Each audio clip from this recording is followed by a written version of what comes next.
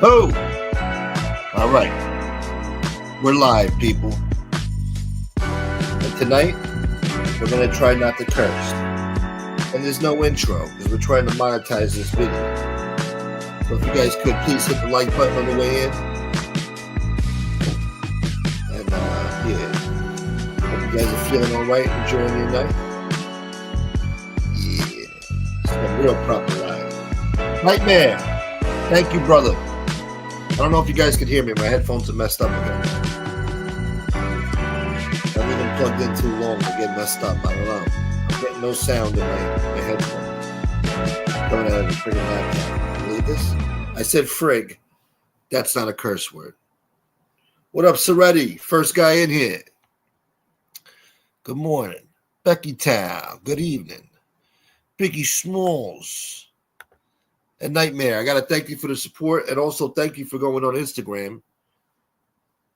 Nightmare follows me on Instagram, and when I post something, he actually likes it. He views it, and he hits the like button, the little heart thingy. You know what I'm saying? Did I use the F word there? I hope not. Anyway, thank you, Nightmare, for everything, brother. And you're here, too. And you're here when the show starts. And there's not much of a show going on, but sometimes that's the way they start. And then we end up having a really good show later on in the evening, you know? So you got to stick around. You never know what might happen. All right? Anyway, as usual, I don't know what's going on out there, so there's nothing to talk about. Hopefully we get some guests on here, and maybe they have something to talk about. In the meantime, we're going to read some of my favorite news articles, and we're going to check out the news together as a family. Thank you, Nightmare. And maybe you just might learn something, you know? But thank you to the good people. We got 12 people here so far. Thank you. God bless y'all. All right. Anyway, oh yeah, and be on the lookout for a new YouTube short coming soon. Just got 61,000 views on one of my YouTube shorts, my most recent one. I'm very proud of that. MashaAllah, alhamdulillah, wa akbar. And we're getting a lot more subscribers, so this is good. They just got to show up in the chat now. That's the next trick that we got to conquer, that we got to learn. You understand? You think I need this shit?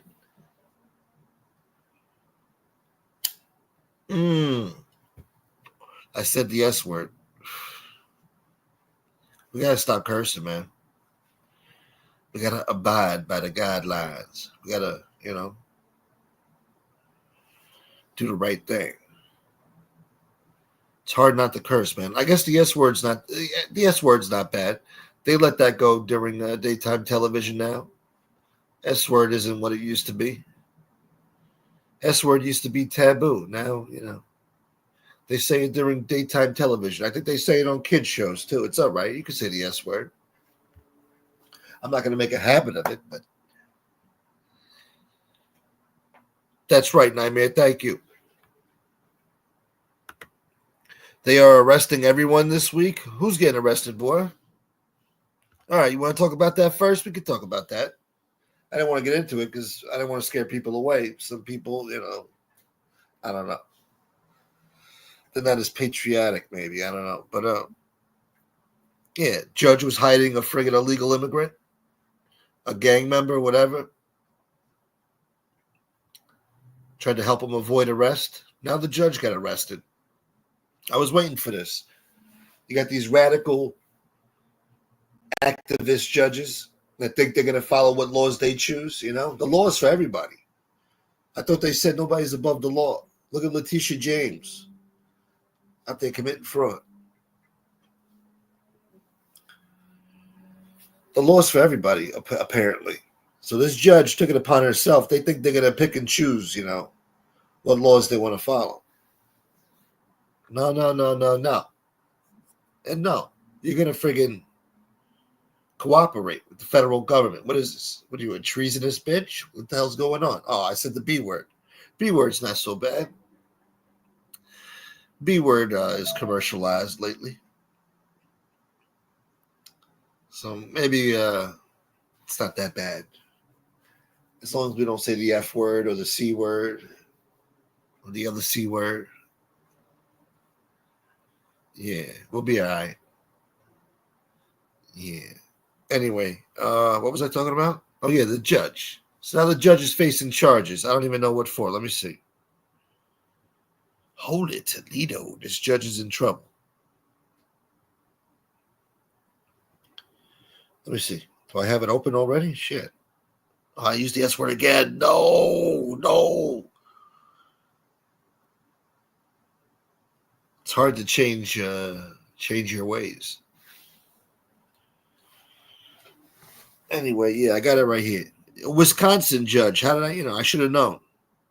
It's friggin' Wisconsin.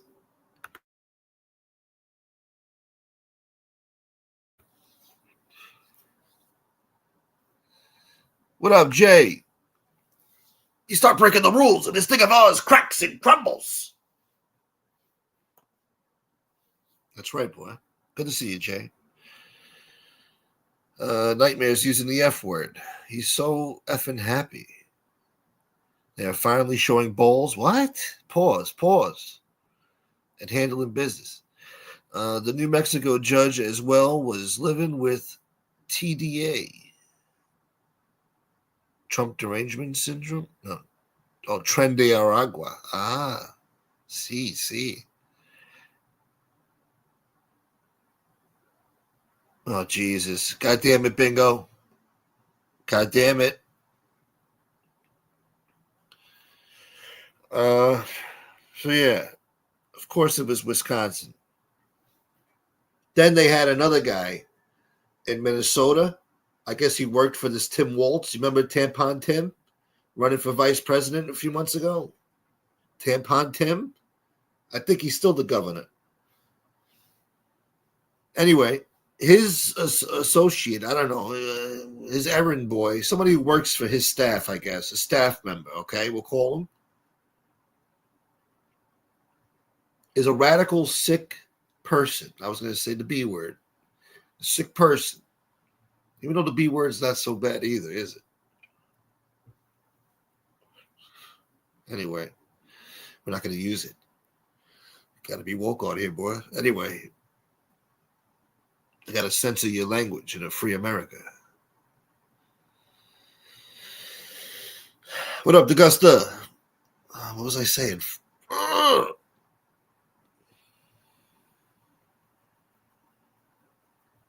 Oh, the Tim Walz guy. So he's a radical person. He takes it upon himself to go trash a parked Tesla Cybertruck. Might have been a Cyber Beast. The Beast has the nice fancy leather on the dashboard. Anyway, they did this scratching swastikas in the side of the friggin' door and vandalizing the car, okay? Vandalism. Trashing a person's property. And that thing, at least it used to be worth over $100,000 a Cybertruck. I don't know what it's worth now. Probably nothing. Probably get one at your local dealership for about $18,000. Who knows? Augusta boy. But anyway, you can't do that. You can't do that to people, you know? It has nothing to do with Elon and his garbage nonsense, whatever you think it may be. Some say Elon's a hero. Some say he's not. Either way, you can't take it upon yourself to trash another person's property just because you don't like the owner of the company. So, it's ridiculous. Anyway, he gets caught. And of course, if it was you and I, we'd go to jail and be up on charges, lawyer fees, restitution, community service, probably jail time.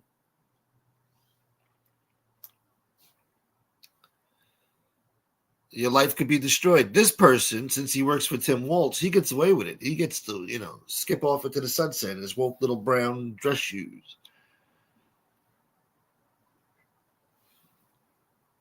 Anyway. So now, this is good that the judge got arrested. This is a good first step. Teach these other activist judges to get in line, It's not upon you to dictate foreign policy or whatever. The president gives out an executive order. That's it. Finito.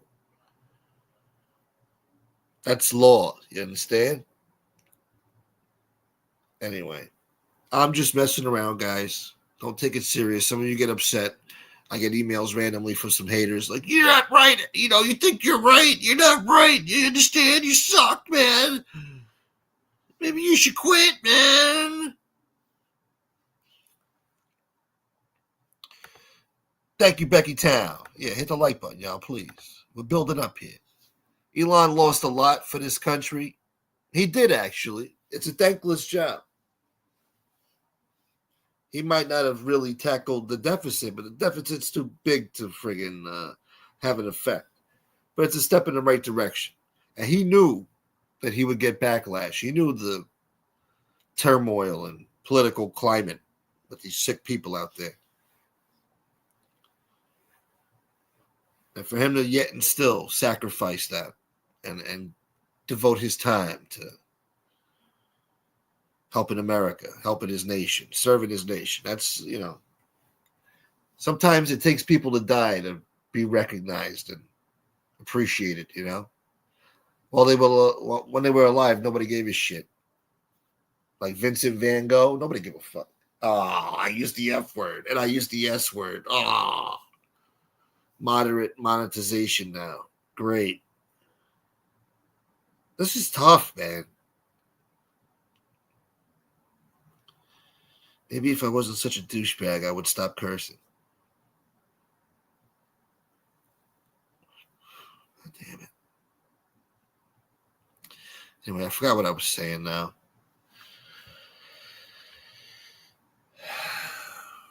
Yeah, but anyway, yeah, it's a thankless job.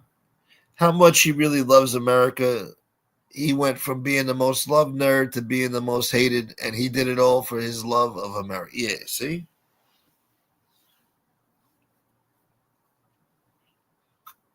Oh, that's what I was talking about. Yeah, it takes people to die to be appreciated. Yeah, Vincent Van Gogh. He cut his ear off. Nobody cared. Nobody was buying his paintings. He's probably living in a squalor, eating porridge at some wooden table that was built in 1852 or something. Some old craggly table that friggin' leans to one side. He's trying to eat his porridge, you know. Nobody cared. As soon as he died, that painting is 1.4 million. Going once, going twice, you know. Like, what the hell? No, nobody cares. My girlfriend drives a Tesla. No problem so far. Some old guy did wag his finger at her, though. She said, but that's it. Damn. Like, don't be driving that. Can't be driving that Tesla. Some people are changing the logo. They're taking the emblem off, the Tesla emblem. They're replacing it with Toyota or Mazda. What the fuck else? I used the F word again. Oh!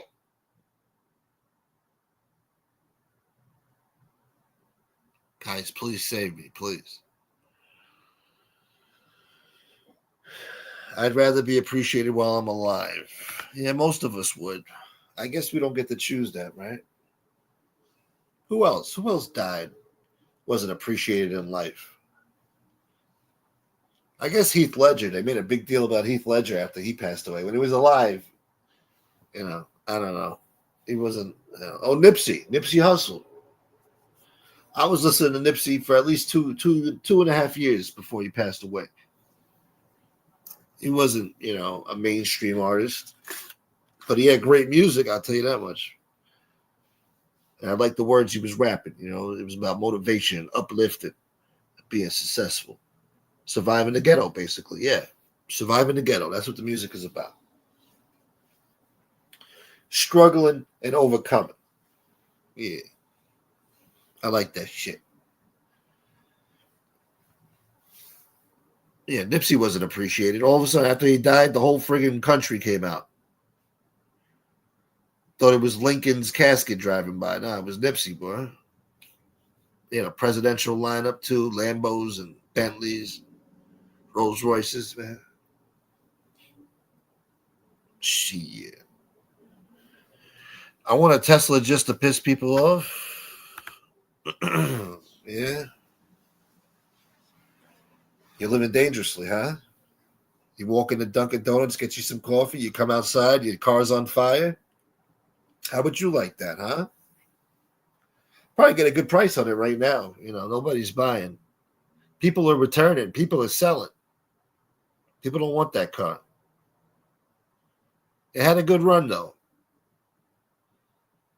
But people are too radical out there, sick people. And they claim to protect democracy. Meanwhile, they're trying to be tyrants and instill fear in people from buying a product that they don't like. That's not right. That's communism, boy. Or element thereof. This guy's seen a Tesla with the what? Changed to a Kia. Now, why would you put a Kia on that, man? Come on, man. I guess, well, they steal Kias. But nobody really trashes a Kia. Nobody really looks at a Kia unless you're going to steal it because it's stealable in this day and age because they have horrible security, whatever, features. You think Big U did it? Big U did what? Kill Nipsey? You could get into that. Trust me, one look of me, you're not touching what? Maybe Biggie Smalls ain't so small after all. That rhymed, y'all. Anyway. Yeah, Big U could have had something to do with Nipsey murder, sure. But now they're saying Loose Cannon, that guy Loose Cannon, he's lying, man. He didn't call Nipsey half an hour before he got murdered. What murder? There was a murder. He didn't call him half an hour before that murder. He was just trying to SHIT on Big U. All right, we're dropping a link. See what friggin' spring miracles might happen. Wow, today was a beautiful day, too, in the ghetto. Beautiful spring day today. Almost 80 degrees out here, sunshine, flowers and trees blooming. Yeah. Yeah. I took my pops to the park today. We had a nice little lunch. It was nice. Enjoying the springtime afternoon. New Tesla models will come out with some kind of device against vandalizers to troll. Yeah. It's already got some crazy features there. A lot of cool shit. Armand. Loose Cannon is a pathological liar, bro. He got pressed by Brick Baby about his gang. What set you from, cuz? And he folded. What? No. I don't know. I think Loose Cannon's definitely a liar, I guess. That's what everybody's saying. And he do seem like he'd be on some bullshit. I think I caught him in a lie. I don't know. I forgot. And his girlfriend's pretty annoying, too. Or his wife, whatever. She's pretty annoying. But yeah. I wanted to believe him about that because it sounds like Big U would have been involved then, right? Calls him a half an hour saying a half an hour before the murder took place. It says Nipsey got killed, and then he calls Nipsey. Nipsey answers the phone. Makes it sound like Big U knew about it ahead of time. He knew who the killers were. Maybe he sent that. Maybe he was involved, or maybe he knew about it and didn't warn nobody. But now it's coming out. Loose Cannon was lying about the whole thing.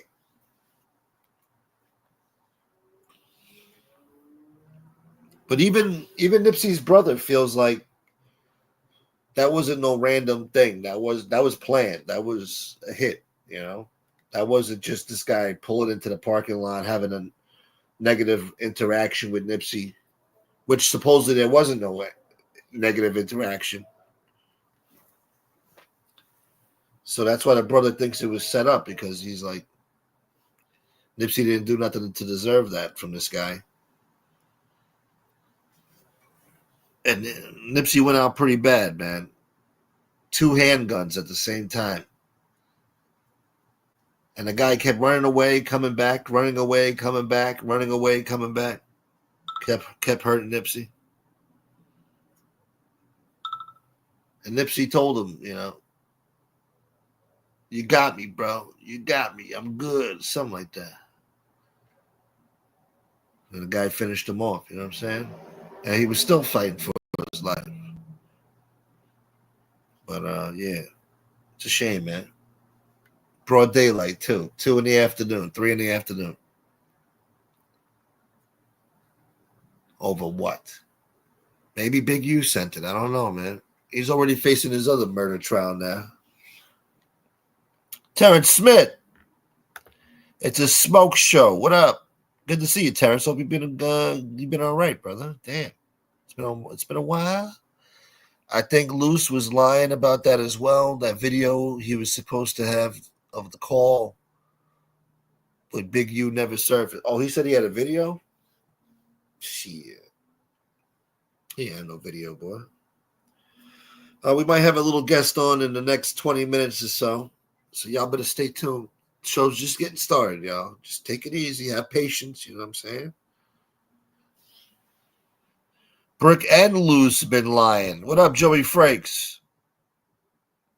From behind MDC to keep their relevance. I heard Loose Cannon now is cellmates with, what's his name? Little Durk. You believe this? And I heard that Loose Cannon was cellmates with Brick Baby at first, and then they had a squabble or something. I don't know. He thought he was a rat or something. I don't know. He thought Brick Baby was rat. Until Brick Baby was able to show proof that it was bullshit, cut on the set.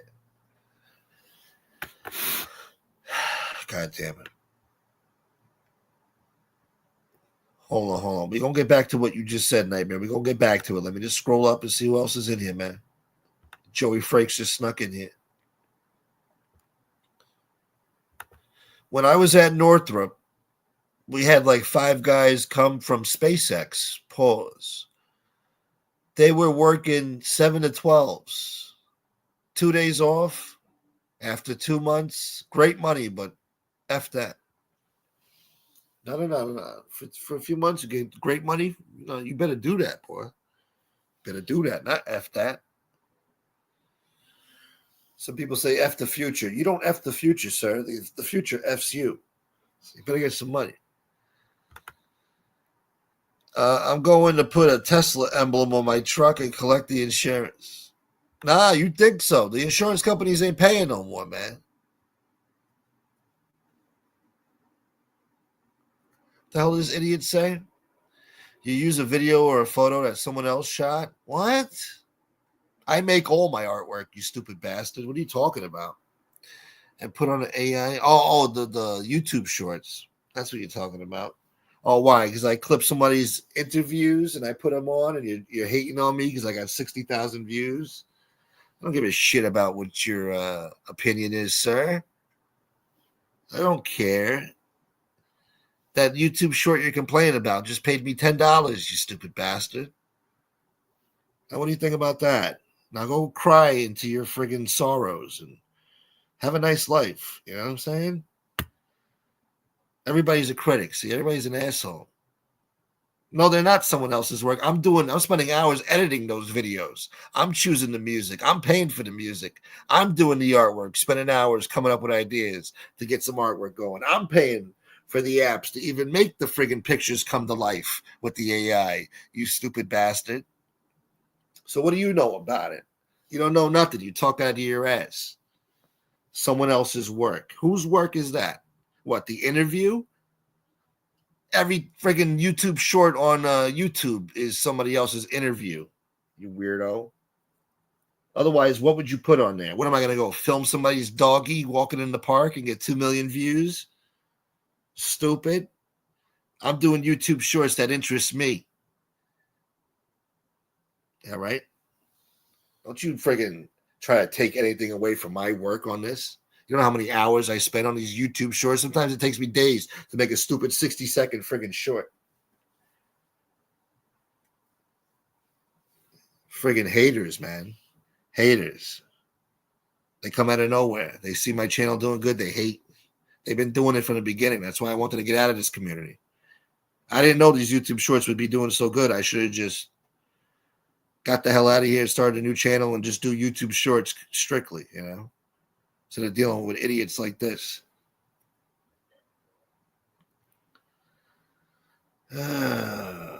Christ almighty. Let me see.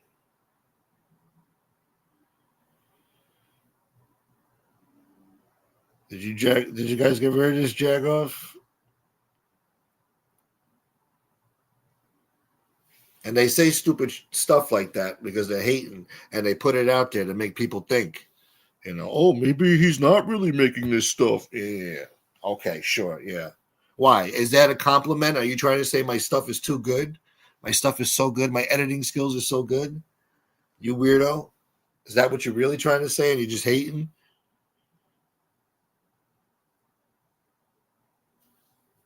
Shit. I'm trying to get to 100,000 views on a YouTube short. My channel's almost going to have 200,000 views this month. In a month for the first time ever. Thanks to these YouTube shorts. Hater. And I got over 400 subscribers in the past. I don't know. How long have I been making these YouTube shorts again? 2 weeks? 3 weeks? Over 400 new subscribers. So hate all you want. Keep your opinion to yourself and have a nice night. I'd like to see you make some YouTube shorts. See what you come up with. That's so friggin' original. Because I used somebody else's interview from another channel. Well, what am I supposed to do? I can't afford to pay Gene Deal or Snoop Dogg or Ja Rule or Suge Knight to come on my show and do an interview with me. Sorry, I can't afford it. No. They want thousands of dollars per interview, and it's not happening.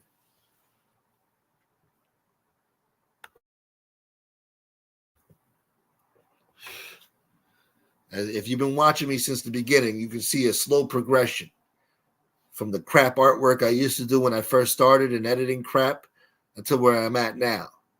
Don't ever try to take that away from me, you lousy bastard. Just because I'm not like the rest of these scumbags on here that just run their mouth all night. Trashing other people, threatening other people, doxing people.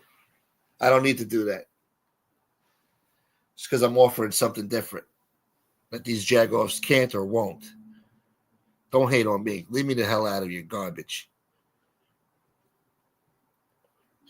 Try to do my thing and get away from this nonsense. As you can see, my YouTube shorts have nothing to do with this crap. And wow, what do you know? It's getting views. Last month was a dark spot. Very dark. I had to find the light within myself to friggin' come up with some ideas, something. And whatever I came up with, it's doing good. And I'm putting artwork on Instagram, and that's even catching on now, too. I'm getting more followers for the first time in 4 years since I've been on Instagram. In friggin' followers for the first time in a while. And views, insights, hundreds of views on these friggin' whatever the hell, reels, whatever you want to call it. That's me coming up with that stuff. That's nobody else's crap. Stupid.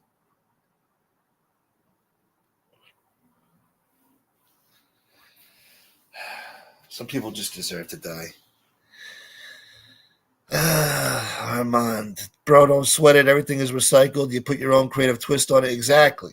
I make it mine. I'm editing all the crap into there. The visuals and all that. The artwork and stuff. You come up with some artwork, you jack off.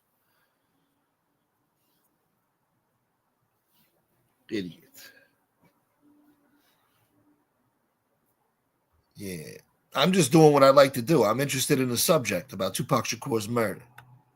So I'm making YouTube shorts about it, and it's doing pretty good. So that's God's blessing right there. I'm doing something I love. It might take some time and whatever, but that's what you got to do. And it's paying off.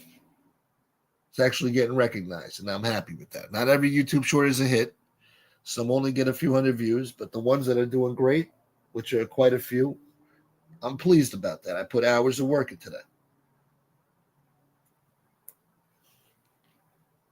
Jesus, freaking haters, man.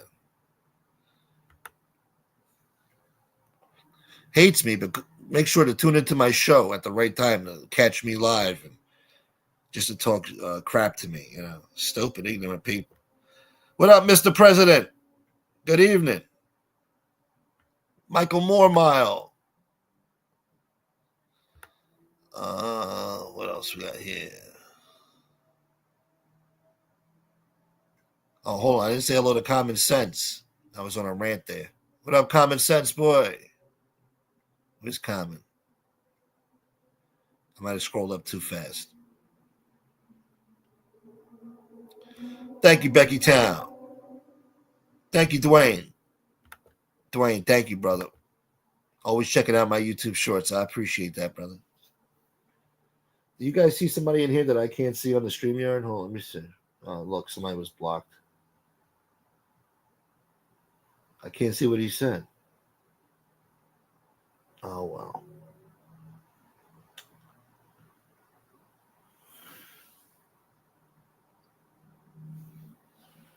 People are weirdos. I can't see what he said, but whatever. Maybe I don't want to know. Darnell Trump. Yeah, I like that name too. Mr. President.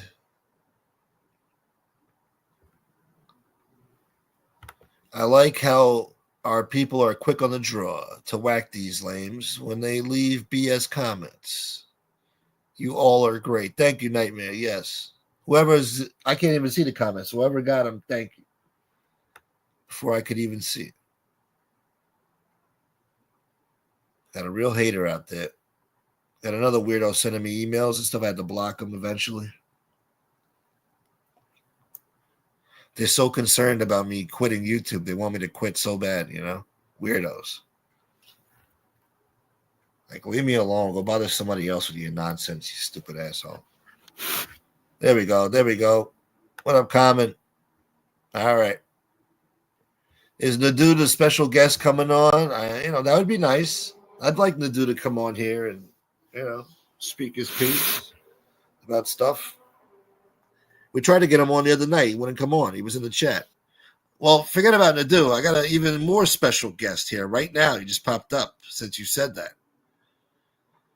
Everybody, make sure you say hello. Be polite and sit up straight. Show respect.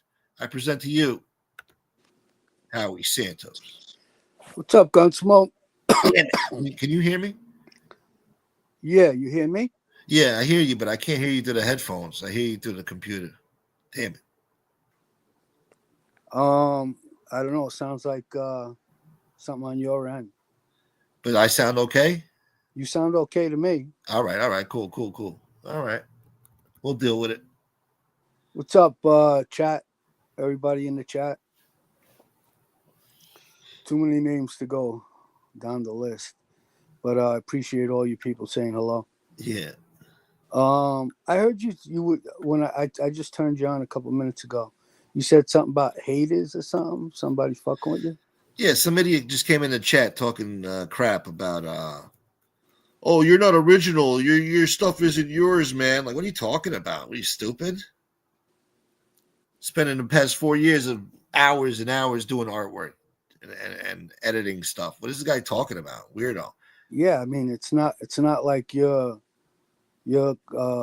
copying and pasting Jerry Capici. Yeah, exactly. Or even playing an interview just straight out. Like, I'm not just playing the interview. I'm actually putting stuff in there, like visuals to go along with the words and music. And, an intro you got to come up with. You got to come up, it's a lot that goes into it. And I shouldn't have to explain this in the first place. But no, you don't. No, I don't. I mean, whatever you put out there is yours, right? Exactly. I'm getting monetized. If it wasn't mine, they wouldn't let me monetize it. Right. So I guess your shorts must be doing good for anyone to be talking shit, right? I guess so, yeah. Because if I wasn't doing shit, nobody would be around to even talk shit. Right. But they see, I'm getting a little bit of views. Oh, let's go break his balls about it, But that's how it's always been. If I have 100 people in the chat, the next day somebody's doing a show trashing me, Yeah. Well, that's the way it is. I guess, if you don't have people hating on you, then Oh, that's true. you're not being noticed. That is the old saying. I keep forgetting that. You're right. Yeah, I mean, I don't. There's not one famous person in the world that doesn't get fucking shit talked about. That's true.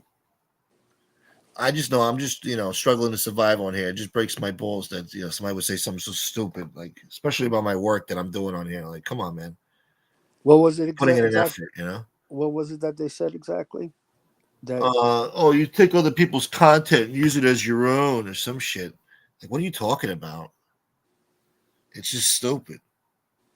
I mean, and basically, if somebody does a short about someone, and it happens to be like an article or something that came out, or whenever it came out, millions of people use that same article to put out. Yeah, Yeah, it's all nonsense. it's just You know, trolling. It's just stupid hater yeah. shit. But that's why I try to keep people blocked so I don't have to deal with the aggravation because sometimes I'm quick to respond to that type of crap. What's going on, Nightmare? Oh, we got Mustache Pete in the chat, huh? Mm-hmm. Yeah, he's been Bedford coming around Town, lately. Yeah. Vegas Pete, Dwayne, Degusta. This is what I see on my screen. Uh, Big Small, Joey Frakes, Donnell Trump, Donald Trump, Mr. President. Michael Mormile. And Jay Dams. Thank That's you, all Jay I see. Dams. If I missed anyone, I apologize. Hey, what's up, Common Sense? Damn it, man. Hold on, Sorry, hold on. trying to finish eating. Be done in a few. My apologies. Slamson. Well, make sure you wipe your mouth when you're done. And wipe your ass. Yeah, wash your hands. Hold on. I'm gonna refresh here because I'm gonna try to fix the headphones. I'll be back in 10 seconds. Go ahead. All right. What's good? So, how you been, Nightmare? Yeah, Nightmare. I don't really. I just have that Instagram account just to be able to go on Instagram. I don't really. I rarely check it. Um, I did see you. I followed you, I believe. But yeah, I don't. I hope nobody takes it personal because I barely go look at it. Yeah, I don't usually communicate through there. But yeah, I saw that's where I saw the scar on your head, Nightmare. Damn it, man. It's not gonna work. All right. You fixed? Nah, it's not fixed. But whatever. I'll deal with it. Are you talking about the time Nightmare got assaulted? Yeah, he's got a photo on his Instagram page with a nasty. You see that scar that you have on your head, Nightmare? I had two of them on the top of my head, just like that. From what? Baseball bats? Baseball bat, yeah. Jesus Christ. Maybe a little bit shorter than yours, but pretty long along the whole top of my head. That's for sure. And then I had one on my forehead that's about 3 inches long, but it's been so many years that you don't really see it that much anymore. Only if I make like a certain facial expression, you can see it. Other than that, it's you know not as noticeable as it used to be. It used to be like bright red in the beginning. Yeah. Uh, the scar on the forehead, was that from the same incident or different times? The what? When you got the scar on the forehead, was that a different time than the scar No, on top of it? I got all three of them at one time. The two on the head and one on the forehead. If you if you saw what they look like, according to the people that did see what it looked like, you'd be surprised I survived. Yeah, I was just thinking, like, how the hell did you survive that crap, man? I mean, I That's I crazy. I don't know, but it was pretty bad. I mean, I can still feel a little dent on my head. I mean, the Gusta's saying, were the people who baseball batted you trying to kill you? I would say so, but Um, I don't know if that's exactly what they were thinking, but the results look like that. That's what they were thinking. You know, like it was pretty bad. yeah, they didn't want Um, to kill you. Maybe they hit you in the leg or something, break your friggin' knees or something. I don't know, but when they yeah, hit you in the head, that's I mean, I literally have like fucking two 5, 6 inch scars on the top of my head, one, and a little bit more like to the side, and and then the one on my forehead. I never actually got to see what it looked like when it was open, but you know, obviously I saw it when it was all stitched up, and it looked like what Nightmare's head looked like. But my actual one of them, like, is just the way it healed up. It's like an actual like little indent in my head, like you can feel it. Um, and then I have like another 2.5 inch scar on the back of my head from somebody hit me with a bottle, a Heineken bottle. jeez. uh, Yeah, that's what happens when you get into these situations. You don't always come out unscathed. yeah. The Gusta wants to know, why did they do this? Why did they hit you with the bat? I'm sure you told the story before, but Yeah, basically an argument that started in the nightclub. all right.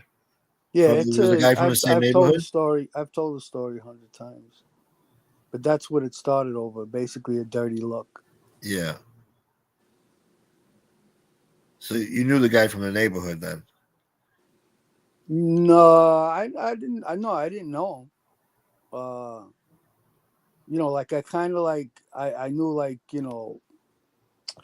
like I seen him around, but I didn't actually know him. Yeah, yeah. All right. Yeah, What up, Moochie? but so yeah, so you got people fucking bothering you about your shorts. Yeah, fuck him. I'm over it now. I got it out of my system. Oh, look, common sense. Look who it is. Yo, yo. What up, man? Check his fingers. Make sure he wiped his hands. Well, how he's not telling the truth about what happened, man. What really happened is what they were in the club. Everybody fucking said hello to him except for that guy.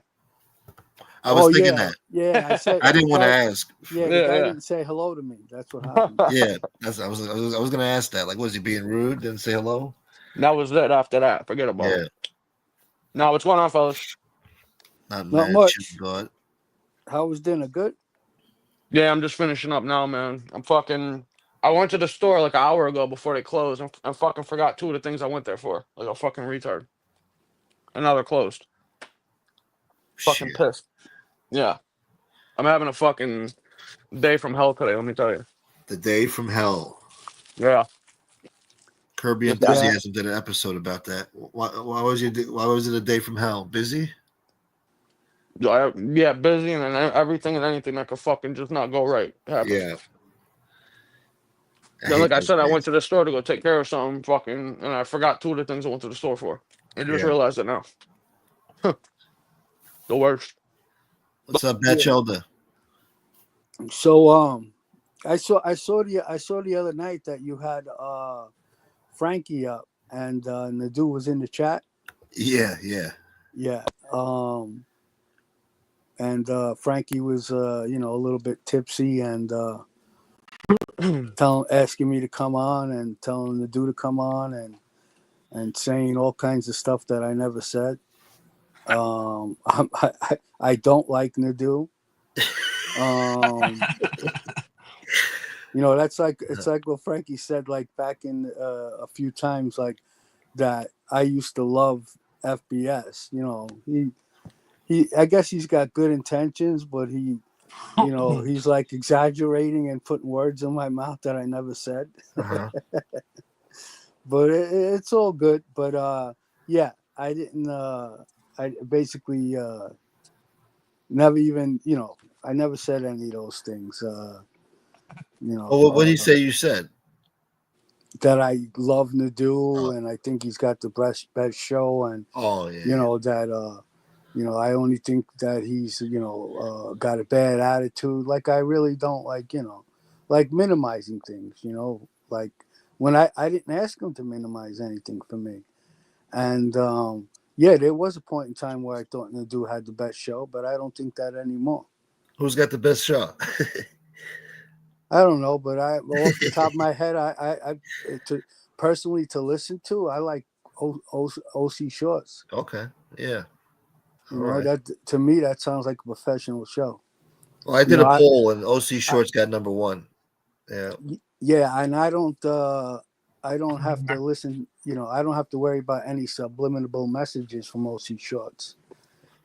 Just because I was right about something and you were wrong. Um, yeah, it sounds like Nadu made peace with Frank.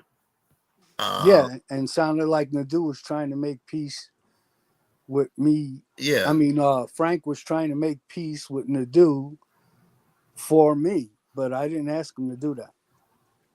you're not looking for that right now. I'm not. I didn't ask Frank to make peace with Nadu for me, or to minimize anything, or to compliment him about anything. No, I don't like the guy. I think he's a fucking liar. I think he's a weasel. And there was one other thing. Yeah, he's a liar, weasel, uh, uh, a cop calling tough guy. Like one of those guys that'll act tough and then you smack him, call the cops on you. Pretty much. Mm. Is that Mustache Um, Pete? Sorry to interrupt. Is that Mustache Pete in Yeah, the? Oh, okay. What's up? What's up, brother? How you doing, man? What's up, Nightmare? Sorry, guys. yeah, I But yeah, noticed. I was on the phone too. It was a three-way call that we had. I was on the phone with Howard and Frankie called whatever, and we were talking or whatever, and that definitely wasn't any part of any conversation that occurred. I'm not exactly. I mean, I know he's trying to come from a good place with good intentions and shit, but it's just that was never discussed or spoken. What we were told is that he wanted to apologize basically, and we said, okay, well, if he apologizes on a show publicly because he did the other shit, then we'll take it from there and see what happens, basically. And I haven't heard an apology or anything else like that. And then that whole thing happened. So I was kind of blindsided and taken back. Like, I'm not really sure where the fuck that was coming from. So I Yeah, I don't know. mean Frank had good intentions, but Yeah, he did. Yeah. I just want to make it clear that exactly what Common said. We didn't give a fuck. If you want to One way or the other. apologize to us on your show, we'll accept your apology. Um, but other than that, like we can care less if we're your friend or not. shit. You go hang. Now you can go do shows with JTP. Right? You said he was right about all of us. Oh, yeah. Nadu, yeah. Right. He did. Yeah. Right. And what did we do to He you? said Mikey Scars was the only good guy on here because I guess he hasn't said anything about him publicly or something. I don't know. Yeah. It's a And little strange. what did we do? We basically just told him that he was wrong about his what he said about Pete Gotti. And Gene. Gene, yeah, Gene was the first thing that we didn't agree with him on, and I guess he might have you know had some you know bad feelings after that or whatever, and then like that day when we were doing the show talking about what we thought about Gene Gotti. um, we were talking about the show that guy Bernstein did. Okay. Right. um, and you know Jeff was texting me like, I told you that months ago, like agreeing with Bernstein. And like, trust me, I know 1,000% it's true. Like wanting me to change my mind, uh, change what my opinion was like while I was on your show, and Didn't I he did. say he was the first one to put that out, and that Bernstein took it from him or Yeah, that something? you're right, exactly. Yeah. Oh. And I didn't. I just, he texted me, I read it, and I just kept going. He didn't change my mind because I felt I was right, and I didn't matter to me. He's telling me it's 1,000% true, but until you fucking show me the proof, I'm not. I'm sticking to my gut feeling. Obviously it's just an opinion. He was telling me he knew for a fact, and then the next day or something like that, he does a show and he makes sure he says this is strictly my opinion. Oh, so now it's your opinion. It's no longer 1,000% true. And then he takes his little shots and whatnot, and I and then I start researching Gene Gotti a little bit because I didn't know exactly when he got out of jail, and I didn't Well, we were realize. looking too to see if he was on lifetime parole, if he was on paper or not, because there was like mixed. Yeah, I Angel, wasn't Angel sure. believed he was, but we weren't sure. We couldn't really figure it out exactly. That's why we were looking it up. Yeah, at first I thought he was too, Yeah. and Yeah, we all did. Yeah. then when I found out that he wasn't, I had to rethink my opinion on the whole situation. But in the end, I still didn't believe that he was part of the administration. Is he still surviving off of the street? I believe that absolutely. I believe that he when he left, he had some things that were still going on for him, and when he came home, they continued going on for him. But as far as him coming home and just like fucking taking the reins and telling everyone else what to do, no, I know that's not going to happen. Um, and so like at first when I thought he was on lifetime parole, I'm thinking like he's not doing, he's being really, really, really low key. But then when I found out he wasn't, then I know that guy is definitely going to be involved. Like he probably had some loans that he was still getting juice from. He was good friends with Frank Russo. I believe he was partners with something with Frankie Russo. So whatever it was he was getting from that. But that's basically still surviving off of, street money. That's not taking control of the family, and then he said the Sicilians don't have control of the family, and that wasn't true. And he made a big deal about Menino calling John Sr. Mr. Gotti, like when the guy's in his 20s. And just because we didn't agree with him on that, he kept making a point of saying it. Listen, the the Sicilians, they say Mister a lot. Like they'll like if your name is Joe and you're like a high ranking guy, they'll refer to you as Mister Joe or Mister Pete Mr. or whatever, or JoJo. Mister Gotti. That's just the way they are. But you see, you would only know that if you grew up around them. There's a big difference between a guy who is trying to put the whole picture of the life together based on what people are telling him than when you get the picture from a guy who actually grew up in the life.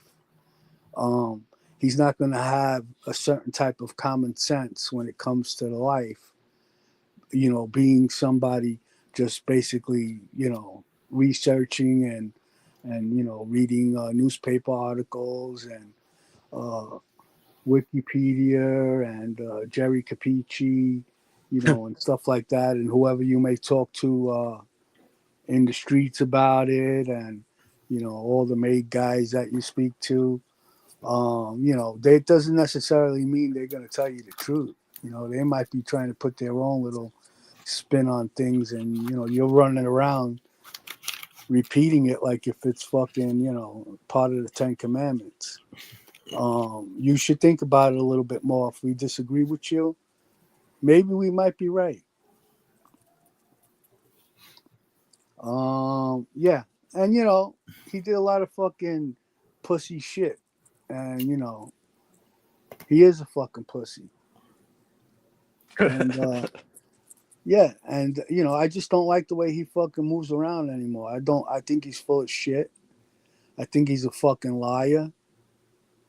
Uh, yeah, and I don't like him, and I don't believe. I don't. Yeah, I didn't. You know, I understand Frankie was trying to do a good thing, but you know, I told Frankie, you know, in the future, don't speak for me. You know, you're minimizing something that, you know, with words that I never said. If he chooses to stay friends with the guy, he can. Um, that's just the way I feel. Listen, you know, I've met a lot of people on here, okay, that I thought were all right in the beginning, and you know, as you get to know these people, you know, you weed out all the ones that you don't want anything to do with, and that's just the way life is. Yeah.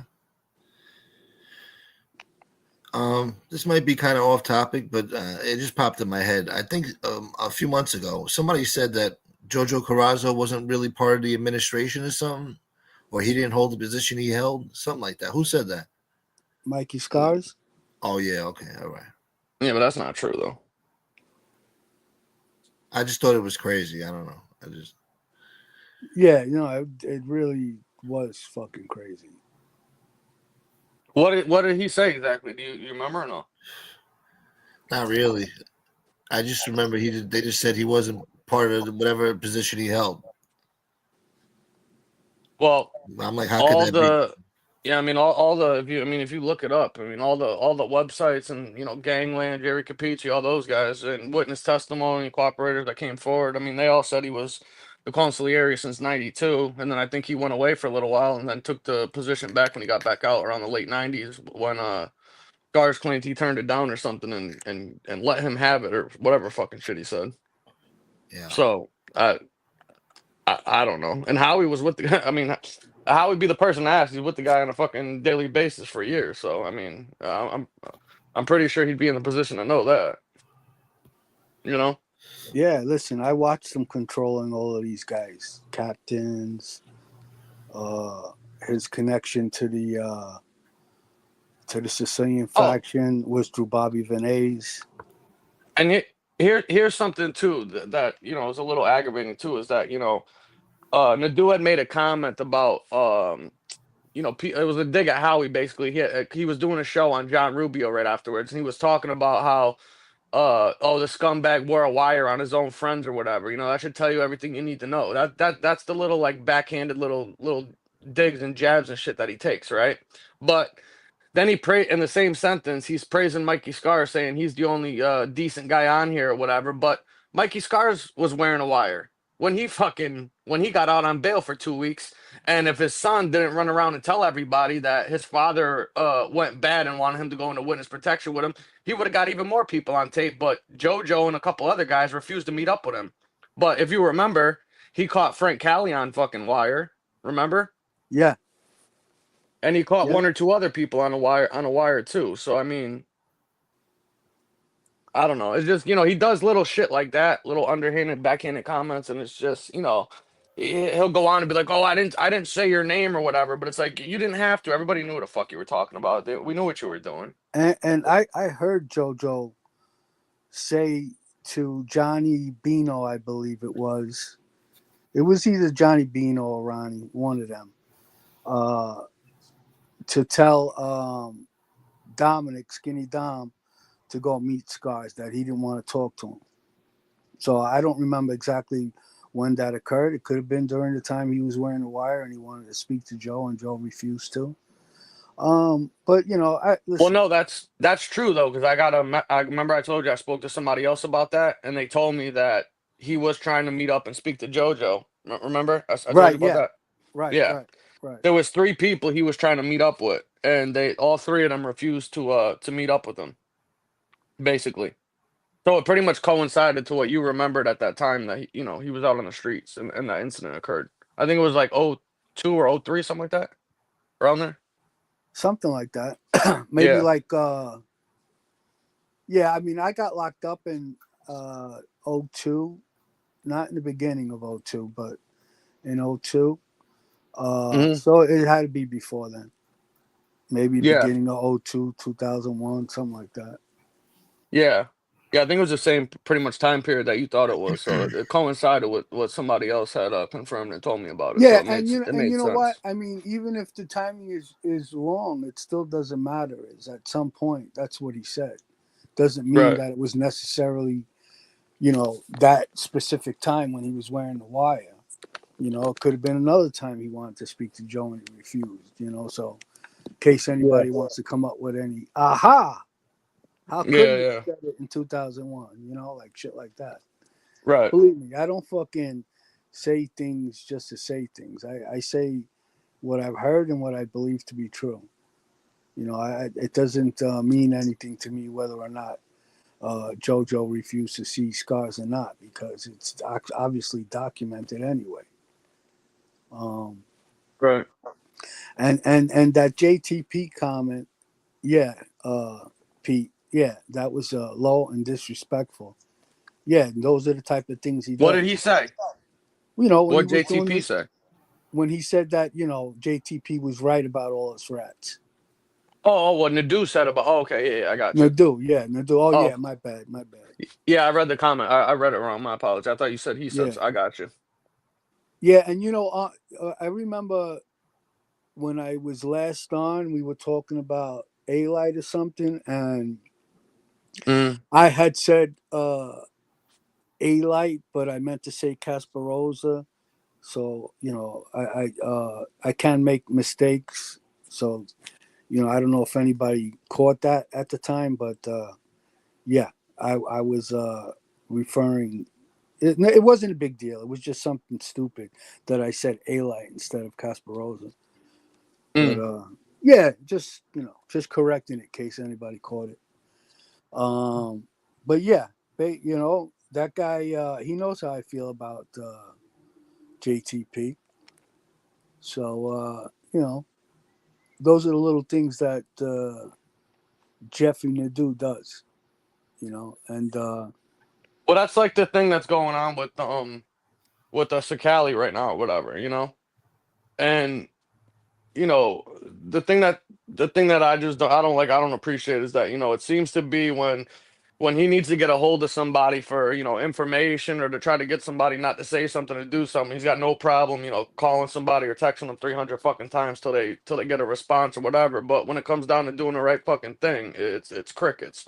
Or he'll call everybody but the person and try to get people to fight his battles for him or save him or something like that. And to me that just is a fucking weasel move. And then to come on the show and group everybody into one basket and trash, a whole bunch of other people because of an issue you have with one person and try to, pat somebody else on the back, to me, just seems like it's just some fucking immature, scumbag shit, in my opinion. But that's just how I feel on it. But to be fair, did you guys see? I don't know if any of you caught it. Did you guys see? It popped up in my feed earlier. Remember I don't know. Did you guys see the show that Sakali did with that Oh fuck, I forget the guy's name. Jason Hermbert or Herman or Dan something like Dan that. Dan Herman, I think his name was.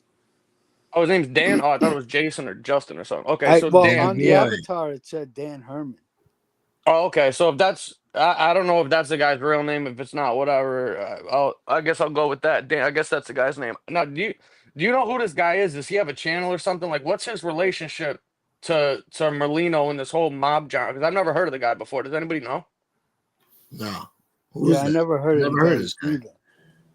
I have no idea who he is or where he came from. He popped up on Sakali's show the other day to tell a story about the situation with Nadu when he got checked into the loony bin or whatever. And he's got some rendition of the events where he's saying he's the person that Nadu was speaking with or talking or whatever. But it popped up in my feed earlier. I was on the road. I didn't get a chance to look at the name of the channel or if it Are you was talking a. about that moon guy, the Luna guy, moon, whatever the hell? No, No, no, no, no, no. no, no, no, no. There's the guy that went on Sakali's show like 2-3 days ago and was talking about he was talking about the whole incident, what did it do when he went fucking new bots over there and wound up in the fucking nut house for a fucking couple days or something? I don't know. Well, anyways, somebody posted something. It popped in my feed earlier, and I can't find it. But they posted something about comments that he had made, like towards Merlino, I think it was, if I'm not getting it taken out of context, from like a few months back or whatever. So it seemed like he had some type of like prior issue with the guy. I'm just wondering if anybody knows who this guy, if they anybody saw it, and then B, who this guy is and what his intentions are, because it just seems a little bit strange to me. I'm just trying to figure out who this guy is and what the fuck his deal is, because I'm totally confused right now. Right. It just sounds, well, we're not saying that the story is not true. It is true what happened. Jeff was. Oh yeah, suffering. he's admitted it. Yeah. Yeah. But this guy interjected himself into the story, so we're like wondering where the hell he came from.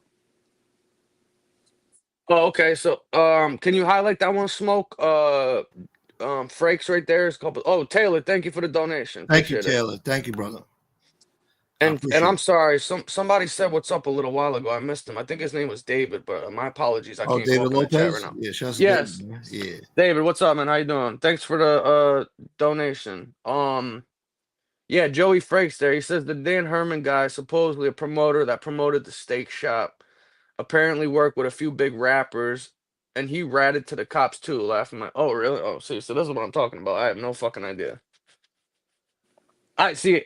I don't know who these people are, where the fuck they came from, or what their intentions are, or whatever. I was just trying to, to be fair at the same time, because somebody posted something up that seemed like he had some type of personal beef either with this dude or with Merlino, and he was trying to interject himself in it. And I'm just wondering if he's telling the truth or bullshitting himself. That's all I was trying to figure out, if anybody knows. Right. I just don't know where the guy came from. Like, who the fuck is he, and what's his deal is what I'm asking. Right. And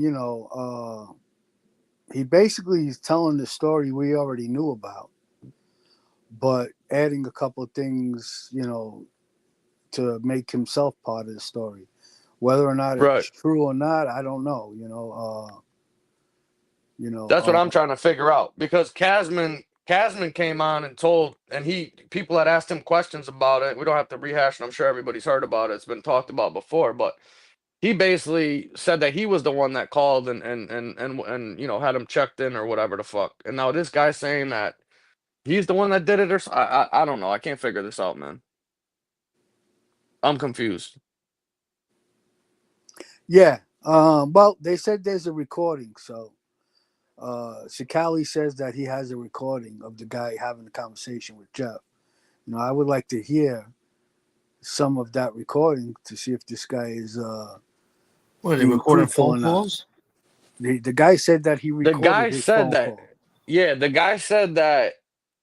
He said he recorded the calls because this is the other thing too, is that from the way he explained on the show, what I got out of it is that Nadu hit him up like out of the blue. Like, he didn't know who he was, never spoke to him before. I guess he's heard his name or knew he had a show, but he doesn't watch or none of this. And that, Nadu reached out to him claiming that, he knows Joey wants to kill him. And supposedly this guy did promotions for him. I don't know if it was for the steak shop or for that cigar. Remember he was doing that like meet and greet with the cigars, signing cigars, whatever.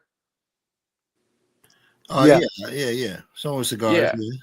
Yeah. So I don't know if that kid was doing the promotions for his meet and greet with the cigar thing, or if he was doing something with the promo with the steak shop. That's the part I don't know about. I'm not sure. So I don't know where this guy came from, and that's why I'm trying to figure out, how did Nadu know to reach out to this kid? Like, he's acting like he never even spoke to Joey before. It was just something they did through like a business thing, through a promotions company he either works for or does promotions for. The whole thing was fucking weird. I can't figure it out. I just don't know why he would call up somebody he doesn't know to tell him that he thinks that Merlino wants to have him killed, and have this guy call him. And he's saying that Jeff called him because he was trying to call the FBI and they weren't answering his calls. And he said that he was fucking at his parents with a loaded gun waiting for him or something. I don't know. It was some crazy shit, man. So the guy knows Joey then. He reached out to him to get into contact with Joey, right? Well, supposedly what the kid said is that he told Jeff, "Oh yeah, I'll give him a call for you. Don't worry about it." And then he said, "I pretended that I called Joey and I told Jeff like, hey, I don't know what you're talking about. Joey don't have a problem with you. Everything's good." But he says he never actually called him or talked to him at that time. He was just getting a kick out of Nadu, freaking out about this shit supposedly. Uh, that's what I'm saying. I don't know what the fuck is going on right now. I'm Joey just trying to make Frakes. sense of it. I don't get it. Joey Frakes, you're right. Nobody watches YouTube. Huh? What happened? Joey Frakes said he did the typical, "Oh, I don't watch this stuff." Oh. Yeah, but like, watch who though? I mean, because I don't watch a lot of this crap. No, that's just a common thing that people say to act like they don't pay attention to none of Yeah. this shit or watch any I'm channel. sure they do, but some of this stuff makes me sick. I mean, listen. At the end of the day, it's impossible to watch everything on here. I mean, nobody Yeah. has the time for that. Although it seems like some people do have the time for it. Most people don't. And you got the couple channels you do watch, or people send a text, or there'll be a link or something pops up that's interesting. You'll turn it on and try to follow along. Yeah, it's But like a puzzle. Everything. yeah. So, if you don't see, all 7 shows and you only catch 2 of them, you're trying to piece together the other 5 that came in that were talking about shit. And then, sometimes you're lost, and then some people will act like they have no idea what's going on, but they watch everything and they're just playing fucking possum. Yeah.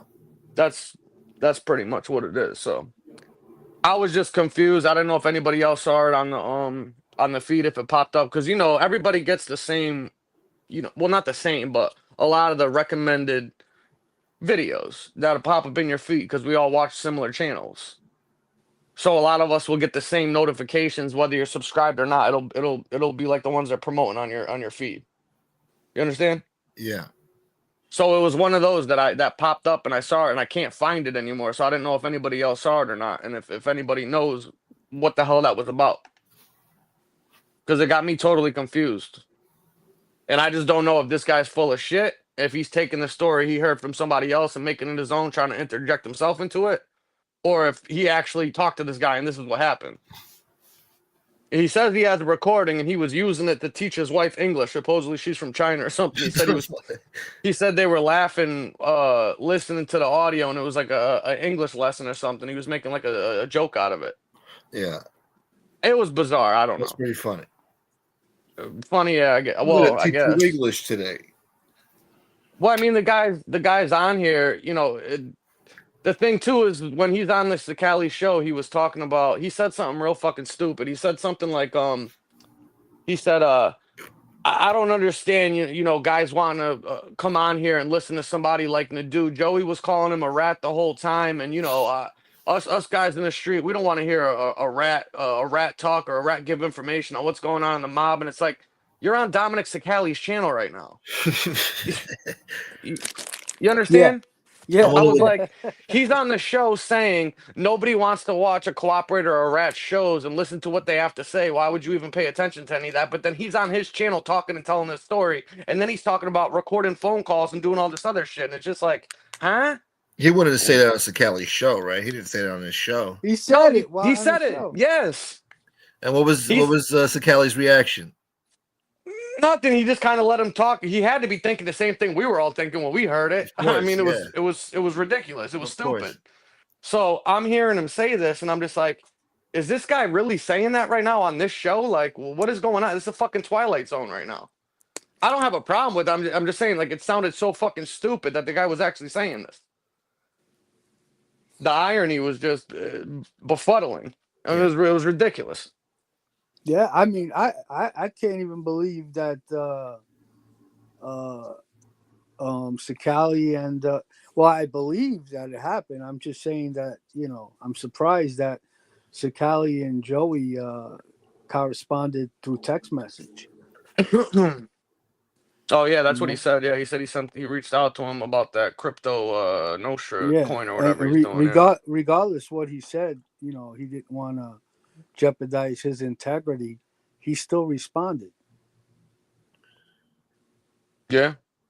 Like you don't talk to rats, you just don't respond to them, period.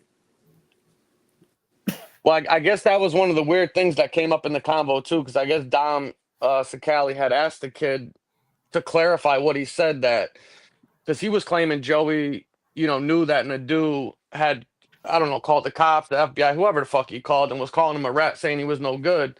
And then afterwards, he's hanging out with him and inviting him to, go on podcasts and do shows and stuff after he called him a rat. So, I mean, I understand why Joey would do that, but isn't that literally what he says he doesn't do at the same time?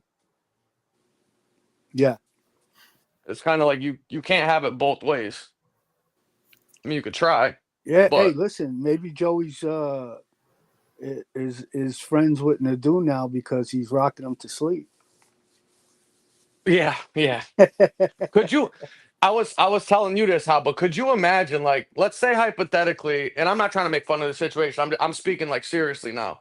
Could you just imagine if somebody was actually having some type of paranoid episode or whatever, or was having some type of, mental breakdown or irrational thinking that some guys are actually trying to kill him, and he's waiting somewhere in a parking lot with a loaded firearm after he called the FBI. Imagine if two people rolled up and like got out and looked like they might have been Merlino's guys or something, and this guy just plugged both of them out of fear or something.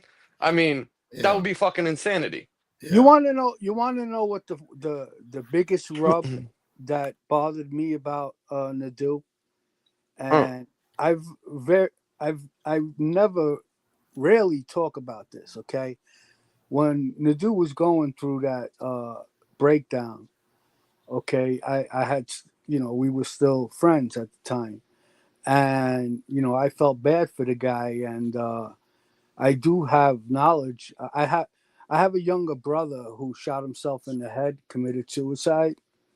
Yeah. So I offered Nadu, to try to, help him out, give him some advice, like maybe like from a therapist point of view, because I researched, a lot about that after that happened to my little brother, and he just fucking blew me off. He didn't want to hear it. Oh, really? Yeah. So ever since then, I had a bad taste in my mouth for him. Oh, wow. On top of everything else. Yeah. Yeah. I didn't know about that. Yeah. Yeah, nobody knows about that, really. Yeah. Maybe a couple times I mentioned it, but maybe I don't know if I've said it on the show. And it's just nothing. There's no reason to talk about it, but I do have a lot of knowledge on the thinking of people, when they're going through some type of crisis in their life, and if I tell you, I told him, something that I don't normally tell to anyone, to, basically saying, I relate to what you're going through, trying to Right. offer some, good advice and help him out, and maybe to get him to stop thinking, about things in a certain way. Maybe he's contemplating suicide, trying to help him. And he basically said he had everything under control, tried to minimize it like it wasn't a big deal. Like, he's got it under control. All right. Mm. And go fuck yourself. Yeah. Oh, that's And unfortunate. what pissed me off wasn't that he didn't want to hear my advice. What pissed me off is I told him, What happened what to your happened brother? to my brother, Yeah. coming from a good place in my heart, and you still blew me off. He That's didn't all even right. say. He didn't even say like sorry to hear about that. I didn't know that. Oh He didn't yeah, say anything like that. he said sorry to hear about your brother, Oh, but okay. basically, declined any offer to speak about it. Right. But hey, listen, we don't have to go quiet over it. That happened in 1998. It was a long time ago. Yeah. And that's it. I don't talk about these things, for sympathy or anything like that. It's something that happened, and it's something that a lot of families have to go through, unfortunately. But I've worked Yeah. that It out. sucks. I mean, that situation damaged my mother and father for the rest of their lives. But Yeah. I worked it out. I'm good. I'm fine. Because Yeah. you start to wonder, like, if you could have been there, been been there more for the guy, like Yeah. whatever. But listen, It's like survivor guilt type yeah, thing. yeah, like I felt, I felt like maybe if I was, because there was a big age difference between me and him. I was 13 years older than him. He was 18 at the time. Oh So wow. it wasn't like he could hang out with me or anything, and I was really busy doing my thing, you know. Hmm. So like I felt a little guilty. Maybe I didn't pay enough attention to the guy. But yeah, I worked it out, and it knowledge is power. When you learn about these situations and you research them, and you try to, and you can work these things out and figure out, what may have been on the person's mind or whatever. Like Yeah, it you never yeah, know. Most of yeah, that stuff comes out of the blue. yeah, I had two friends in high school, freshman and sophomore year, that both wound up committing suicide, and it's something that bothered me for a long time because we never knew anything was bothering them, didn't know anything about it. And one of them, we went to meet up to a spot that we would hang out with after school, and he told one of our other friends who he was like the closest to go meet him back there at a certain time after school. And he got there a little bit before us, and the fucking cops, everything were over there, fire trucks, ambulance, the whole nine. And this kid just fucking broke down crying on the side of his house, basically. And we're like, what the fuck is going on, you know? And he's like, I just went back there. This dude fucking jumped off the top of the tree in the back and swung down with a rope. Basically, he was hanging off the tree when he walked into the woods back there. It's like, Jesus Christ, man, what the fuck? I couldn't even imagine. I didn't see it because they got there before. I don't know how the fuck I would. I guess I'm glad I didn't walk up upon that, but I could only imagine what that was like for him. It really fucked him up. yeah. It's hey, listen, mental health crisis is a real thing. Serious thing, yeah, Um, for sure. but yeah. I Affects a don't lot want of to. I don't. people, yeah. Yeah, I don't. Let's. I don't want that to be the topic for the rest of the show. I'm just throwing that in there as just to show what a little scumbag that Nadu is. Yeah, no, yeah, fair enough, fair enough. I guess everybody deals with things differently. Maybe that was just his way. I'm not saying it's right, whatever. I don't know what he was thinking, but it is what it is, I guess. Uh, I don't know. I Life don't know is the all guy about like your that really, but interactions with people, man. You know, that's a Yeah, big and part of yeah, life. and how you treat people too, though. If you Yeah, want, listen, that's how at the you end of the remember. day, Yeah, yeah, and if you want, if listen, if you want people to treat you with respect and to carry yourself in a certain manner, well, you should do that with everybody else too, because then it'll be received and it'll be given mutually. You don't just get respect from people. That has to be earned, and the way that you treat people and you speak to people and interact with people, people don't forget. And it might be a culmination of a bunch of stuff that builds up, or it could be a couple of little things at the end of the day. And I guess that's just that's how a lot of you, people you ended up in the grave too. Their interactions with people. well, that's what I It's mean. It all could about be how you. something small. You didn't think Yeah, it was nothing big, but they took it more serious than that. And yeah, people lose their lives over stuff like that. So if you want to yeah, be treated a certain way and get respect a certain way, just show other people the same courtesy. That's all. That's all I'm saying. shit. It's not that right. difficult, right? And like at first I'm thinking, all right, maybe the guy, he's embarrassed to talk about it. But as you get to know a person even more, and you start to realize what a fucking pompous prick this kid is, and it just adds Excuse to me. the more of like a disrespectful way.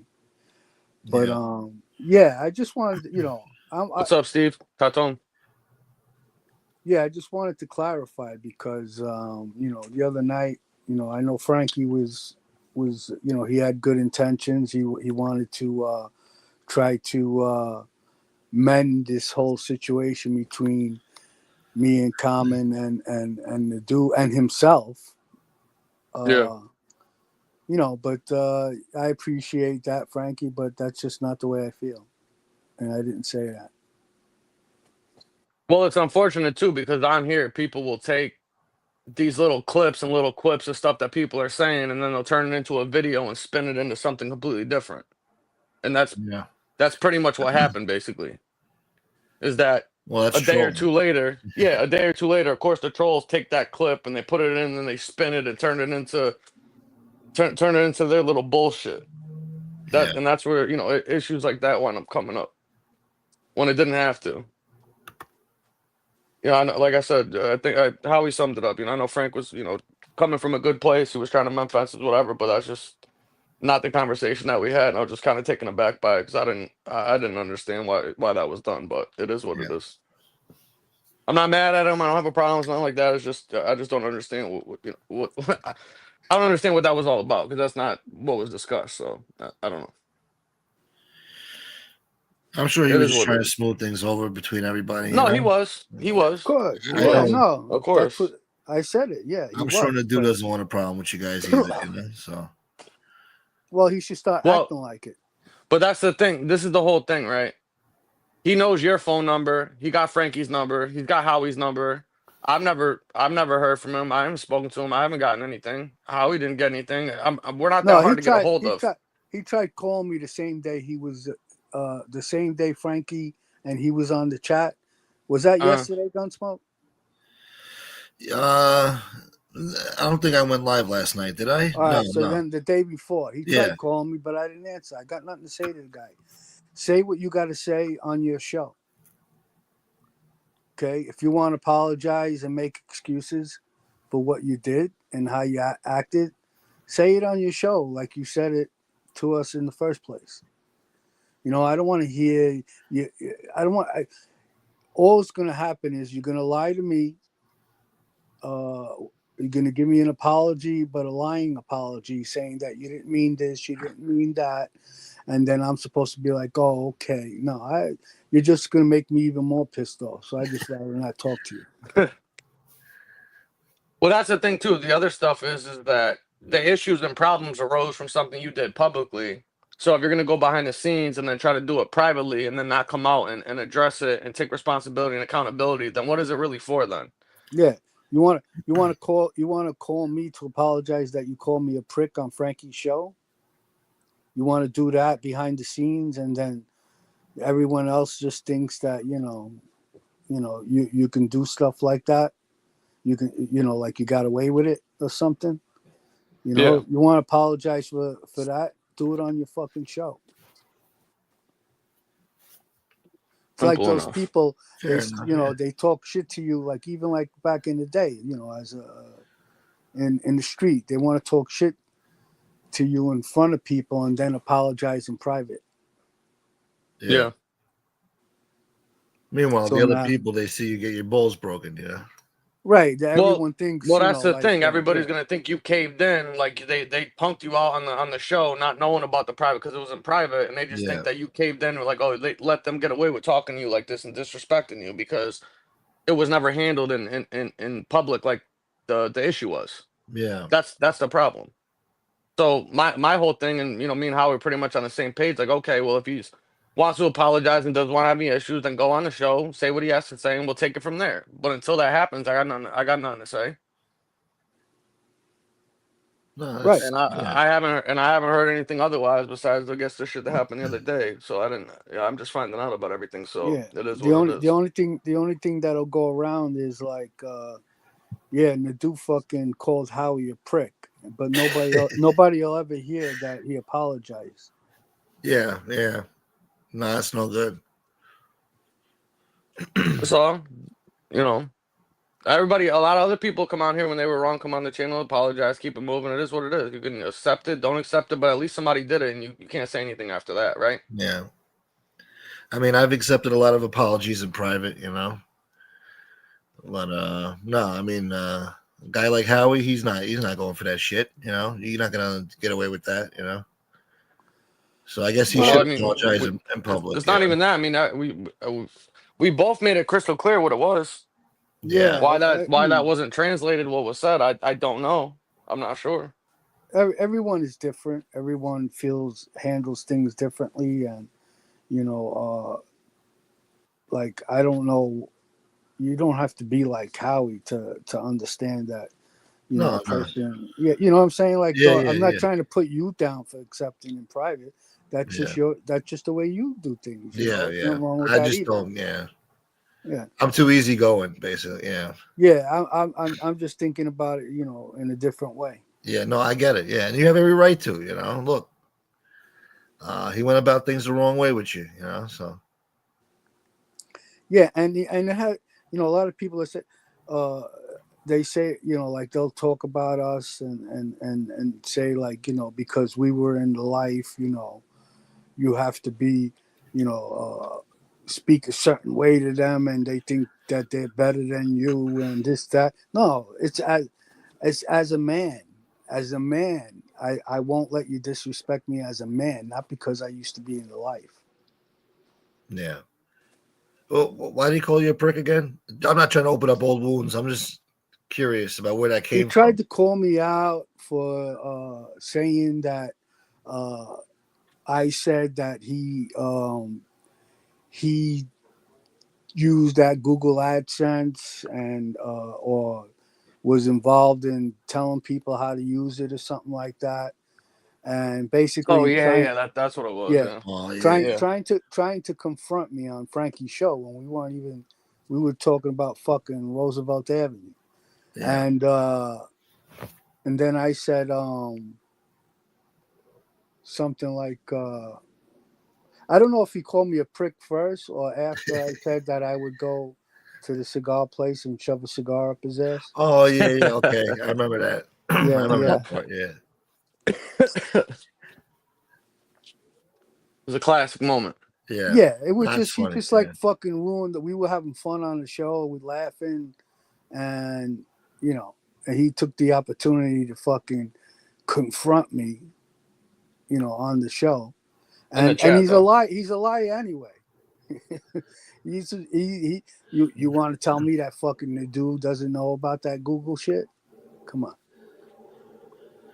I mean, there's nothing wrong with the Google shit. No, that's It's like that's a. the other that's the other That's thing. the There's other nothing part. wrong with it. Yeah. I The mean, whole I thing. don't Understand. The fully whole understand thing. it, but The I whole know thing people use it. stemmed. Yeah, the whole thing stemmed from the fact that the guy, felt some type of way that said Cali wound up getting, 100,000 subscribers before he did, and felt the need to knock him like he was trying to cheat or doing something nefarious to get his channel there, and that he's never, used any promotion button or AdSense program to try to build his channel. Well, that's your fucking fault then. What it's there for everybody, right? Whether or Yeah, not it's like, whether or not you think it's a cheat code or it's whatever, why the fuck are you worried about what somebody else is doing and what their things are? For somebody that's so secure and builds all their stuff and is a social media fucking expert and shit like that, then you should be fucking using it too. Why wouldn't you? yeah, it's like the guy who works out and makes fun of the guy that's fucking chiseled and says, "Yeah, well, he used steroids." Yeah. And can never look like that guy, but he'll knock the other guy for using the steroids. Well, if you want to look like him, go fucking shoot some testosterone in your ass too. I Well, mean, as long pretty yeah, much. as long as he's not buying subscribers, there's no problem with it. If he's Right. buying I mean, subscribers, that's a different it's not story. it's not the same. Like the analogy with the steroids is not, doesn't have anything to do with, with the Google shit. But what I'm saying is, it's just like, somebody, knocking someone else because they use something, and that helped them out, and trying to make it like it was a bad thing when basically the guy was just advertising. Yeah. Whatever, like Well, there's nothing wrong with that fucking stuff. Nobody fucking did anything fugazi or bought fucking anything, like, and paid a certain amount and then guaranteed amount just appeared on your channel. No, it's a yeah, it's fucking different. tool. Yeah. It's a tool out there that you can use. Like whatever, if it works or not, who the fuck knows, and who the fuck cares? Yeah, that's on the channel that's doing it. It's up to them whether or not they're gonna put out good content that's gonna make people want to subscribe or Yeah, watch it you gotta after deliver that. the You gotta content. still Yeah. exactly. You can go and promote and do all the shit you want. It doesn't mean it's guaranteed that you're gonna get subscribers or views or whatever the fuck. You still have to put in the work. So it's not like you can put out garbage content and your channel's still gonna be great after that. You still have to put out good content and material. That's like it's like getting mad that somebody paid for a Super Bowl commercial because they didn't have the $1 million to do it, and then that company wound up blowing up because they had people behind them helping them promote and advertise for them. And then the smaller company being pissed off, like, oh, well, they only got that because they did the fucking Super Bowl commercial. Well, okay, figure out how to get your fucking own Super Bowl commercial.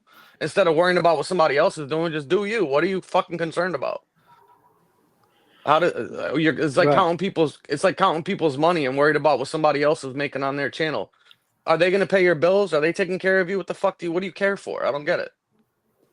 Yeah, right. If you don't have the content to back up the money you're spending, you lose They money. waste your money. That's on them. That's on them. If you want to pay to advertise your channel and not put out any good content, well, then you're just an asshole. Then I mean, it ain't like the Deuce channel never fucking jumped up 30,000 in a fucking couple of weeks. Yeah, we all remember that. The infamous Valentine's Day. Yeah. Thank you, Taton. I appreciate it, brother. Taton spoke earlier about. He says he feels that Nadu has an arrogance about him. I feel like his ego got him. I feel like his ego got him up to this point. It's got him through everything, you know. I mean, but it's also look at it both ways. You can look at it, because it's also gotten him into a lot of the problems that he's had too, where he thinks he fucking knows better than everybody. He's got a condescending, arrogant attitude, and that's why he hasn't been able to do a channel or do shows with anybody, because he thinks he knows fucking best. I mean, listen, you had 4 people, right? And I don't need to turn this into a not gonna do thing. I'm just pointing something out. We could get off topic. You want to keep talking about it, whatever. But the bottom line is this: you had 4 different people who he wanted to do a show with and have a channel with that never even got off the ground, not even get out one episode in most cases, or only did one, and then there was an issue, and they come out afterwards months later when they're asked about it, and all 4 of them, the guys that don't even speak to each other or know each other, are all saying the same thing. Are all 4 of these guys wrong, or is the problem possibly the guy in his situation that can't get anything to move forward with any of these people with their business ventures? Sometimes you got to eventually look in the mirror, no? Yeah. And take some accountability here. I'm not saying he's not good at what he does. He doesn't whatever and stuff. Sometimes he has good whatever the fuck. It doesn't matter. It's personal preference. Or the bottom line is that he's got an attitude. He thinks his shit doesn't stink, and he knocks everybody else and points fingers and stuff. And he just needs to worry about his fucking self. That's my opinion. And he gets himself into all these situations with his mouth. And then look at what happened with the Gene Borello thing. What do you mean? He winds up in What happened with the Jim Borello thing? The day he was on his show, he started getting crazy. He started disrespecting the guy, calling him a punk. Gene claps back at him, and then he starts talking shit, saying, "Oh, these guys are all the same. They're not coming on my show." Da da da. And then he wants to do a show with somebody else. It's like, to be fair, Gene was calling the guy a pedo and then a choma, whatever. And then, I mean, I don't know why it's Nadu's fight, but he said, that's a punk move, man. And I thought maybe, Right. If Gene was sitting in that room with him, do you think he would have been talking to him like that? Probably not. I don't know. Exactly. So if you're not gonna speak to somebody like they would if they're standing in front of your face, and we all know he wouldn't have been talking like that if they were in the same room. Come on, let's be serious here. He wouldn't have been talking. Wouldn't have had that conversation. Who knows? Because Jeff wouldn't have gotten out of line. That's the point. He brought Gene specifically on to confront him about what he said about Joey Molino. Okay. Yes. And he got what he fucking asked for. Okay. Because you're not going to tell me that you're going to have Gene come on your show after he did the Vlad show and said what he said, and that's not going to come up. He wanted it to come up so he can tell him that it was a punk move to impress Joey. That's all that was. My whole thing is this, if you're on here and you want to be a reporter or a journalist or cover stories of the mob or whatever, then just be that and do that. But the personal stuff and getting into it and the other comments and the little, passive aggressive jabs and shit like that, there's no place for that, because this is all you're going to get in response. And then as soon as something happens, he said it before, he's going to sue you, he'll call the fucking cops, but then he'll be calling people fucking rats. Like, you're a civilian, act like fucking one. Because as soon as you get crazy and you're trying to talk to a guy that is from the streets and you're going to try to embarrass them or punk them, and they say, how about I fucking strangle you or shove my foot up your ass? Oh, I wish you would. I'll fucking call 911. You shouldn't be talking then. Right. You're like baiting the guy. Did what's his name? Did Capisci ever run into these issues? Did you ever have these problems, Capisci? Oh, there was a Yeah, I'm time where sure. fucking They everybody wanted to hit kill him. Yeah. Yeah. Look at Curtis Sliwa. Look what happened with Curtis Sliwa. Well, he was a little And- different. I don't know. But my point being is that Curtis Sliwa is a radio host and a journalist that obviously didn't like the problems that he believed were caused by people in the life in the streets, whatever. He was talking And- shit. Yeah. Well, He this made is it what I'm personal. saying. He crossed the line when he made it personal. And then look at what happened. These guys wind up going out. They were going to give him a beating, whatever. They wind up giving him a couple of shots, and he survived. And then he, till this day, he's going nuts about it. It's like, you are fucking with gangsters in the street, trashing people's families after a guy got life, trashing other At people. the What worst the fuck time. Yeah. what did you think was going to fucking happen to you? Yeah, that was not the time to be doing that shit back then. I mean, it's insanity to think that nothing was gonna fucking happen or they weren't gonna do anything or say anything to you. I mean, you got to be out of your mind to not think that. And for some reason, I think that he feels the same way, is that he can go on his show and talk to people however the fuck he wants. Because at the end of the day, if they go to do something or say something, he's gonna fucking pick up the phone and dial 911. Then you shouldn't be talking about ratting. You shouldn't be talking about calling the cops, because we all know that's exactly what he would do if he gets put in a situation like that. I mean, he made the comment the other day himself on that show where he says that he did some shit. He said I'm an exit guy or something. He doesn't like to go out in public because he thinks, he has to have his back to the door. If anybody's coming in, he could jump out the window or have an escape or some weird shit like this. Like he's fucking Albert Anastasia or something, waiting for somebody to kill him. It's like, dude, what the fuck are you talking about right now? Well, he's pissed off a lot of people out there, so you never know. In this day and age, who knows? Yeah. He's gotten smacked. He's gotten smacked before in front of 40,000 people at an Eagles game for his mouth.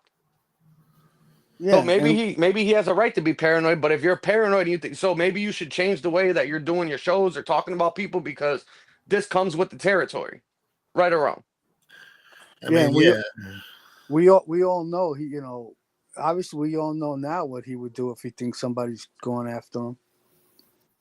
Call the cops. I mean, he said it before. He's told people he would do that. When somebody says that, then you shouldn't be talking shit or running your mouth or whatever, because you're basically just asking for it, because somebody's gonna pull your fucking card. It's only a matter of time. You know that saying, you finally said it to the right one, you finally got what you wanted. That's what's gonna happen. Yeah. And I just listen. And getting back to Sleewa, he was specifically attacking fucking John Sr. and John Jr. And their kids too, and his daughters and everybody. Yeah.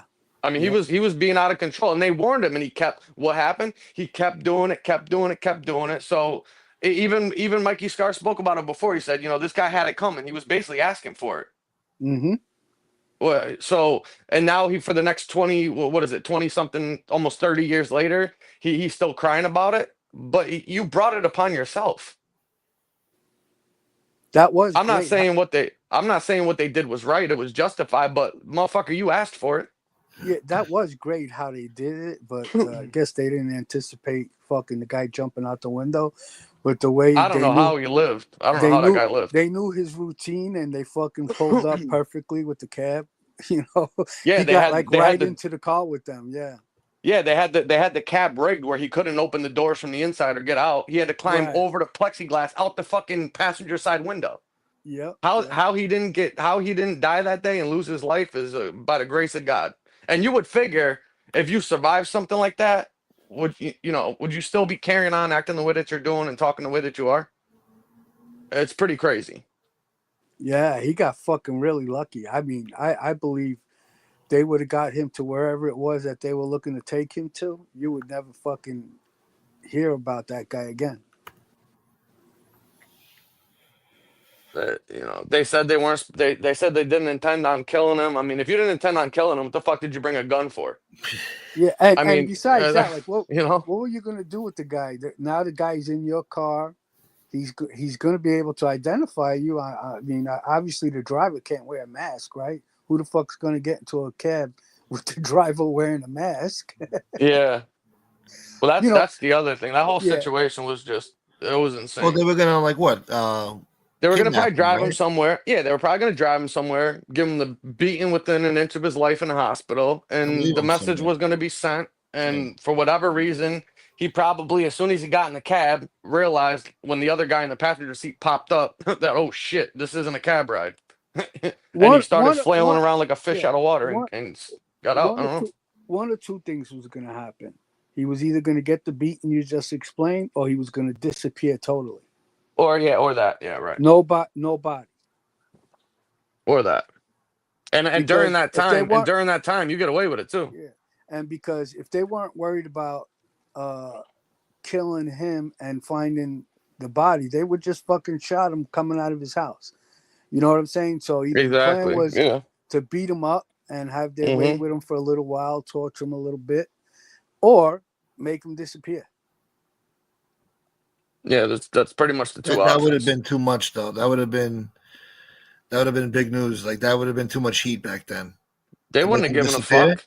What? Disappearing completely is better than leaving him in the street. Yeah, exactly. The guy disappears. I mean, you got to prove, if you leave him beaten within an inch of his life on the street and he survives. I mean, how big of a radio host was he back then? Well, in New York, in the area he was in, he was huge when he was doing all the subway shit and the protesting and the security, the guardian angels thing that he had. I mean, they were all over the fucking subway news channels and everything. All they can say is that no one's heard from him. He's seen him, to be missing. Maybe he might have been killed, but it leaves so many questions and so many. If they never find his body and nobody ever rats, they never fucking. Nothing happens. Like, like the situation with Gus Faraci, whatever the fuck his name was. Yeah, remember? Gus Faraci. They tore up the whole fucking neighborhood looking for who did it, who killed whatever. Looking for this guy. Looking for who killed the agent? Yeah. Yeah. They basically wanted the mob to kill him. Yeah, they went around to all the social clubs, and I believe a couple people testified to this later that they even told, I think Gotti, the father, senior, whatever you want to refer him to, told him basically that if you were able to locate him or find him, that they would give you a year of peace, basically. So they were basically telling him like, hey, go and kill this guy for us, and we'll leave you alone for a little while. I think that's pretty much the message they sent. They would have tore up the neighborhoods looking for this, like whoever took out Sliwa, they would have been looking for this guy. No, I don't know. They didn't care. That's like kidnapping Howard Stern back then or some shit. No, but he's not he's not a cop. Yeah, he killed the fucking FBI agent. Look at what they did. That was the biggest mistake that the Mexican cartels ever did. The Guadalajara cartel with all those guys. Look at what happened when they killed that DEA agent, Kiki Camarena. Yeah, they went down to fucking Mexico and slaughtered people in droves until they gave up everybody that was involved with that shit. Yeah. I mean, the last thing that any of them guys do, even, I don't know, you guys ever watch the series Narcos on Netflix? They even have a whole entire episode and scene in the original Narcos, Pablo Escobar one in Colombia, where I forget the two guys' names. The one with the blonde hair, the more American one, not the Hispanic, the Spanish one. He basically had found out after they killed his cat in his apartment that his partner told him, Javier Pena told the other guy, I forget his name, somebody in here might know it. Basically, there's a $250,000 reward for anybody that takes out a DEA agent or an FBI agent. And he says to the guy, but don't worry, nobody's going to touch any of us because of what they did to Kiki Camarena. So these guys, as vicious and as crazy as they are, aren't stupid enough to go and kill an agent because they know what the fuck is going to happen to them. That's right. So they weren't gonna care if Gus Faraci was found dead or alive. They basically went around and let it be known, we don't care, just take care of it. That's pretty much what they told them without telling them. Yeah. That's the only reason the mob survived as long as it did, because they wouldn't kill cops or nothing. Yeah. Yeah, for the most part, that was the rule. Yeah. Because they knew the amount of law enforcement scrutiny and issues that were going to get brought down upon them wasn't worth it. It wasn't worth the risk. Yeah, the gloves come off now. Yeah, there's no fair. Nothing's fair now. It's war. You get the CIA fucking hire fucking mercenaries to fucking take you out. And they've done that before too. Yeah, they used to hire the CIA was involved in hiring guerrillas, starting wars in foreign countries. I mean, you fuck with the Department of Justice, agent, anything like that, forget about it. Let's say the original commission would have listened to Dutch and started taking out the governor, start killing cops, do you think they could have took over the U.S. like the cartels? Like really be embedded in the government and control everything? If they would have started popping cops back then in 1932, 1931, like Dutch wanted? Well, they were doing that for a long time. I mean, you saw it in other cities across the country. What happened? Yeah, but those guys were like bank robbers and shit. I'm talking about like the real mob. Yeah, like, you're It's the dealing same with thing. they were like a specific ethnic group. You know what I'm saying? Yeah. So you're not gonna have the whole world behind you, the whole country behind you. You got a small concentrated group of people that could easily, taken out. And don't forget, the bottom line is that they had judges and politicians and all these people in their pocket. At one time, they could get away with bribing cops and judges and lawyers and prosecutors. That all came to an end at a certain point. Yeah. And I think it would have came to an end a lot sooner if they were actually out there killing these people. So I guess it was a good idea not to listen to Dutch. That's what you're saying. Right. Yeah. Yeah. There might not even be a mob today listen, if they did that. The mob was doing the same thing as the feds were doing. They were fucking catching these fucking people in compromised positions and blackmailing them, taking photos of them with fucking underage girls, and the mob would control politicians that way. Not only just about the money. That's what they did. Well, who was it? Roosevelt that was in office? Didn't they catch him like cross-dressing, or was it a tranny or something like that? That was Hoover. Oh, I'm sorry, J. Edgar Hoover. Yeah, sorry, he's the one that fought the FBI and all that. Yeah. Hoover for decades denied the existence of organized crime because they had pictures of the guy in compromised positions at these whorehouses and women's underwears or with gay people, whatever it was. He didn't want that shit to come out. Yeah. Right. Until they were forced where they couldn't deny it anymore. Yeah. And Hoover had also stuff on politicians as well. Yeah. So they wouldn't fuck with him either. Yeah, they listen. Those guys all have dirt on each other. Look at what's going on. What's that guy that got killed in the cell there? Claimed he committed suicide. That had the island down there. That little pedo weirdo. Yeah, Epstein. There you go. Look at what happened with that guy. They believe now. Did you see the stuff that's been coming out about him lately? He was with Mossad. Yeah. They believe that he was a CIA asset and a Mossad agent, basically working for the government to get these politicians and people in the upper echelon of society on compromising positions so they could do whatever the hell it is that they were doing on their end. Well, they don't know where he got his money from, so that's like, where the fuck did he get all this money? And how does he have these connections with all these powerful people? Like, why is he in these positions? Like, who the fuck is he? Well, yeah, he got an early start in like investment, banking, and then stocks and shit like that. But I'm sure that it was all funded and backed by some government thing. As we speak right now, they're trying to set somebody up in a compromised position to look what they tried to do to Trump. Yeah. It still goes on. They still have these undercover agents that will actually have sex with a target to get, for whatever reason it may be. Yeah. Just to infiltrate them. Like the Chinese spy that slept with that congressman. I don't know if he's still in Congress, but I think he's still. Oh, yeah, I remember that. With the Fang. What was her name? Fang? Mm-hmm. Yeah, the Asian woman, the Chinese. She was like an asset of the CCP or whatever. Yeah. Yeah. The Chinese Communist Party, yeah. Yeah. Listen, there's stuff that goes beyond any of our pay grade, so to speak, every single day that people will probably never even hear about. And the stuff is so crazy that even if somebody came on here and told you about it and told the truth, nobody would believe it because it'd be that ridiculous. And that's what they're doing here on YouTube. They're recording conversations to have shit over people's heads. Mm-hmm. Yeah, and extorting people, having info and holding it over them. Yeah. It's a rough business. I mean, that's the other thing too. This guy. So tell me if this isn't the definition of a rat and a weasel. I originally heard all this stuff out on Angel's channel and comments that Diet Paps was making with this whole Nadu thing and whatnot, and she was saying that he called her to tell her that Casman had information on him and was blackmailing or extorting him.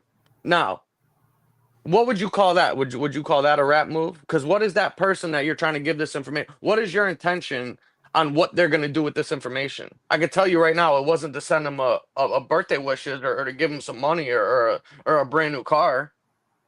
So it was like, what was your intent behind telling people that you know don't like this guy and despise him with this bit of information that could possibly get somebody arrested or locked up? Yep. That's basically like that's a dry snitch. You're being that's half a rap move right there. It's not a half a rap. It is a rap move. I mean, you can try to cut it however you want, but it's shit like that that you hear, and it's just, you know, I gotta look at it for what it is. It is what it is. I just think the guy, you know, he should just stick to fucking doing his, you know, little biopic fucking entries and his little videos and stay out of the personal shit because he's just gonna Listen, continue to have problems. yeah, I mean, it's so hypocritical. I mean, it's crazy. Well, anyways, Now I'm thinking, look, it is what it is. Itty Bitty Nita said, "What the fuck up? What the fuck is up, motherfuckers?" what's up, Nita baby? Hey, what's up, Nita? How you doing? Good to Shouts see to you. Carmine, Padre. Thank What's you to up, the Michael? anonymous person. Thank you, Who's Taco. anonymous? Some anonymous guy sent me a nice little cash app. Thank you, brother. Oh yeah, look, Mustache Pete made a comment right there about the whole Joe Pistone thing. Yeah, you remember that in the Donnie Brasco movie and then the book and the interviews that guy's done. He claimed that he had an open contract on his head for like $500,000 or something like that. And I remember that agents, I believe it was reported or documented in some FBI 302s where they allegedly went and spoke directly to Paul Castellano, who was the head of the commission at that time, to ask him about this open contract, and he just looked at him like, "Are you guys fucking serious? We don't do shit like that." And what was the point of doing that? It was him. I think that guy told the line a lot of gray area with a lot of stuff that he did, and I don't believe everything that guy says. Obviously, we know the movie was a lot of bullshit, not just the characters involved, but Well, a lot any of the movie's story. got Hollywood fluff in it, you know. But Yeah, but the I thing believe, is, yeah.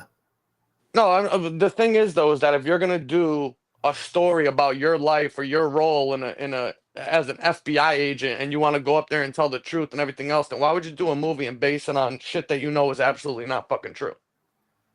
I don't think he has control over that. Once Hollywood gets their hands on the story, I think they But make it to what they want to make. well, no, well, But what I'm but he's gone on interviews and said that it was 99% accurate and that, oh yeah, this and this is true, and then we know from a lot of other people and a lot of other things that happened that it's not fucking true.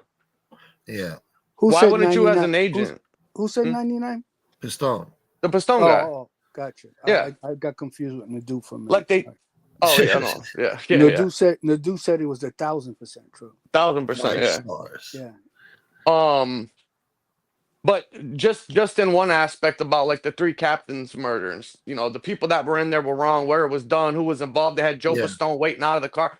Why would you want them to put that in the movie, knowing damn well that shit never fucking happened? They chose a good song too. When he was waiting in the car, they had like some hippie shit. It was pretty good. Yeah, that's I just mean like the accuracy in general, like the creative control. Or you want to come on and act like this happened and tell this story and spin this yarn, and even the thing with the contract, like you know damn well nobody's got an open contract in the mob on your fucking head. I mean, come on. You know, maybe you never know because they felt like supposedly they felt like he was really down, like he was one of them, like they couldn't believe that shit. So maybe. Well, if they thought that, then why did they kill Sonny Black and all the other guys that brought him around? Then they should have given them a pass. If everybody else believed them too. I mean, come on. You know how all the other mafia families looked at it? That's your fucking problem, buddy. That's your issue. We're not killing a fucking agent for you. You fucked up. Yeah. And they killed all the people, and they killed all the people that were allegedly involved that gave that guy the opportunity to be in the company and to shake hands with the bosses. Wouldn't they want to shut him up though? Wouldn't they want to kill this guy to shut him up? Why? The damage the only damage that the guy had was on the direct crew that he was with, which turns out that, I mean, okay, we'll get into this a little bit. They do this whole, you know, quote unquote biopic about, you know, Joe Pistone's life undercover with the Bonanno family, with Lefty Guns, Ruggiero, right? Yeah. They're talking about, oh, he's got all these murders, killed 60, 70 guys. He's telling you about he's a killer. He's involved in all this shit. Well, then how come in the movie you were with this guy for 6 or 7 years undercover? How come you guys weren't out there killing it? What did they say? Oh, lefty guns. Thanks for the 70 guys you killed. We don't need you to do any more work and take the break for the next 6 years while this guy's with you undercover. Who did he kill? How did he kill 60, 70 fucking people? But then you just what? One day you decided to stop. They didn't need you no more? In a 6-year period, the guy killed 70 people. No. What I'm saying is that Yeah. Joe Pastone's portrayal and claims about who Lefty Guns was, this violent, notorious hitman, when in reality, the guy was a low level. Obviously, he had a drinking problem. He was more of like a schlep than anything else. And he wasn't even getting made or brought up in the ranks because he owed everybody money. I think he was a degenerate gambler, everything else. But when you hear Pastone tell it, yeah. well, I think he was down the road, but not. But Yeah. it was keeping him from getting his button for years because he had owed people fucking money. That was a beef that they had with the guy. But what I'm saying is that Joe Pastone is putting it out there like Lefty Guns was this, like he was a Greg Scarpa type of guy. So what, he was Greg Scarpa until the day you started coming around, because those 6 years that he was with you, he didn't kill fucking nobody. Right. Otherwise, they would have indicted them guys and taken them all down as soon as possible, knowing that they were out there actively involved in murders. So what did they say one day? Yeah. We don't need you no more. Yeah. It makes no sense. And how were there 60 or 70 guys for him to kill? There'd be nobody left in the fucking Bonanno family. It killed everybody. He was hanging out at the bar too much. They were like, oh, we're tired of paying this guy to fucking just hang out at the bar, have a good time. Yeah, and I mean, the whole story is crazy. And based on their relationship, it would sound like to me if Lefty was told to kill somebody, he might have asked Pistone to do it with him. Well, isn't that why they took him out? Well, that's why they took him off of the street, because he got down Bruno. Yeah, after Bruno and Delicato ran, well, he never showed up for the three capos that when his father got killed, he went on the lam, and supposedly they told Joe Pastone that he had the contract. Sonny Black said, I want you to take care of this so you can get made basically into the family. And Pastone said that he wanted to do that, and they were going to fake the murder and everything else, but the FBI and the handling agent, the case agents told him that it was too dangerous. So instead, they found Bruno and took him off and everybody else off the street at that time. Yeah. But that was like the one time in 6 years. Yeah, that's what I mean. Yeah. So they didn't ask the guy to kill nobody or be involved in nothing for that whole 6-year period. But you're next to one of the biggest. What you're claiming is the killers in the Bonanno family, Lefty Guns. I mean, come on. Right. It makes no sense. They called him Two Guns. Yeah, that's like saying. Though this guy was the biggest heroin trafficker and narcotics dealer in the entire East Coast. I was with him for 6 years. Did he ever ask you to move a brick for him? An ounce? Oh, no, I never seen him with never seen him with drugs or money or nothing. Then the guy probably wasn't selling shit then. The guy's hanging out with you every day and you didn't know what the guy was involved with or doing. He never cued you in or asked you, and you were with him for 6 years. It's ridiculous. Yeah, how many people do they suspect that Roy DeMeo killed? They said they over 200. No, well, they claim that him and his crew killed over 200 people, and that he personally did, I think, 60 or 70 smokes, something like that. Somewhere in the 60s, yeah. Yeah, and you got to think about it: 60 fucking people—that's a lot of fucking people. Well, you're talking about the shitty era of the 70s, where that shit was easy and common. Yeah, but even then, that that's a fucking. Think about it: 70 fucking people you killed. 200 people. What about Kuczynski? What about Bundy? What about these guys? Back then, I don't know. Yeah, but you have to. You're talking about serial killers who are out on the rag basically by themselves doing this. They had nobody overseeing them or having to give them the okay or allowing them to do any of this. If the mob didn't approve all those killings, all that shit they were doing, the Gemini twins, that wasn't approved. They were sick fucks, those guys. Yeah, but 260 people? Come on. So, so the crew, you don't think they had over 200 kills? Think about it, man. I mean, it just doesn't make sense. How long did they have a run? From the early 70s until the early 80s, right? 10 years, maybe? You killed a guy every other week. Weren't they doing that? No. I don't think so. Think Gunsmoke, you just said it. Let's give a guy 10 years. Okay, 200 murder. Let's give him 100 murders over a 10-year. That's 10 bodies a year on average. That's one every single month. So one day out of the 30 days of every month, they were killing a motherfucker. I mean, come on. It wasn't like that back. I wasn't even born. What the fuck? They But call Sammy Gravano one of the most ruthless homicidal maniacs of all time, and he's only got 19. And he only actually killed one or two of them, so Yeah. he really only has one or two. So let's take Sammy and say, okay, he has 70, and his crew had 200. Who, what, where, when, and how? Good point. You know, a Yeah, lot of the I times. can see a mafia boss getting charged with 200 murders because he's ordering Oh yeah, fucking. everything He's underneath him. Yeah, okaying all of the yeah. murders, and he's responsible for every murder. Well, okay. So what about Carlo Gambino? Collectively, But yeah, but I'm I'm saying is sure. like he But look how probably long he was boss, though. he didn't, he was just fucking approving shit. Yeah, you're talking about a single crew, not including everybody else in the family of 250 made members up to 500, something like that, let alone the thousands. You're talking about 200 fucking people in one crew of 5 or 6 guys.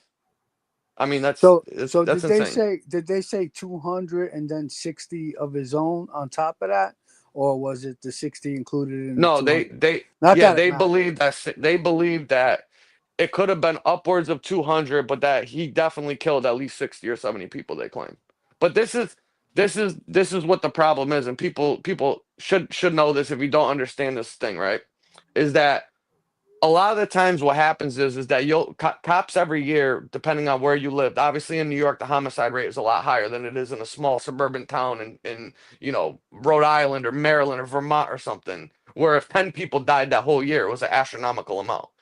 What happens is that they'll get these case logs, like the unsolved homicides, the unsolved cases, they're all dead in the books. What they'll do is they'll go back and they'll attribute 30 of these bodies to this guy so they can close out the case and say, oh, yeah, he did it. Well, whether he did or Yeah. he didn't, they're just trying to give credit to close the books out and say, oh, yeah, we solved these 30 murders. It was all Roy DeMeo. Tell us it wasn't. It doesn't mean that he really did them 30 fucking murders, but they put it Yeah. on the guy because they wanted to close the case out and make it look like they got this, homicidal maniac that killed, 200 people over a 20-year span when he probably killed 10 guys. Anybody know the murder rate like around during like the 80s or the 70s in New York City? Like how many people died a year? I'm sure we I'm can sure it look was it a up. But I ton. think by 1990 they had almost 5,000 murders in 1 year or something. It's 4,000. Yeah, Yeah. but this is the problem. You're talking about 5,000 murders across the entire city of New York City, all 5 boroughs, and Manhattan, Staten Island, Long Island, all those, right? It's all covered by whatever district that they're in. And a lot of those crimes and murders and unsolved ones, drug related, fucking street beef with other people, those aren't from the mob. I mean, if you killed that many people, say the DeMeo crew killed 200, all the other crews had to have, at least a dozen or so with themselves amongst the few guys that they had. I mean, you're talking about 1,000 people over a 10-year span. There'd be nobody fucking left. Yeah, you said Gunsmoke. You Kill said everybody. 5,000 in 1 year. By 1990, I think I remember it was between 4,000 and 5,000 people in 1 year by 1990, something like that. In That's 1 but year. that's between 12. That's between 12 and like 16 homicides a day. I'm I looking find that hard to it believe. up now. It looks like 1970 in New York. I don't know. Hold on. New York City. They're saying 18 million people. That can't be. There's only 8 million people in New York. But they're saying the murder rate for 1970 was 1,444. Then 71, it went up to 1,823. Then 72, it went up to 2,026 people. And it gradually went up until 1990. Well, are you Oh, talking you're about talking about unsolved? You're talking fucking. about unsolved. You're talking Homicide about rates 20 years. fluctuated with a drop in the mid 70s before climbing again in the late 1970s. You're saying 20 years, but not 1 year. I don't fucking know. Hold on. Yeah, maybe 5,000 in 20 years, but not just for the year 1990. Oh, no. This is per year. 5,000 per year since the 70s? Come on. Not now, but by 1990, it reached its peak, the murder rate in New York. All right, whatever the case may be, I remember a friend of mine, he became a New York City cop. Yeah. And I remember him telling me he started out working in the Bronx. and either the Bronx or Harlem. And he used to tell me, you know how many fucking murders happen that you don't hear about in the news, like prostitutes in dumpsters with their fucking throat slit and shit like that. Yeah, that's what I mean. Like the drug Yeah. related ones, opposed to actual organized crime or gang affiliation or anything like that. I mean, that it's got to be a small fraction or small percentage of that actual number that they're giving you, regardless. I mean, okay, so here we go. In 1980, New York City recorded 1,821 homicides with a rate of 25.8 homicides per 100,000 residents. So you had over 1,800 people killed in 1 year in 1980 in New York City. Then you had... So that's like five. That's like 5 a day. Yeah, I guess that could be 5 I guess a day if you look at it one like in that. one in every borough every single day. And the crime rate peaked in the late 1980s and early 90s as the crack epidemic surged. So it was because of the crack era. The crime rate went out of control. Yeah. Yeah, well, that's what I was saying. Like the drug related ones and murders from street gangs or prostitutes or crackheads and stuff like that. You got to figure out the actual number from actual organized crime related. It's got to be a small fraction of that number. Yeah. Especially because a lot of them, they probably can't even identify half of them. Half of them are probably destitute, homeless, fucking everything else. And just think about it. I'll be right back. I'll be right back, guys. I gotta get my charger. For what reason, like more than 200 people Roy DeMeo is responsible for? Like that's I don't know. Don't get me wrong, they killed a lot of people, but I just don't believe it was more than 200. That's like a number. They're just guessing, really. I mean, they don't know the concrete number. Yeah, they're pinning bodies on them that maybe other guys did. It just doesn't. It just sounds too far fetched. Like, and I believe like if you like they it's very easy to say like, well, we estimate he's responsible for more than 200 murders. Okay, give us the names. Yeah. They'll come up with like 18, 20 guys, but. Well, one thing that I will say is interesting though, now that I'm actually thinking about it, is that when Gas Pipe decided to cooperate, I think he pled out and admitted to 37 murders, I believe. Yeah. And I'm sure maybe there was a couple here and there, either, he didn't tell him about or forgot about, whatever. But I mean, he was considered one of the, most deadly, killers in organized crime history, that guy. Yeah. And that sounds believable. And I would believe that as Casso being the underboss in the family for a long time in the reign that he had, sure, I believe that number might be true for him, but I don't think it was 39 people he directly fucking killed. Right, exactly. Yeah, just he's responsible for. Yeah. So to say that DeMeo had 200 or 70 personally, I mean, how would you have time to do anything else? I mean, that's crazy. Because by that time, with RICO and everything, they made all of the administration responsible for everything that happened beneath them. So, yeah, they umbrellaed everything. Yeah. Yeah. But whatever. Regardless, the guy's definitely a fucking serial killer and a lunatic. Regardless, I just don't believe that number's accurate. That's all. That's just I could be wrong though. That's my opinion. But what's the limit? Like, what's more than 60 guys? That's inconceivable. Like Iceman, they say he had over 200 alone by himself. The guy got convicted of killing like 4 people. They exaggerate. I mean, Kuklinski also said that he was involved, I think, in the Ralphie Dawes murder, and said Gravano was involved with it. I mean, you got to remember something, too, with these, especially these, I call them lone wolves, these, serial killers like Kuklinski and the Casanova killer, the one that claimed that he killed, Nicole and Ron Goldman when he got caught, and Kuklinski was putting, unsolved murders, high-profile murders, saying that he was involved in it. A lot of these people are fucking sick, and they want to just get that credit and that notoriety to get put on the news or people to talk about him and say what a maniacal, diabolical killer this guy fucking was when he only killed 3 people, but he claims he killed the other 25, and who's to say he didn't do it? There were unsolved murders. He lived in the area. Maybe he could have done it, But did he? Most likely, no. I highly doubt it. I highly fucking doubt it. Yeah, and you know, like even like when those guys claim they committed this murder, that murder, you know, the authorities, they're gonna look into it and question him to make sure that he's not lying, because they're not just gonna throw murders at the guy and then jeopardize their chances at trial because there's no proof Yeah, other than his word, you know? yeah. Yeah, and letting the actual perpetrator and killer get away with it, basically. Right, By right. closing the case, they would close the case out. You never get the guy that actually did it. Yeah. Plus, it's real easy for a prosecutor to say like, yeah, well, we believe he's responsible for at least 200 more murders, but okay, prove it. Yeah, they're just trying to pad the stats, so to speak. Yeah, they always patent how much fucking drugs somebody sells and all that shit too. Yeah, it's like when they have a drug bust and the guy gets caught with a couple of keys and they're like, "Oh, this shit had an estimated street value of $1.7 million." Meanwhile, he bought 3 bricks. It was like 45 grand. You know, they're doing it Yeah, down to like the milligram at and yeah, full price when they're adding it up. and they'll say like, yeah, we caught him with these 2 keys, but he's been doing this for 10 years, so it's actually 200 keys. Yeah, yeah, they'll do that too. Yeah, they Yeah, definitely do that in the feds. yeah, They'll add all that shit up.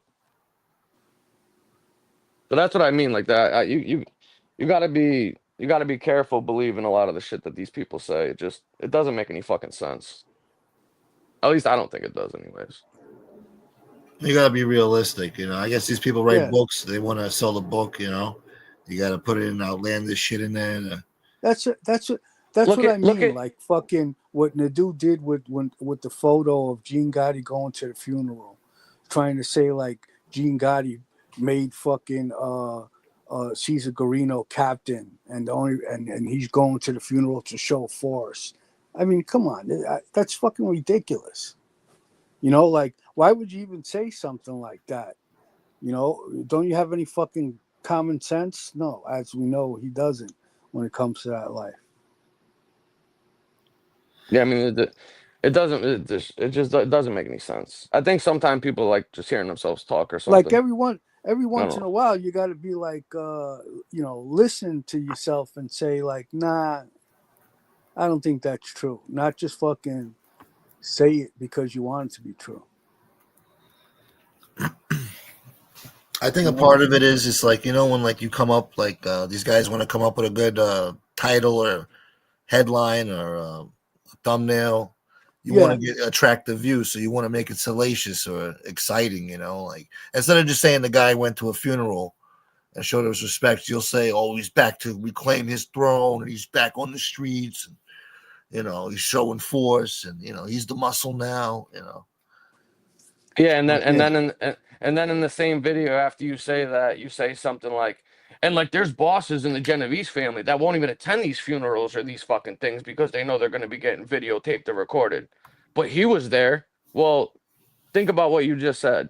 You just said that bosses won't go to funerals because they're worried about law enforcement scrutiny and getting videotaped and photographed with people that could lead them to catching a case or an indictment down the line. So they don't go there and then claiming that, but this other guy went there like he didn't care. What? It makes no sense.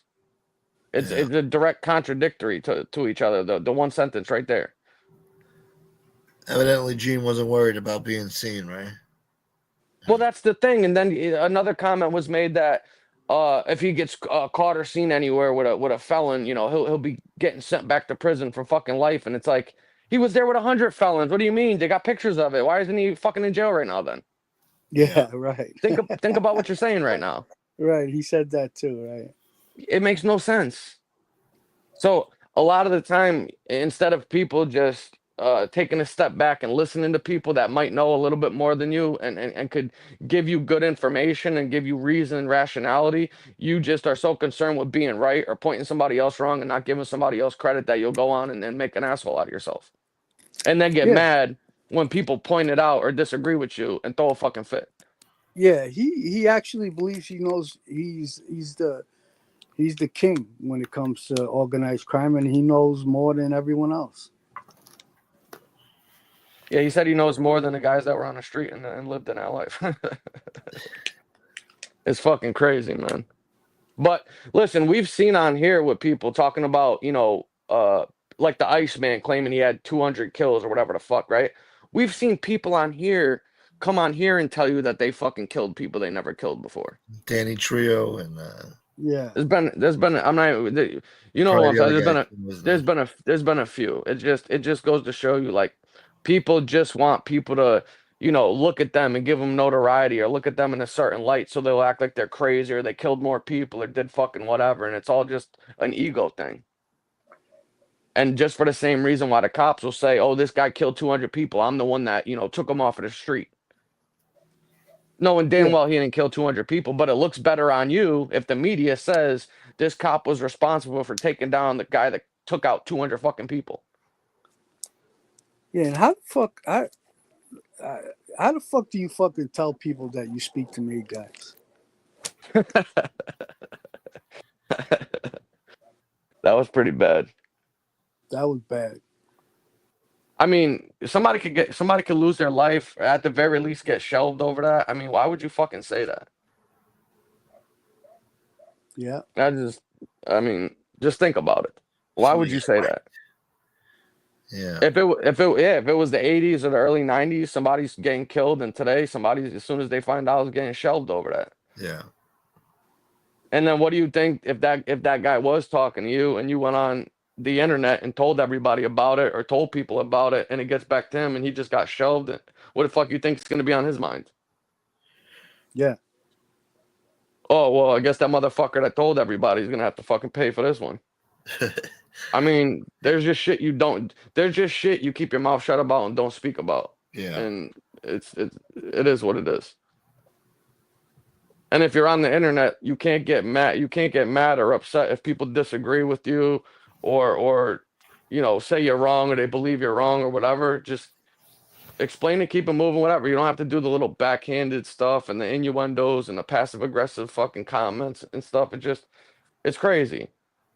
Yeah. I I'm mean, not gonna make up excuses if the guy is got some mental health fucking things. Maybe the guy's fucking nuts. I guess that would explain some of it. I don't know, but it's still not an excuse. yeah. I mean, listen, he's basically hurting himself. Who the fuck's going to want to talk to him anymore after he just basically told everyone that, he speaks to certain people, like I'm sure he's probably told a bunch of guys, one or two people who may have spoken to in the past, Yeah, he like, probably told them their fucking names. mm-hmm. Who the fuck knows? Yep. But if you're gonna go on YouTube and say it, then I can imagine what you'd say in fucking private. And who the fuck knows? That's like a Right. guy's like a liability at that point. I don't know too many people want to talk to you after that. And I'll be Yeah. honest. Listen, I think in Joey Merlino's case, and this is my honest opinion of it, because I guess the hot topic right now that Sakali had brought up, like why would Joey want to talk to him after he allegedly called the FBI or the cops or whatever, said he was trying to kill him, and talking to all these people are telling this bullshit. I think honestly that he knows that this guy might be a little bit fucking ubats. He might be a little crazy, and it's better for him to play nice and act like everything's fine than having a lunatic with a gun thinking that you're out trying to kill him, because he might fucking who the fuck knows what. I'd be playing nice with the motherfucker too. I don't want some fucking lunatic thinking I'm trying to do something to him, get locked up or killed or who the fuck knows what. I don't know. Yeah. You never know. Yeah. And Nadu, I know you're listening. You got something to say? Come up on here. Let's talk about it.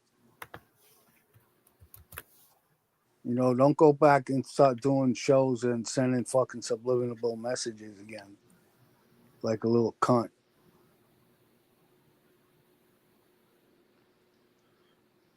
What's Bruce City talking about? He believed the Iceman on that nightly news interview at the time of the interview that he worked for the mob and had all those skills. My youngest brother did too, and was like, I'm happy he was put to death. The guy had me scared.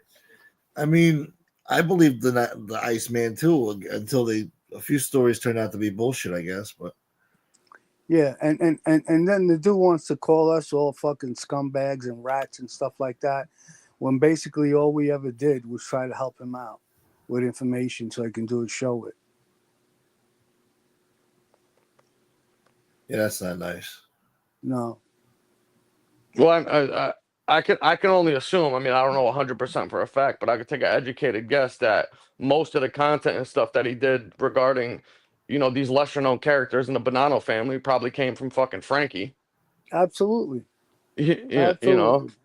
Yeah. and then you're gonna go on a show and disrespect him and his guests and stuff like that. Could you imagine if somebody went to his chat and started trashing one of his guests or trashing him in the chat? What do you think happens to him? Yeah. I the last show I did with him, right? He calls me and he tells me that he wants to do another show, da da da, whatever. And I'm like, all right, I'll let you know. And he's like, no, I got to do it tonight. And I'm like, well, I got to work tonight. I don't know if I can do it. He's like a fucking persistent little fucking motherfucker. And me being a nice guy, I fucking wind up fucking not sleeping to do his show and wind up losing a fucking day's pay. Oh my because God. I did his show and I was too tired to go to work.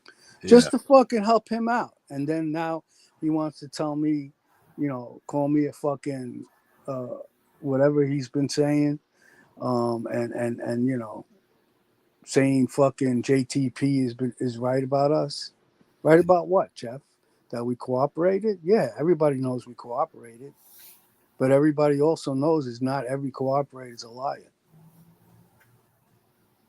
And I hate to go back to this point again. I've said it many a times before. If any one of these guys who cooperated could go into court tomorrow and take the stand, if Joey Merlino was the defendant and the prosecutors were coming after him, or JTP's father was back on a retrial, and Howie or Frank or whoever that was in that life that could go on that stand and tell you without a doubt that their father wasn't involved in that murder, they'd put him on the fucking witness stand tomorrow and say, everybody listen to him, he's telling the truth. Mm-hmm. But when it John doesn't go with their narrative, they want to call everybody liars. And I was gonna say that, but go ahead. You go. Yeah, no, John Jr. Did try to do the same thing. He told everybody what on the Bet David interview to go and talk to Dominic Sicali. He'll go on. He'll tell you what happened. He'll tell you the truth. Well, I thought all these guys were fucking no good lying rats. Now you want him to vouch for you, and everybody should listen to what he has to say. He's going to tell the truth. What, just about this one incident? I mean, you can't pick and choose when the guy's quote unquote telling the truth or when he's lying. And then the worst part is Junior goes on and does a fucking show and tells everybody that he was lying to the fucking feds. Yep. Well, I mean, think about the irony in this. They're saying everybody who cooperates a fucking lying, no good. And then he goes and he sits down with them and he says that he was in there lying, fucking. So he's basically telling them, he's no good either. He's a lying rat too, then, right? What else can you extrapolate from that statement? It's ridiculous. And it's funny how all these people come on here, depending on who they're mad at or who they're not getting along with that day or what somebody said about them, is that they could just flip the script 180 in 2 fucking seconds, talk all kinds of shit, say all kinds of stuff, and then do another 180 2 or 3 days later and shit and apologize and say nothing but fucking nice things about him. So if I didn't know the story about the guy having to get checked out for the welfare check and wound up in there, I might not have fucking believed it until I seen the way the guy fucking acts sometimes, or a lot of the times, I should say. Yeah, and then the guy wants to act proud, like I don't pay anyone to do interviews. Well, Like Why Vlad not? used to act you like ungrateful little motherfucker. Like you want to wear that as like a badge of honor that you don't pay.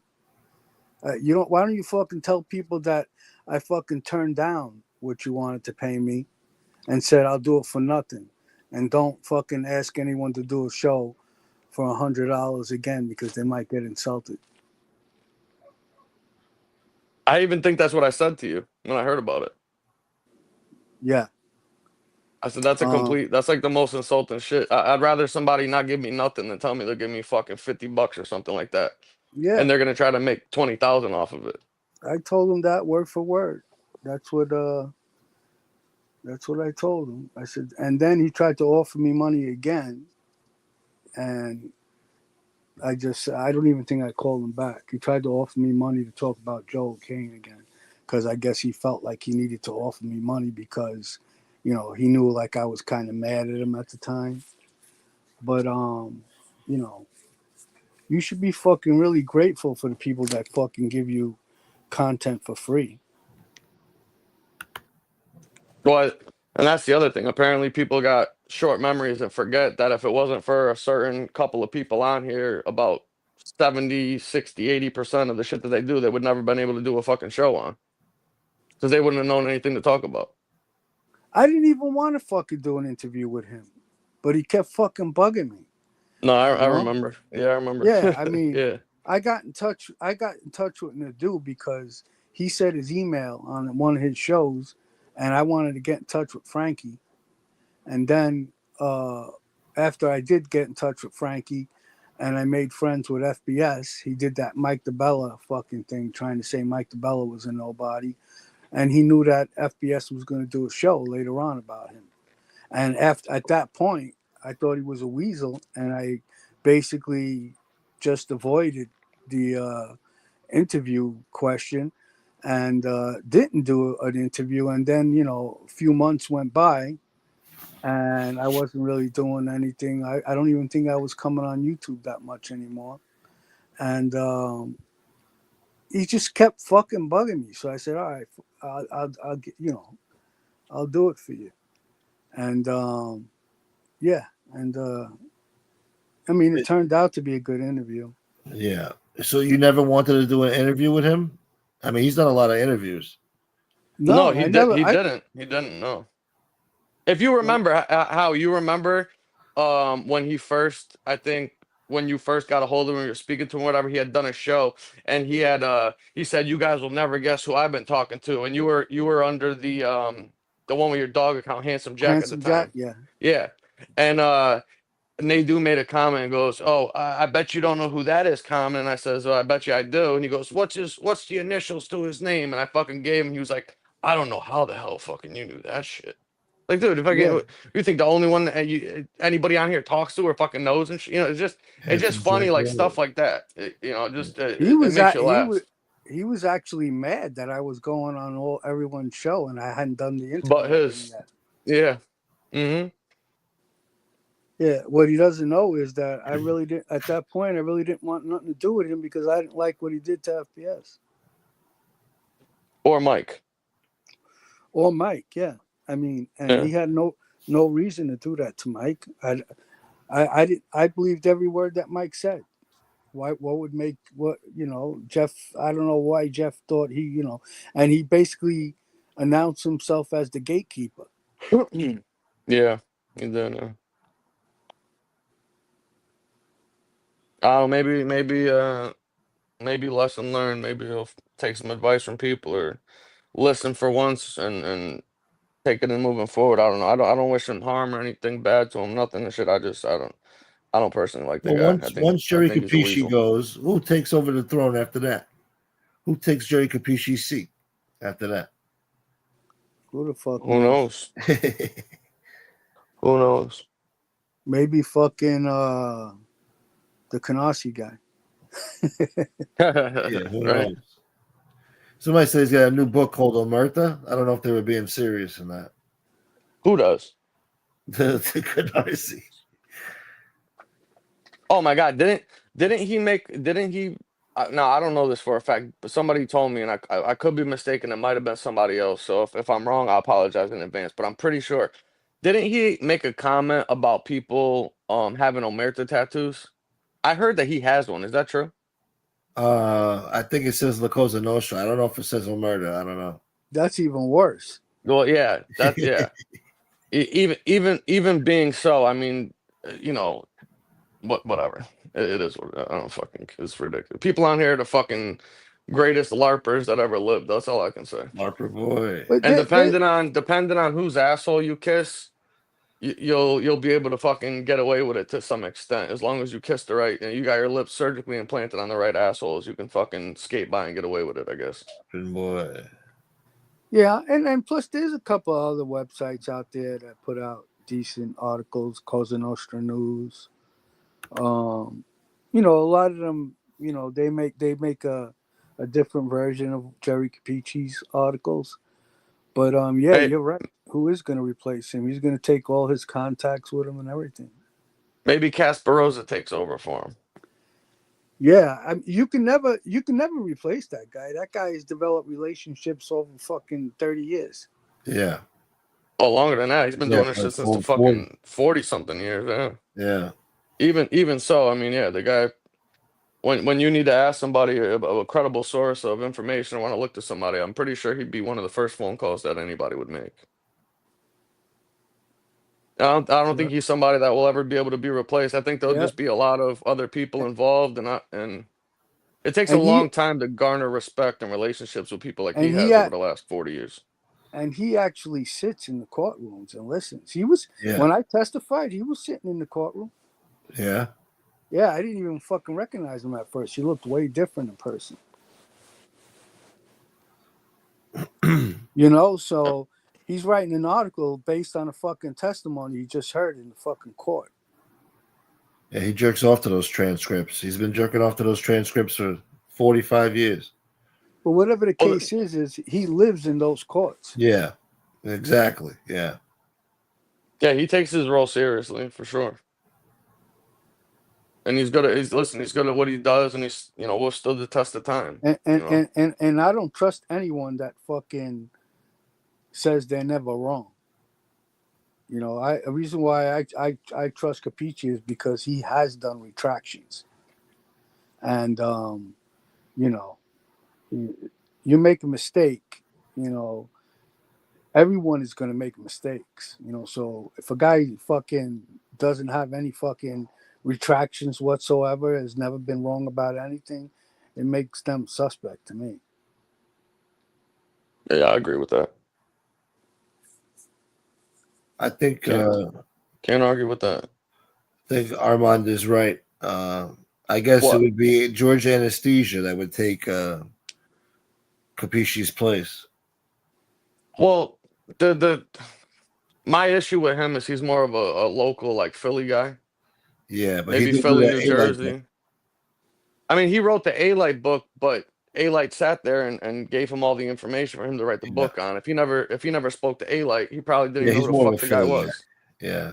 Yeah, Yeah. and the only way you're going to become anywhere near Capicci is if you actually go sit in these courtrooms, go to the Southern District, go to the Eastern District, and keep track of these cases and their court dates, and be there to listen to the testimony. Mm-hmm. Yeah. And it takes a long He's time. not you know, I mean, he's got contacts in the street as well. You know, he's got law enforcement contacts, but the guy goes there and sits in the courtroom and takes notes.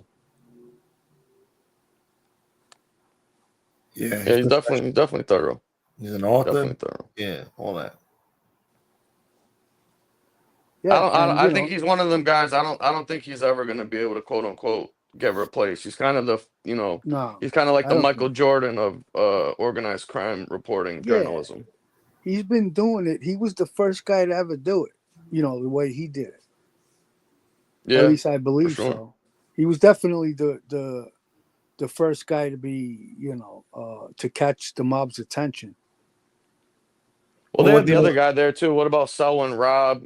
And then they had the was it Peter Moss or one of them guys that wrote Sammy's book? That was pretty good. Yeah.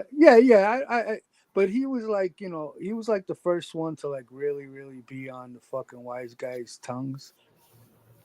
Yeah, he was like the face. He was definitely the face of yeah, it. because he was doing an article like every week. Right. So, he's pissing these guys off. Yeah, he still fucking does. He still does that shit. Yeah, I'm sure there was a lot of other guys that were great at their job, you know, before my time. He's like the one, you know, he's from my time, you know. He's definitely Definitely a staple and OG in the game for sure. Yeah, I remember How old? How all old? of the, How old is he? You guys know? I'll I look don't it up. know. I Yeah, know. I I'm remember curious. all the wise guys. You know, I wouldn't read that shit, and meanwhile they were all reading it on the down low. Oh yeah, wait. They wanted to see their name and what they were saying Yeah. about him in there, Yeah. and then they Plus, go People did around. what? You they also believe? wanted to see what was going on with other guys He's too. 80. Yeah. Yeah. And then they go on there. You see what that motherfucker wrote about me, just to make sure other people went on there to read about him, Yeah. and then acted like they didn't like it. They were loving that shit. Yeah. Or you might hear somebody talking about you. Well, that's Oh, what he they was. said supposedly about. That's what they said about Philly and Eddie. A lot of people. They, he did that interview and said that he hated being called Crazy Phil. And his uncle Nicky was like, "Are you fucking nuts? People would Yeah. kill to have a nickname like that." And he's like, "Oh no, I fucking hated it." And they're like, "Yeah, right. You fucking love seeing your name in the paper, calling him Crazy Phil, and what a gangster the guy was and shit like that. Don't give me that. Nobody believes that. That's the whole point of being a fucking gangster. What's the point of being a gangster if nobody knows you're a fucking gangster? Especially back Don't Listen, make very then. much sense." listen, most gangsters have the biggest fucking egos. That's what it's all Narcissist. about. Yeah, Yeah. they love Bunch of that shit. tyrants. Well, the thing too, to be fair, like with the whole, Joey Molino thing, I mean, he's never shied away from, speaking to a reporter or being on a fucking No. newspaper doing stuff out in the open. Yeah. He's embraced that. He's like being referred to as the new John Gotti. I mean, like I was saying, as a gangster, why wouldn't you want to be, looked at or referred to like that? He loves that shit. Listen, that fucking article that he got shelved must have made his blood boil. Oh yeah, it definitely touched his nerve. Yeah. Because And look he at can't him even and talk Snuff. about it. Him and Snuff are going around like we go anywhere we want to go, Joe, right? That's right, motherfucker. We go anywhere we want to go. They were What's actually that saying about? that before the information came out. Yeah. Hold on, let me drop a link for Common.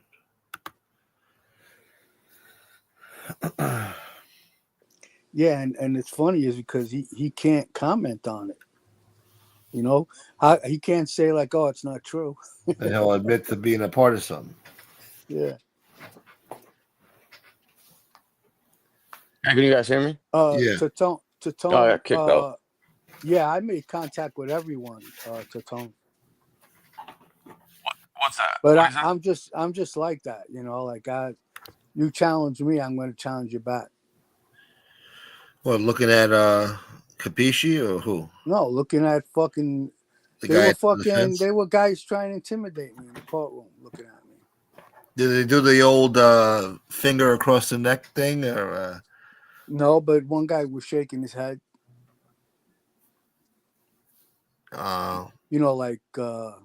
Like how the fuck could you do this? Like Yeah, type of like shaking come the on, head. man. Yeah. Yeah. Maybe he had fucking MS or something. But you know what happened in the middle of my testimony, right? Yeah. They asked me to name the members of Bobby Venace's crew, and there was two guys out there that I know. Bobby was good friends with one of them that was sitting in the courtroom just staring at me. They were related to Todd LaBarca, so they had a double reason to be there. And when I was naming the people that were part of Bobby's crew, I said, "Yeah, and those two guys sitting back there." Oh. They didn't come back after the break. So everybody trying to look at them? Yeah, of course. I'm sure they probably asked him, "Can you identify him with an article of clothing, please?" Yeah, they were sitting there mugging me the whole time, and so I fucking pointed them out, and the fucking everyone was like, "What the fuck is this guy doing?" Yep. That's something that's aggravating me now too. Not to fucking go back to this topic, but that one fucking comment the guy made about the JTP fucking situation, saying, "Oh, this guy's fucking," he was right after all about you guys or whatever, and then a day or two later he's on there apologizing, copping pleas and shit. It's like fucking pick a fucking lane, man. Yeah. Pick a fucking lane. Right, because he did. Well, according to Frank, he Nadeau apologized to him. but he didn't apologize to us. No. And that's the thing. I don't, he's watching right now. He could have grabbed the link and come on and straighten something out, but he did this last time. I asked him to come up. I was supposed to do a show with him, and he bailed and blamed it on drinking or something, whatever the fuck he did. Oh, you I wanted to just, debate him on an issue. I'm not going to mention it because I don't want to talk about it. yeah, something like that. Yeah. Well, yeah, that is what it is. Yeah. Yeah, because you're going to talk about it on your show. So. Yeah. But yeah, I got into a couple of little like a little fucking kind of like, I don't know how to explain it, like kind of like a little fucking tit for tat with Kanisi, like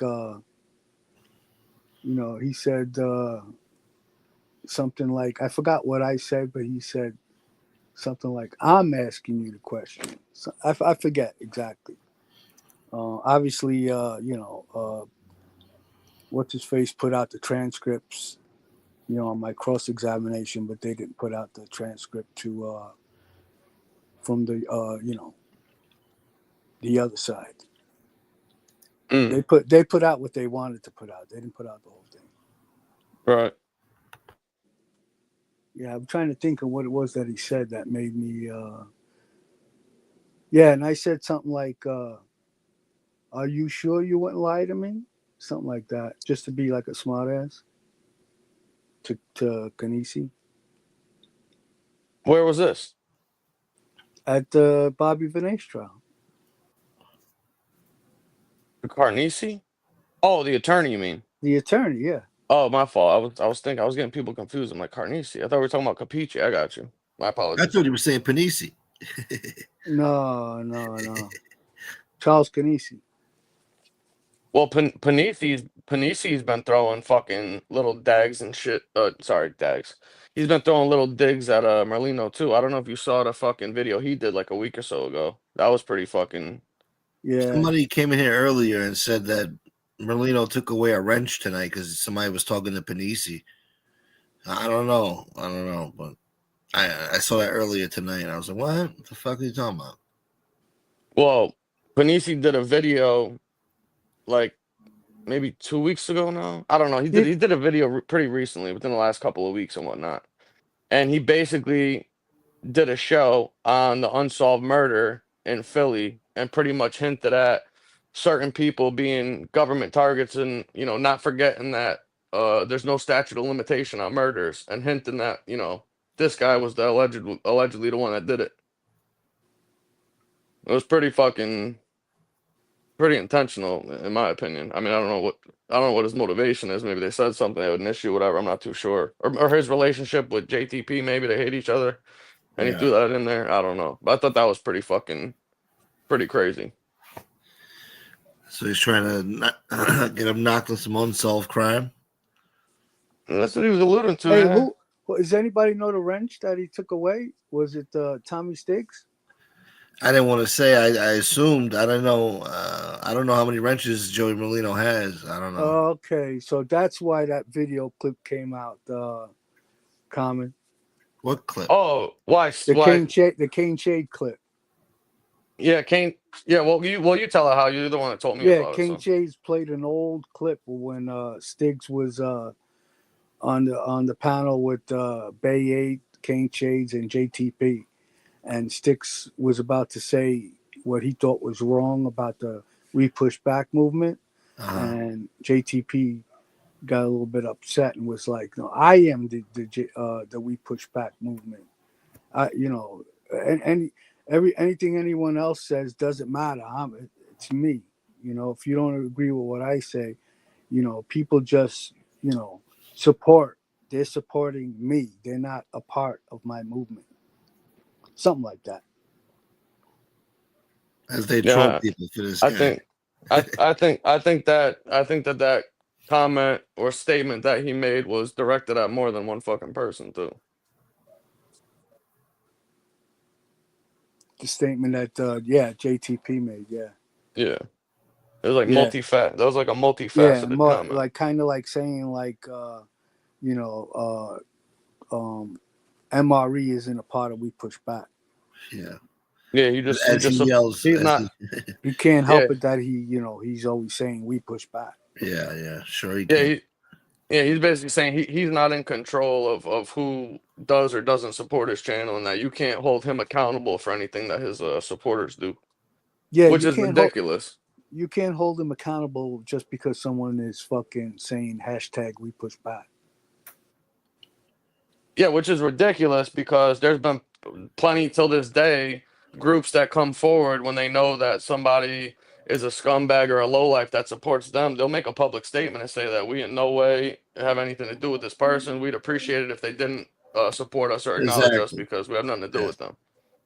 And, I mean, and to, I know one or two examples of charities that were getting donations from certain people that may or may not been involved or convicted of certain crimes. And when they said that they were going to be donating money to the charity, they put out a statement for the news and the media to read and say that we don't know anything about that, and we're not interested in them supporting or giving us money for anything. So Yeah.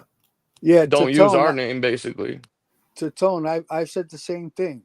Why is this guy putting out clips all of a sudden? He said to Tone said Kane Shades. I haven't heard that name in a while. I was feeling the same exact way. He's put out 2 videos recently. Well, supposedly the Stigs guy or whatever was talking to somebody else who cooperated and giving them a shout out or platforming them on a show too. I saw something fucking pop up, and it was in a chat or a comment or whatever, like under the recommended post and shit. It popped up, and somebody else was saying something about him too. I don't know who the guy was. I don't Um, remember. I didn't And recognize his name. I saw what Mustache Pete wrote, but as soon as you mentioned that Gunsmoke, because I saw that video today on Kane Shades, I just fucking felt it in my gut that yeah. there was a connection, and obviously I was right. Well, I got some scoop here. Somebody What's just that? somebody just hit me up.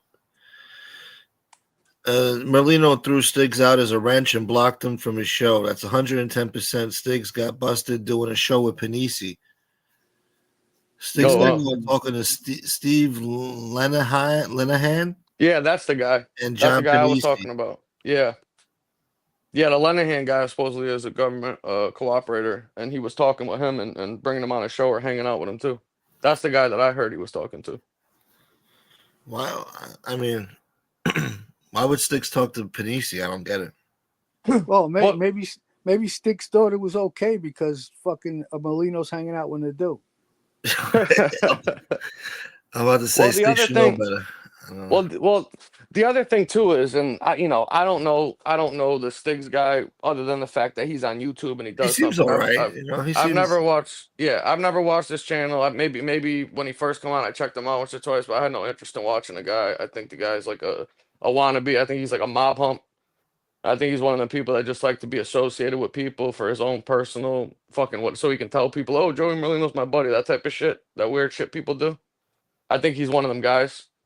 And the guy talks about standing 10 toes down and keeping his mouth shut. It's like you got pinched for fucking running a gambling ring of high school students. He was shaking down and fucking taking bets for high school students. What, varsity basketball? So I don't know. What the fuck? Bro, go look this shit up. I remember somebody posting a link to the article. I remember fucking checking into it and seeing who this fucking guy was. And it was an article about him taking bets from high school fucking kids. And something happened where somebody got in debt, and I think he threatened one of the high school kids or whatever the fuck, and the parents or him or whatever told the principal or cops, whatever the fuck it was. And I mean, you got an 8-month jail sentence. I hope you kept your mouth shut. Who the fuck can't do 8 months? That's the shit to me that just I can't figure out for the life of me how these guys talked it the way they do. Like the other guy there that said he kept it 10 toes down and did 5 days in jail like a man, and fucking, he had to hold his head up high. I mean, come on, what the fuck are you people talking about? I mean, this is crazy. Bong Funk, I don't know Sticks. Bong Funk. Nobody fucking listen. The guy did 8 fucking months on a gambling pinch with high school kids. Fucking Google it. Well, I didn't know that, but I don't know. He comes across as a nice guy, but he should Oh, maybe I'm do not college. saying. College is more acceptable. Oh no, I'm not saying he's not a nice guy. I don't know him. He's I'm not just a saying. gangster. I don't know him either, but I'm yeah. He's just just saying saying he's not a the guy's gangster. not a the guy's not a street guy, he's not a gangster. He likes hanging around them people like a lot of these mob humps do, so they can say, "Oh, this is my buddy. I hang out with him, whatever." That's how these it's weird shit, man. It's weird. The guy's like a 6-year-old fanboy, basically. That's what I was getting at. Yeah, he does kind of act like a little bit like a fanboy. Yeah. Yeah, he's a fucking 6-year-old fanboy. That's what he is. I don't know how the hell he met up with Joey. I don't know, but Because Cause he he, ingratiated himself with this guy, telling him he'd help him out with his channel, and he listen. People like Joey, people in the streets. I this is my motto and my philosophy, and I stand by. It's been it for a long time. If you can't be used, then you're useless. That's how the streets work. If somebody can't get something out of you and use you for something, then you're no good and you're useless to them. So obviously he keeps certain people around him or has them around him because they're helping him do something and going out of their way to be nice, or they'll be their little coffee boy or whatever the fuck they're doing. yeah, they'll push their narratives out there, and they. Yeah, and when you have a channel like that, these guys were knocking Joey for playing it cool with fucking new dude, whatever. Well, at the end of the day, the guy's got a pretty big channel on YouTube in the genre that they're in, and the guy's nuts and thinks people are trying to fucking kill him, and he's been fucking committed once before at least. Why would you piss the guy off anymore? Who the fuck knows what they're gonna do? And they could go on your show and slander you or do something else. So why wouldn't you be nice to somebody? He's using them for a specific reason. And if people can't Yeah, figure that out or see through it, yeah, I don't know what to tell you. yeah, and he's using a lot of these guys to be his eyes and ears in the YouTube content. And the original reason that Joey Molino said that he started talking to Nadu again was Joey Molino's brother-in-law approached Nadu. He wanted Nadu to pay him for some information about Joey Molino. Yes. And Nadu went and told Joey what he was doing, and that's how he got back in good graces with Joey Molino by telling on his brother-in-law. And the dude wanting to have that relationship or having that channel open to Joey, knowing the guy's on here and that people do respect him and tune in and shit. He went over there to fucking, kiss the ring and feed him that little bit of information instead of doing a show on it because he was trying to use that to his advantage. Yeah, and you know what Just Nadu saying, doesn't it goes both ways. what Nadu doesn't understand is you're not gonna get any content from fucking wise guys, made guys, guys that never ratted. You're not gonna get any content from them. You're making friends with the wrong people, my friend. Especially Joey. I mean, the guy said he doesn't know what the mafia is. Yeah, like what do what? Why are you changing your allegiances for? You want to change your allegiance, and you will have no more content. And yeah, Bruce City. No, I agree with you. I think Stiggs is a genuinely nice guy. He's what we will refer to. He's harmless. That's Yeah, that's the I don't. category you put the guy in. I He's not a threat. He's a harmless guy. But Yeah, I don't know him, so I've never really seen him attacking anybody or saying but like Common said, he's just seems like a harmless dude. he's a mob pump. He's harmless. That's my opinion on it. And there was somebody else. Somebody said on the comments. Yeah, it's that tone. You did 8 months. You're gonna get your button now, man. that's right. Once you anytime you do over 7 months like a real man, fucking you earned your stripes. So It's a stand-up guy. pretty soon I'm gonna tell you to put a suit on and we're gonna pick you up somewhere, all right, buddy?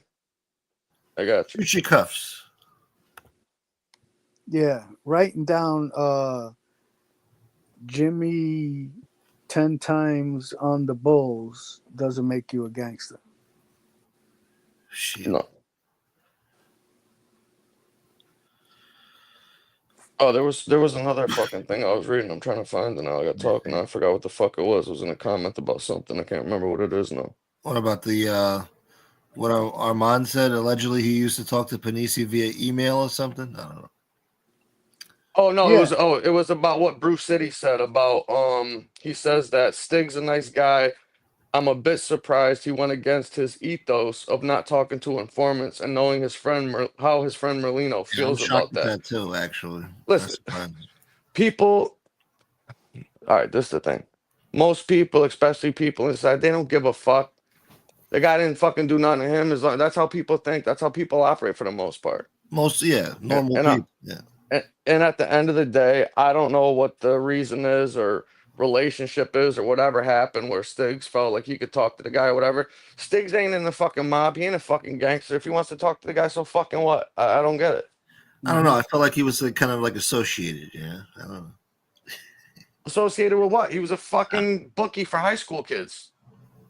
Yeah, Well, That's what I mean. Like if you didn't know any better, you would think that this guy was taking book for fucking John Gotti. I mean, the way that he comes off, like, it's yeah, like yeah. the guy was taking a couple of fucking bets from underage kids. What's the gangster in that shit? That's pretty. I'm not. It's not funny, but at the same, I just picture him pulling there's a up like in this Cadillac with the fucking yeah, 50s there's a music difference playing. between being like, I don't know. I think I made a comment in Jeff in the where in the comment section of my interview with Jeff, somebody was asking about associates, and I categorized the type of associates there are.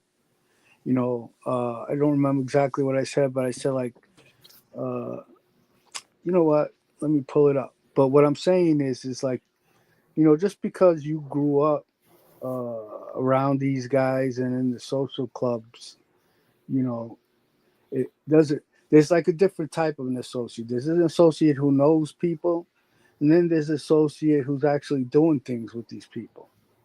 You know.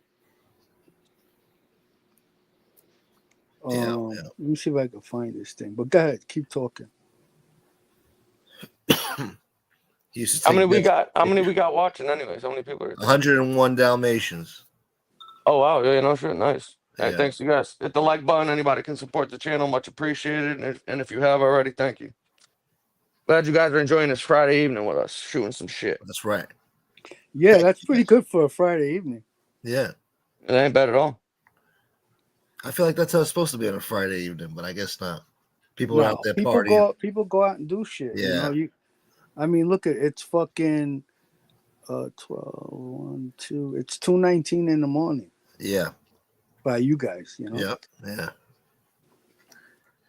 Well, How's it great?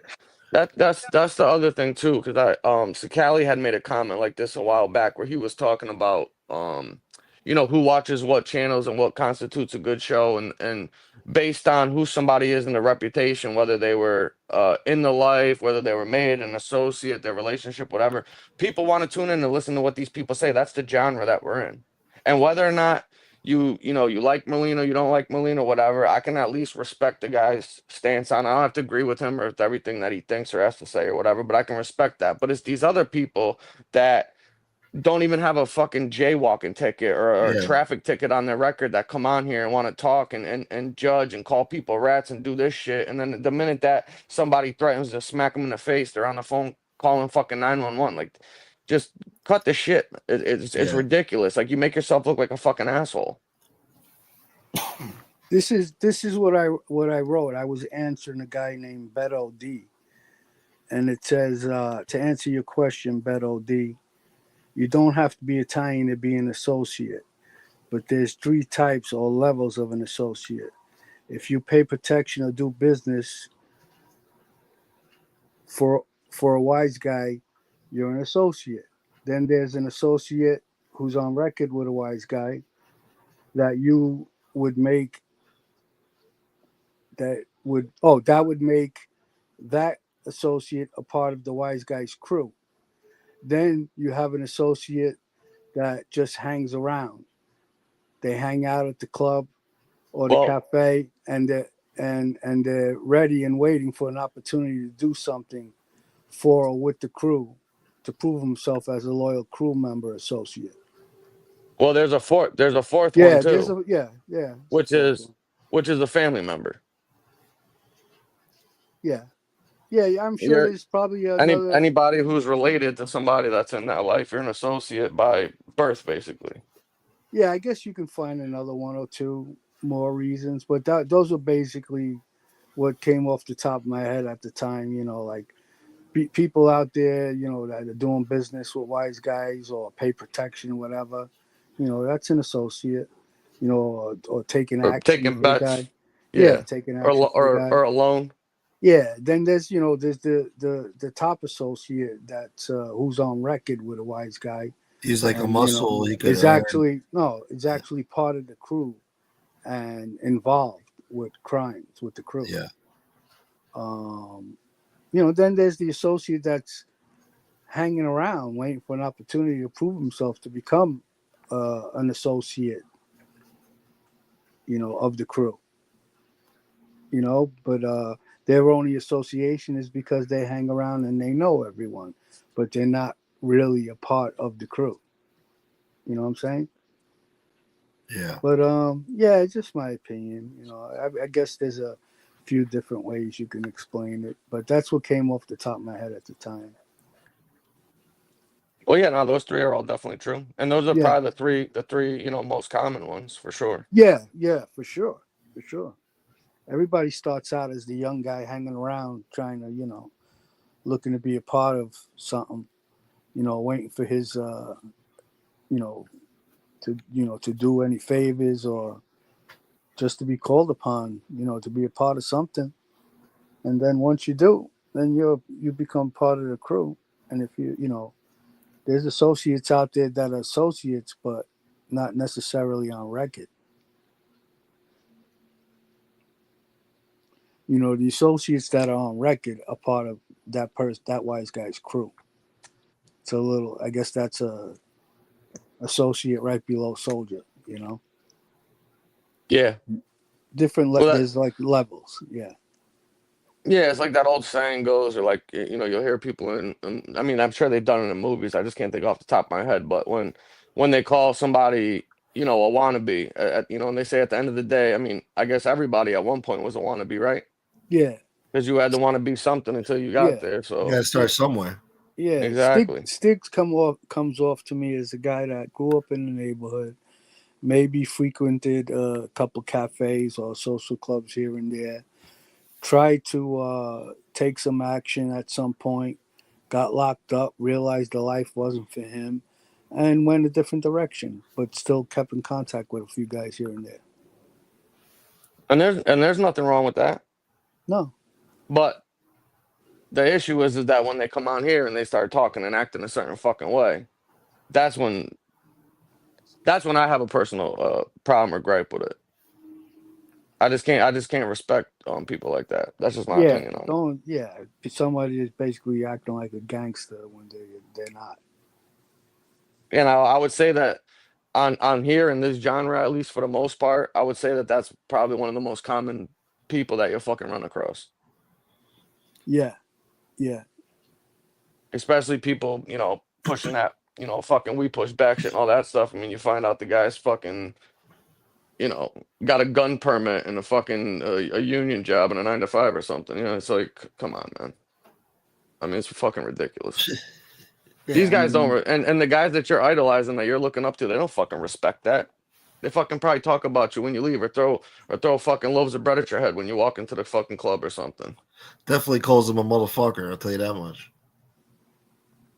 At the very least. Yeah, people they don't expect guys who they don't respect guys who like, they'll be out someplace, get into a problem, and start throwing names around. That's a good way to catch a beating Yeah. or get chased. Listen, I was always told, the only time uh, you should by Joe, you should, you should use my name as in a life or death Life or situation. death. Yeah. Basically, if they Mm-hmm. got a gun to your head, then you tell them who Mm-hmm. you're with, and hopefully it saves you. Yeah, because you pull it up on some bullshit or whatever, and it gets back to this guys. You're most likely gonna catch a fucking beating. Yeah, then it's just you're The running fuck are you around doing using what. my name? Yeah, you're running around doing things, uh, and under the protection of using somebody's name. You're not standing on your own 2 feet. You're basically doing what you're doing and getting away with what you're doing because you're saying you're with, or your father or your uncle is, shit like that. What's up, Chad D? Chad Chad D, D what's up, boy. buddy? Good to see you. How you been, man? Hope all is well. I think I've seen Chad in a little while, man. Good to Yeah, see he you. pops up here and there. But yeah, good to see you, Chad. Yeah, Tatone, I'm you're right. Yeah, a lot of guys try to Bookie do. life sounds good. No? Yeah, it's good if you're fucking winning and everything goes smoothly, but Yeah. you got to deal with people taking shots at you, not paying. Somebody doesn't pay. You have to collect the money from the losers to pay your winners. Now you got a loser that doesn't pay you. You got to pay the fucking winner. It comes out of your pocket. Yeah. Then Motherfucker. there's a lot of guys that have tried that don't make it, and it don't take them fucking long to get chased out. And I could just tell you right now, me personally, um, if somebody, if I people I know that if they found out that Stig was fucking taking action, just as an example, they put fucking bets in with him and tell him we ain't paying him, man, just to see what he'd do about it. I'm just telling you straight up. Hmm. Like he'd be what people would look at as a mark, unless he was directly with somebody, but I don't think the guy was. I'm just giving an example. But he's somebody that they would fucking try, and he'd probably be out of the bookie business in about fucking 2-3 weeks. I I've done it. I've done it in the past. Guy was willing to take my action in Bobby's Cafe, and I put in 10,000 worth of work. I lost 10,000 the first week. God forbid I have a fucking win the first couple of weeks, and told him to go fuck himself. You shouldn't be taking action in Bobby's Cafe. There you go. Damn. And if you won, the motherfucker I better pay too. Yeah, Yeah. that's what I'm So saying. God so forbid pretty much use. I could have won the first couple of weeks and then lose. Like I lost the guy after the first week. Yeah, you're in a fucking win-win situation. Either you fucking win that week or you fucking lose and he's beat. But he did come around with a guy. Uh, I don't even know who the guy was. The guy was acting like he was somebody, and I basically just told the guy like, "You got the wrong guy. I'm the guy that sits in the bushes."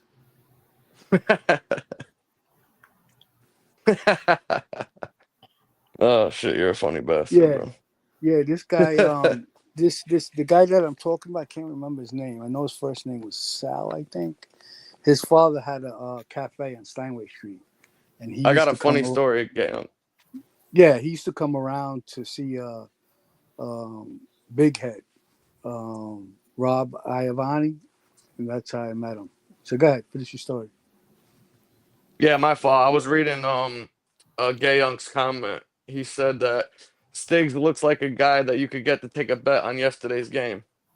And I laughed because I don't know. Well, Howie, I'm sure you know about this, but a lot of the other people in here probably don't know or whatever. But in the early to mid 2000s, probably up until like 2000 and maybe seven, around there, when they started doing the offshore with the website, Hmm. everything was still, called into an office and written down, or sent on an answer machine and for record, and then, written down after the fact. We had a guy, older guy, he'd been a book for years, probably for like 30, 40 years. He was getting a little bit older or whatever. And during baseball season, a lot of the smaller books and shit like that, they would close. He was one of the rare few that fucking, was year round, and he'll take fucking action on anything. I mean, anything, any sport. If there's a line on it, he'll fucking take it. That kind of guy. And in the summertime, he didn't have the full office running because the guys that he used to do it, what used to shut down in the summertime, right after the NBA finals were done, around like May, June, that time. And you go on, you call the voicemail answer machine or whatever, and the old guy would come on there and today's line split games at 1 o'clock, and they'd fucking, spit out the Yankees, minus 230, Mets plus one, minus 180, whatever the fuck. Well, this guy had an old answer machine, but it didn't have the time. Like when you call a cell phone and shit like that, it tells you, you got this call at fucking 102, the game started at 1. Bro, we'd call this motherfucker at like 107, 108 after a team hit like a fucking leadoff home run and shit and put the fucking game in, already knowing the team's fucking up 1. And we've caught this dude so many fucking times putting in games like that. I can't even fucking tell you. And it wasn't until a little fucking while later. It was probably like 3 months of this shit going on where we fucking were repeatedly stinging this fucking guy until he fucking caught on and realized that the guys were putting in fucking games, 10, 15 minutes later after they started because his answer machine didn't tell him what time people were calling. That's funny. Yeah, but my luck, they can hit a grand slam and I get the bet and they still lose. I remember one time I took a guy I took this guy's game. He was getting killed all week. I took this guy's action and shit. Fucking this clown. I'll tell you a story about him later. But he was getting raped all week on college football. He was down like fucking $5,600 going into the late night game. They would pay like the Pac-10 conference when like Hawaii would play or like Oregon will play Oregon State or Cal or whatever. Well, he was trying to call to get a bet in on the late game for 500 times, basically half of fucking what he was down. And I didn't answer my phone. I was out or whatever. I didn't get it. He kept calling, putting in whatever. So next time I looked, it was halftime, and the team that he wanted to bet on was up like 32 to fucking 3. I think the line was like 20 something. I forget. And he goes, "Oh, what the fuck? I'm down this money. I'm trying to call you to put this game in. Da da da. The team I fucking wanted is up 32." And I said, "I'll tell you what was the line?" He's like, 21. I said, "Oh, I think it was 21, 24, whatever." I said, "Okay, I'll take that line plus 2.5. You want it? I'll put your bet in right now at halftime." This was before they had any of the online shit with the halftime games. None of that shit, This guy had been paying fucking thousands every week. He was like Eddie fucking Mush with the bets. You want to know what happened in the second fucking half after the kickoff? The other team he was playing, I think it was Oregon versus Oregon State. The other team went and scored 42 fucking unanswered points, and the team that was up fucking 30 at fucking half lost outright. Son of a bitch. Yo, this motherfucker went crazy, bro. He went fucking nuts. And I only took it just because I know the guy ran so fucking bad and was such a fucking degenerate that I was like, okay, cool, no problem, And the team went and just fucking mopped them. I could tell you it was 2000 and I think it was 2010, I want to say. Yeah, 2010 or 2011. One of those, right around that time. I'd have to look. I bet you I could find the game. It was a Saturday night, late night game, fucking like 10, 11 o'clock to kick off and shit. And the team wound up coming back and fucking beating them outright and losing by like fucking 2 touchdowns. It was fucking hilarious. Hockey game, boy. But people do that. They get fucking mad and shit, Oh, yeah. They get fucking steamed, man. When they're down, they try to get a game in or something. It's too late and shit. They'll go fucking mental. They're addicted to the shit. They got to place that bet, boy. Well, now it's even worse though because you can with the shit with the online gambling. I mean, you could fucking go full blown degenerate. Yeah, I mean, you could bet on fucking everything. That destroys people. Some people out there, man. But you have to put the money up, no? Well, no, you give people credit. You give people credit lines. Sometimes they give you like a $200 to $100 bonus just for signing up, just to play the bet. Oh no, that's like through fucking like MGM, whatever. But if you're going through like an actual book that has an online account, like Bet Us, or I forget the one that fucking. What the hell was the one that we were using? I can't remember. That was like fucking 10, 15 years ago now. I'm trying to remember. But either way, it was one of the first ones, and they were all offshore in like the fucking Bahamas or Costa Rica, wherever the fuck it was. You're talking about way back, yeah. Yeah, I'm talking about like 2009, 10, 11, around that time. What's the 2012. Yeah. Well, no, basically what you did is there was a main guy that worked in the office in Costa Rica that ran the site. Yeah. You had to know somebody in order to get an account. They'd give you a username and a password, and you would pay them a fee based on how many customers you had. They would take a small percentage based on the number of people you had. And then you could sub out your accounts and set up passwords for people. And then you would just set in what their limit and their cap was under every account. So I know Howie's got money and shit. He's making 20,000 a week. I'll give him fucking 10, 15,000 in credit. This other guy is fucking a school teacher and shit. The guy makes $1,000, $1,200 a week. I'm only gonna give him a $500 credit line because I know that if he loses $2,000, he ain't gonna fucking pay me. Yeah. So the only way that you could get around that with the people, if they are down, they want to come in, is that you got to, now if you hit your cap, you got to come in with at least a chunk or half the money of whatever the fucking game you want to put back on. And then you go take the thing off on their account and let them go in and put their games in. But I mean, that wouldn't completely fix the issue, because people would have other people that would try to get games in when they were down and they got shut down and put on their buddy's account or do whatever. And you'd always catch the guy, 5, 6, 7 weeks into the season trying to put in, 100, 200, 500 timers and shit out of the blue. And you're wondering, like, you bet on games like this all the time. Well, who the fuck were you betting with for the first 6 weeks of football then? You must have been betting with somebody. And I'm assuming the reason you're not betting with them right now is because you fucking lost and you can't pay them. And now you're looking to put your action in somewhere else. And then you find out after a week or so who the guy is and that he's burned fucking 3 other people. You're smart. And that shit happens more than you would fucking think. Speaking of which, Tommy Elf, if you're listening, you still owe me $3,000. Tommy Elf. Who? Tommy Elf, a guy that was betting with me. He was actually the guy that was at the bar when Danny Silver got killed. You still owe me $3,000, cocksucker. When are you gonna pay me? For a bet? What's betting? He was betting, but then I got taken off the street. Oh, so I'm sure he was fucking happy. I'm sure he was. Shit. Mustache Pete said that. He says that, honestly, I know where Stiggs is from in Newark. If you aren't with someone making buck, you'd be in trouble back then. He might have had someone. I thought about that. He's got a point. I mean, yeah, but here's the other thing. If you're taking action for fucking high school kids, these guys find out you're taking bets from high school kids, dude, you'd have a fucking problem doing that. How old was he when he was taking these high school bets, He was in his fucking 30s. Really? It was like 10 years ago, 15 years ago. Pull it up right now. Pull it up right now on the computer. So he pulled up in his Cadillac, bumping the 1950s doo-wop music. Like, hey, type in Thomas Stig.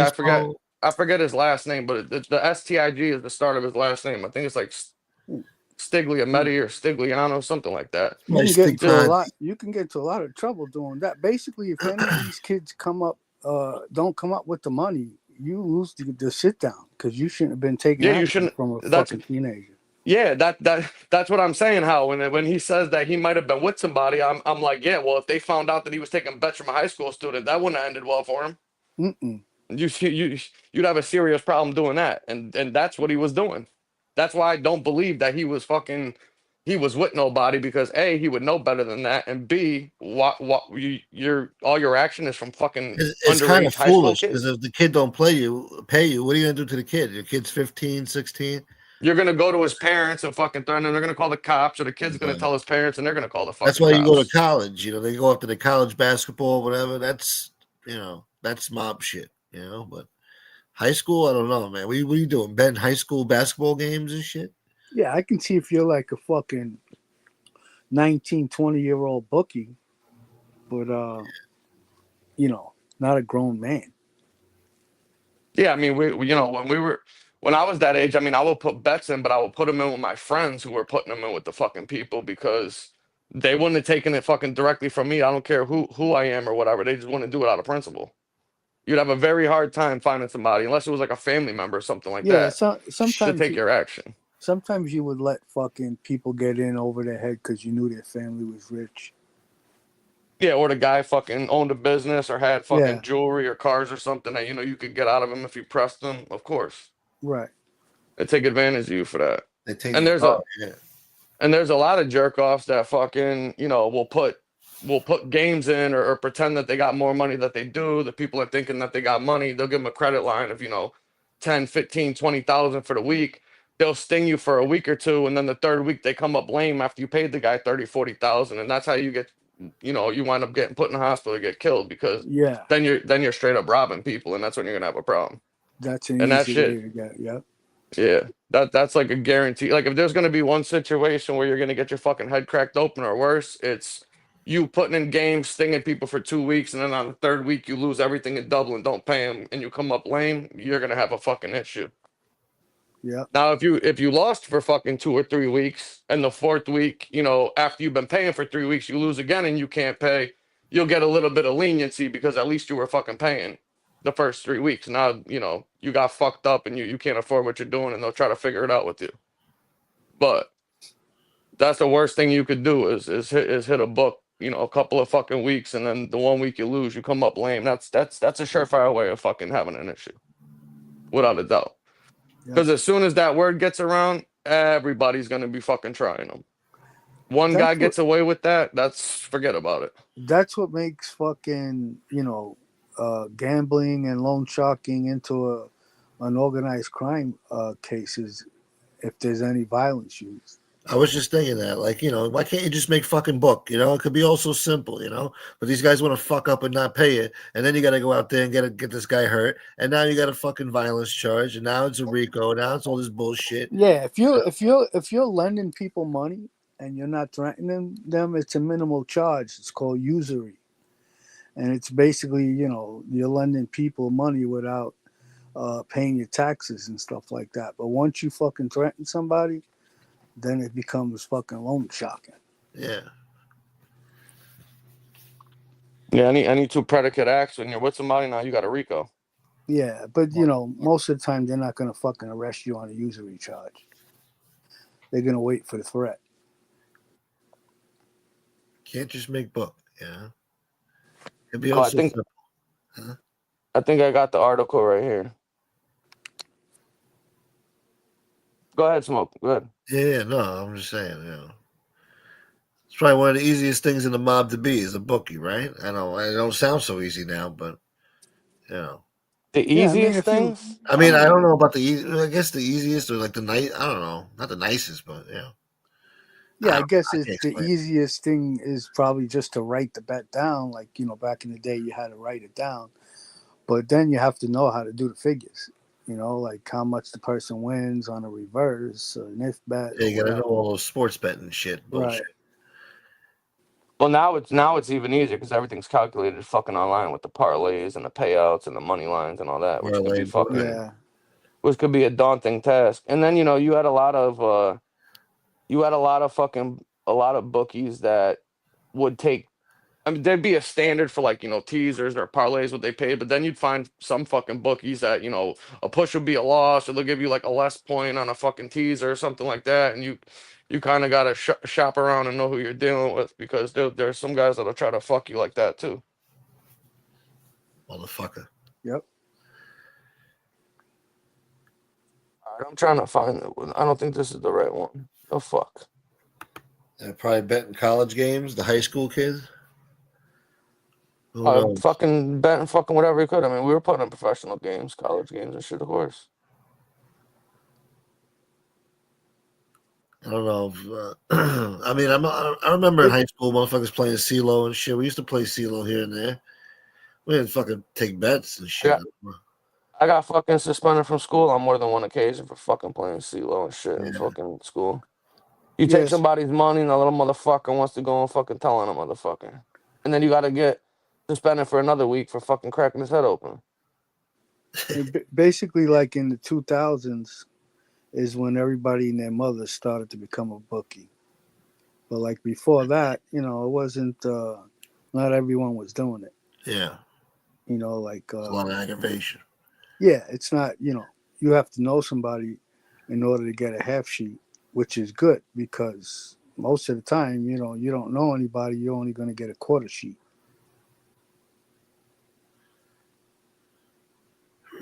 But, you know, once everything became, you know, overseas and time went by and computers came into the fucking program, you know, and everybody and their mother was doing it.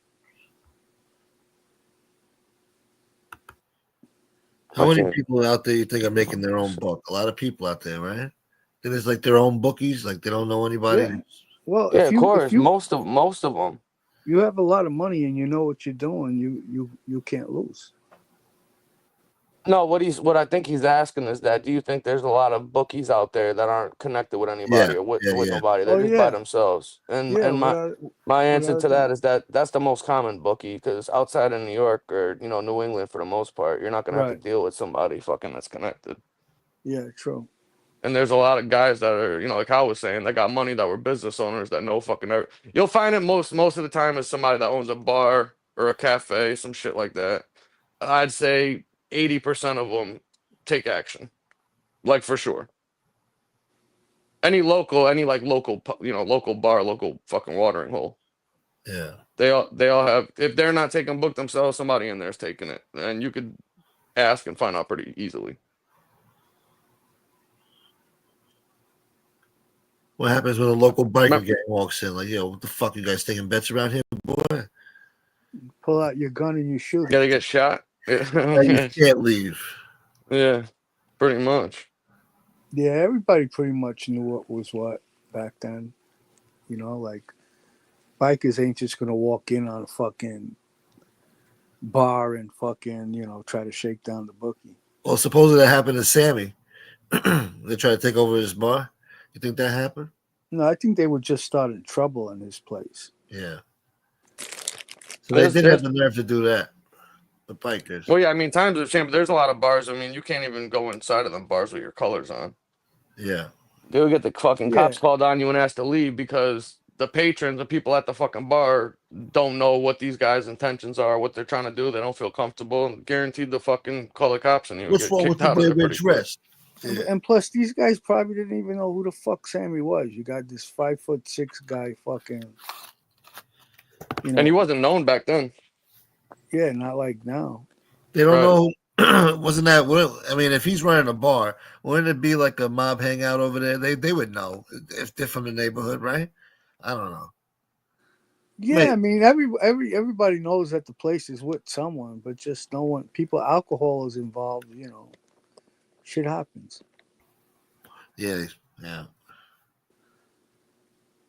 Alcohol. That whole incident caused that kid to get killed. Yeah, that was the precipice of it. Yeah, That's true. Yeah.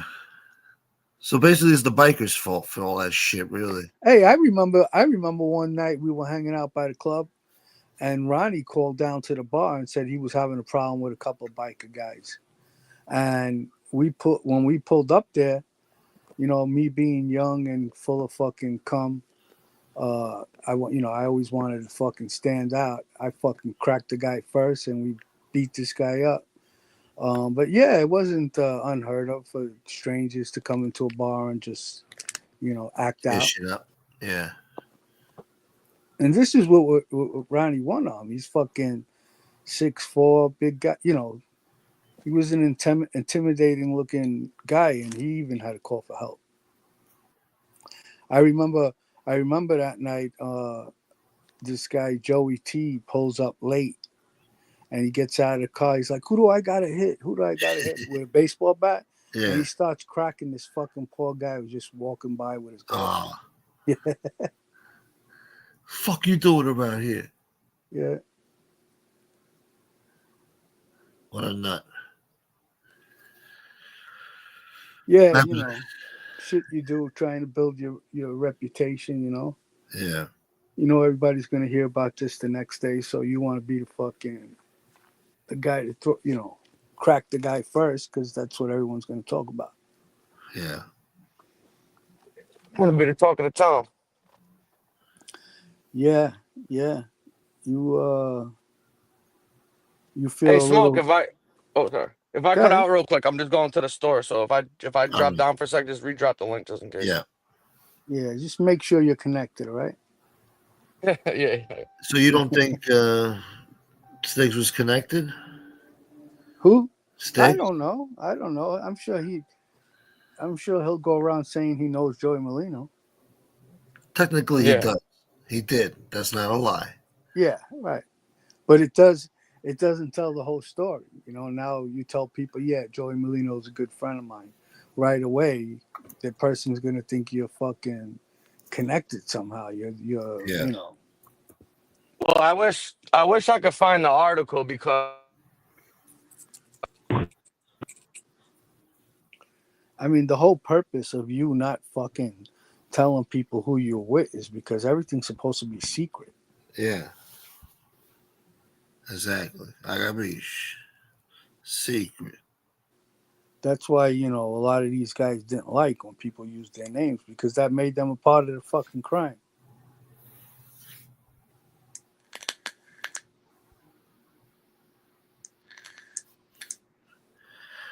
You start saying, you know who my father is? My father is fucking Johnny Ravioli. Was I just talking to myself? Yes. Did you hear me or no? No. Nope. Oh, what the fuck? My fault. No, I was saying that I wish I could find the article from his arrest from that case, because when you read the article, from what I remember, it's pretty clear and evident whether or not he was with or wasn't with anyone, besides the fact he was taking bets from underage kids. Should tell you all you need to know. I'm going with no. But I'm sure he knew people. He's from an area heavily Italian, population. I'm sure he knew people. I just don't think he had fucking nothing to He's do with them probably had, directly. maybe even have like a relative or so that was involved or something like that. But Yeah. he wasn't an active guy in the street committing violent acts and shit like that. Yeah. I don't think he portrays him. To be fair, though, I don't think he portrays himself like that either. I don't think he does either. No. I'll give him credit for that. He seems I'll like give a him credit laid-back, for chill that. kind of guy. He's like a little goofball. I don't know. He doesn't, he doesn't seem like He's harmless. Yeah, I mean, he does seem like the type of guy, maybe with a few drinks in him, he might like act like he's a little bit bigger than what he is, Or if he sees like somebody get whacked in the social club, he'll lock the door and help you clean up, and maybe keep his mouth shut. Yeah, I don't know. Possible. I don't know the guy, so I just know like you guys do with him on here. So I can't tell you one way or the other. I could just guess my opinion. I can just, based on what I see, or and hear him speak, he wasn't, the guy that he probably would have liked to be known as, Yeah, which is why I think people like him, try to get ingratiated with people like fucking Joey, so they can fucking have that appearance or aura to them that they're, they must be somebody important. It makes them feel a certain way, these people. Without a doubt. God damn it. What? Somebody sent me the article about from the New York Times, but they want me to sign up for their newsletter or some shit. What, the article on him? Thank you. Yeah, you got to sign up, become a member of the New York Times. What's his last name? Because I could just type it in fucking Google and pull it up. That's not in New York Times. If it was in the Times, it was in other papers. You know what I mean? Yeah, I can't see it because they're blocking it. They want me to sign up. Create your account. God damn it. Yeah, the Times is like that. Yeah, they're woke. Tommy Stugatz? Was that really fucking this dude in the back chat grabbing the link? You saw that? Yeah. Yeah. What the fuck was that? I didn't see the back chat. I'm probably going to hear about it tomorrow. A Beats. On one of his shows. I'm sure he's going to go crazy. A Beats, Hal. A Beats. Yeah. The only man who survived the Iceman's wrath. Oh, got you. Oh, okay. Here we go. Thank you to the person who sent me this shit. Thank you. Yeah, the fucking constitution of a fucking bull. You want to go down? And they got bulls the size of cows. Better put some fucking respect on his name too, goddammit. All right, Smoke, what were we saying, bro? No, I'm reading this thing. Tommy Stugatz. Yeah. How the fuck do you see people in the back? You gotta go to Click private on the chat. I don't know if you could do it. I don't know. I'm sure there's a way. When you click on the comments or the chat, the option there, if you click on the chat, you'll see it. Yeah, I see it. Yeah. Well, I don't see anybody. I just see comments. What the fuck? Up? Bring me what up, Ducks? Well, yeah, you can see the name of the person, though. Ducks yeah. What's up, Ducks? All right. So, a second adult was arrested yesterday. Hold on. What year was this? I can't see, but I think it was the late 90s, early 2000s. A second adult was arrested yesterday in an investigation into a sports betting ring at Nutley High School. Yeah. Pause. Thomas Stiggs, Yeah. 25. He was 25. Stiggs is his last name? No, I don't No, want to no, say no, his no. He's last just name. not. He's not trying to Oh, put his name out there. He's just saying Yeah, Stiggs. even though it wasn't a news article, but from Belleville, became the fifth person charged. 3 youths, ages 17 and 19, and another 24-year-old man were arrested last week. The authorities uncovered an operation that involved shakedowns of parents to pay their children's debts. Nice. See? So they had no qualms about going up to the parents like, yo, motherfucker, your kid's got himself in some trouble now. You know who the fuck we are? You heard of Scarfo, boy? Fucking, Yeah. It's one thing they fear. They fear the gun. At least one kidnapping. Wow. There was a kidnapping and thousands of dollars in weekly receipts. So this was a big time operation. Where the fuck these kids getting this money from? High school Yeah. kids? The from fucking their the kid parents. the kidnapping was they picked the kid up from fucking school and fucking drove him home. Where they going to school? Bel Air? What the fuck? What are these multimillionaire kids? Where are they getting all this money from? But just Thousands of dollars a week in weekly receipts? but just think about it. Now you know why these motherfuckers all got arrested and picked up. They were asking for it. They're fucking trying to shake down kids in high school as fucking parents, man. Think about that. In response to Chad D, yeah, Chad D, there was actually a time when you were told to go congratulate the guy. Like when Ronnie One Arm got straightened out, JoJo told me to go to the bar and congratulate him.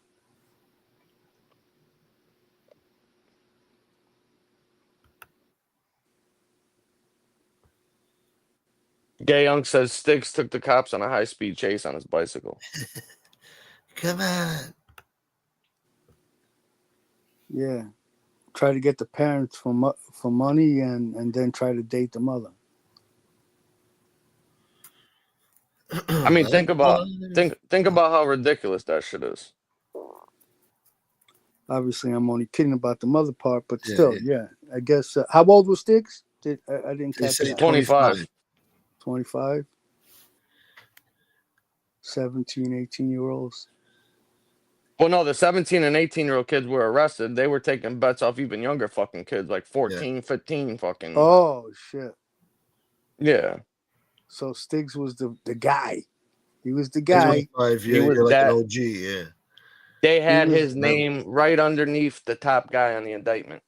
Second. Yeah. If you don't pay, our guy's gonna be really mad.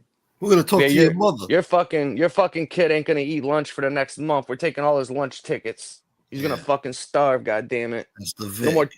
No more chocolate milk for that motherfucker. Today. I want that money today.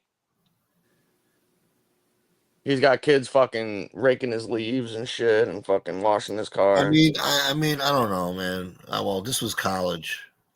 I knew a guy who was wearing like an ecstasy drug pill thing out of like some lounge around here. Yeah. And they got busted. And it was all high school kids that were working for this guy. Joey Balls. That's usually like the age when you start to, get involved with shit. Yeah. So it's kind of Oh, forget about it. That was good times back then, man, for sure. Yeah, we used to steal cars and bumpers, and we were already fucking doing shit in high school. Listen, one time I had 4 touchdowns and threw for 400 fucking yards and won the state championship MVP. All right? Shit, I used to sound like Trio, boy.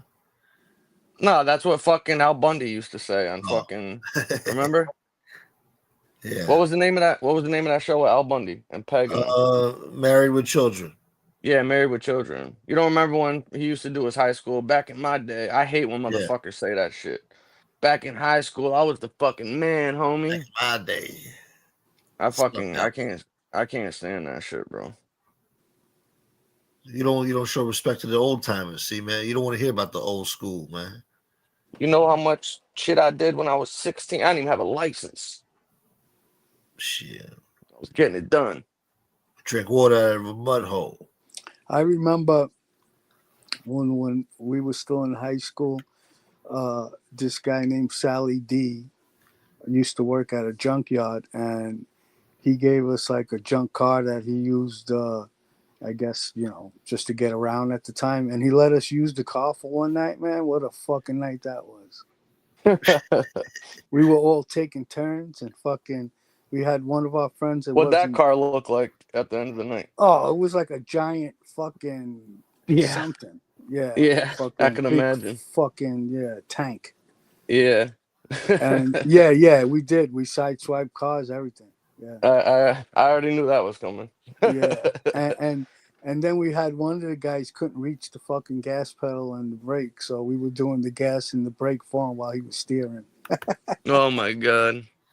Yeah, motherfuckers are lucky to be alive. And then we were sitting at a light, and my friend's uh, sister and her boyfriend were at the other light, and he was driving at the time, and we were like, "Holy shit, Gerard, there's your sister."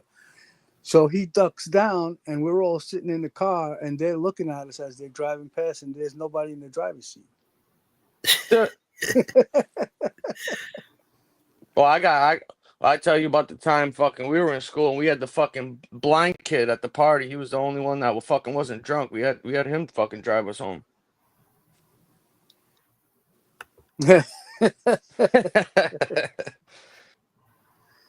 Yeah, I Guys, mean, I'm totally Yeah. joking. That's we're like fucking. My friend Sean, that passed away. He took the car for a ride, and he's like fucking doing whatever 50, 60 miles an hour, and he just fucking slams on the brakes, and everybody's looking at him like, "What the fuck?" And he's like, "I always wanted to do that." Yeah. And If Stig's all we kept driving around was like in that small little area, and we would pass all the other corners where people were hanging out just so they can see us driving around in the car, Yeah. Oh man, those days were a lot of fun. Yeah. the good old days. Yeah. Back when that That's song was out, Just Begun. that's when you know you're getting fucking old, when you start saying phrases in the good old days. Yeah. Do you know I that think song I'm talking about? Just Begun? no. I By forget. who? Who sings it? I'm not a singer, but it was like a really popular fucking disco song back in the day. Just Begun. And I just can't get the other words to come out of my mouth, but I'm sure there's people out there who know. Yeah, It was Stig's. like He doom said, doom doom doom doom, like it was like one of those songs everybody used to fucking up rock and fucking spin on their backs and shit too. "Oh, it was a woman that sang that." Let me see. I want to find it. I know what song you're talking about now. It was a woman. No, It you was don't. a You don't know. No, you don't know. yeah. I know what you're talking about. It I'm was like fucking with just you. begun. It was like just begun. Give it to me. Some some shit like that. It was like from the fucking 70s, wasn't it? Maybe early '80s, late '70s. Yeah, I can hear the shit in my head. I feel like it was a woman's voice or a man that sounded like a woman. One of them.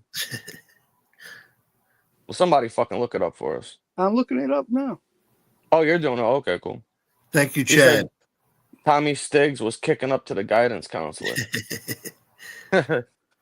They had the fucking school fucking nurse and psychiatrist on the fucking take. He also said he was stealing library books. That's funny. Tatone said boxes of chalk were found at his home. Yeah, he used to take fucking kids' fucking student IDs and their fucking library cards and hold them until they paid them off. Boxes of street chalk.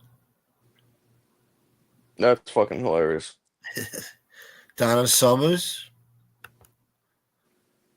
Donna Summers was a big fucking big singer, fucking I guess disco fucking There's some back in the sick day. fuck. There's some sick fucking weirdo out there. He pops up in my YouTube Shorts feed sometimes. I actually know her. A friend of mine is her that's her that's his aunt. They're from There's, Mass. They're from the Boston area. One of the boroughs in Boston. there's somebody out there that believes that Michael Jackson is really Donna Here it Summers' is. Here it is. Here it is. son. God damn it. Dun dun dun dun dun dun dun dun dun. Yeah, I know the song. Trying to Yeah, monetize this this shit. All was right, on. turn it off. Turn This it off. was on.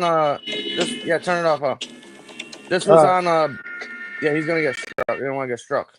Yeah. There goes Watch my me commercial. now. Yeah. That Yeah. was Yeah. on. That Feel the was on groove. a beat. Yeah, that was on Beach Street with the Rocksteady crew. That was like one of the open for Electric Boogaloo. Yeah, that song came out a long time ago. I remember hanging out in 64 We used to Park. break. We used to break dance to that song. Yeah, that was a Yeah, good song. that was a classic. I didn't know that was the name of it. Just Begun, but that makes sense though. 'Cause that's in the fucking the chorus or whatever. Yeah, I don't know if that. Let me see if it is the name. Oh yeah, the name of it. It's called "It's Just Begun." The By Jimmy what group? Castor Bunch. It says Jimmy the Castor. Jimmy Castor Bunch. Let me see if there's anything more here. It's just Why'd I feel like begun. a fucking woman? I felt like a woman fucking sang that song for some reason. Well, they used to open. They used to open that shit up to fucking all the Yeah, a that's the lot of name the of the group. breakdancing. The Jimmy Castor Bunch.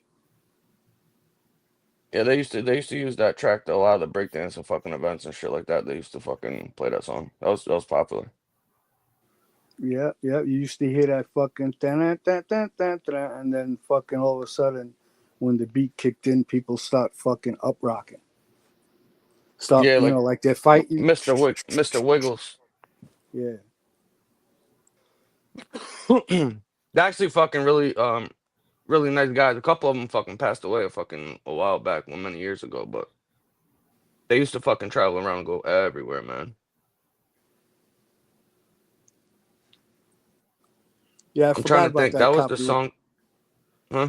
I forgot about that copyright shit. I was almost gonna play the whole song. God damn it. Yeah, don't do that. Yeah. Now we'll see.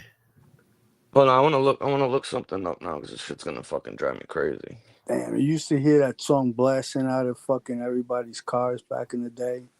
People driving in their cars, leaning with their foot out the window. I never heard that shit before. What year was this? The 80s, my Oh, man.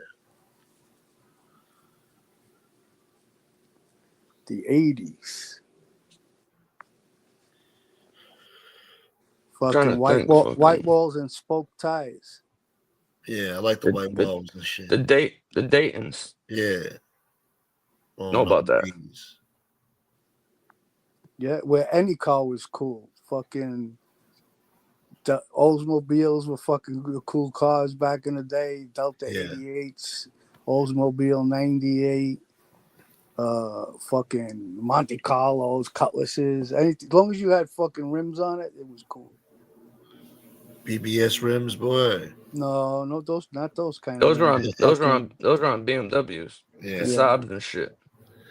the rims I'm talking about are them fucking spoke wheels. Spokes. Yeah, the Daytons. Yeah. Yeah.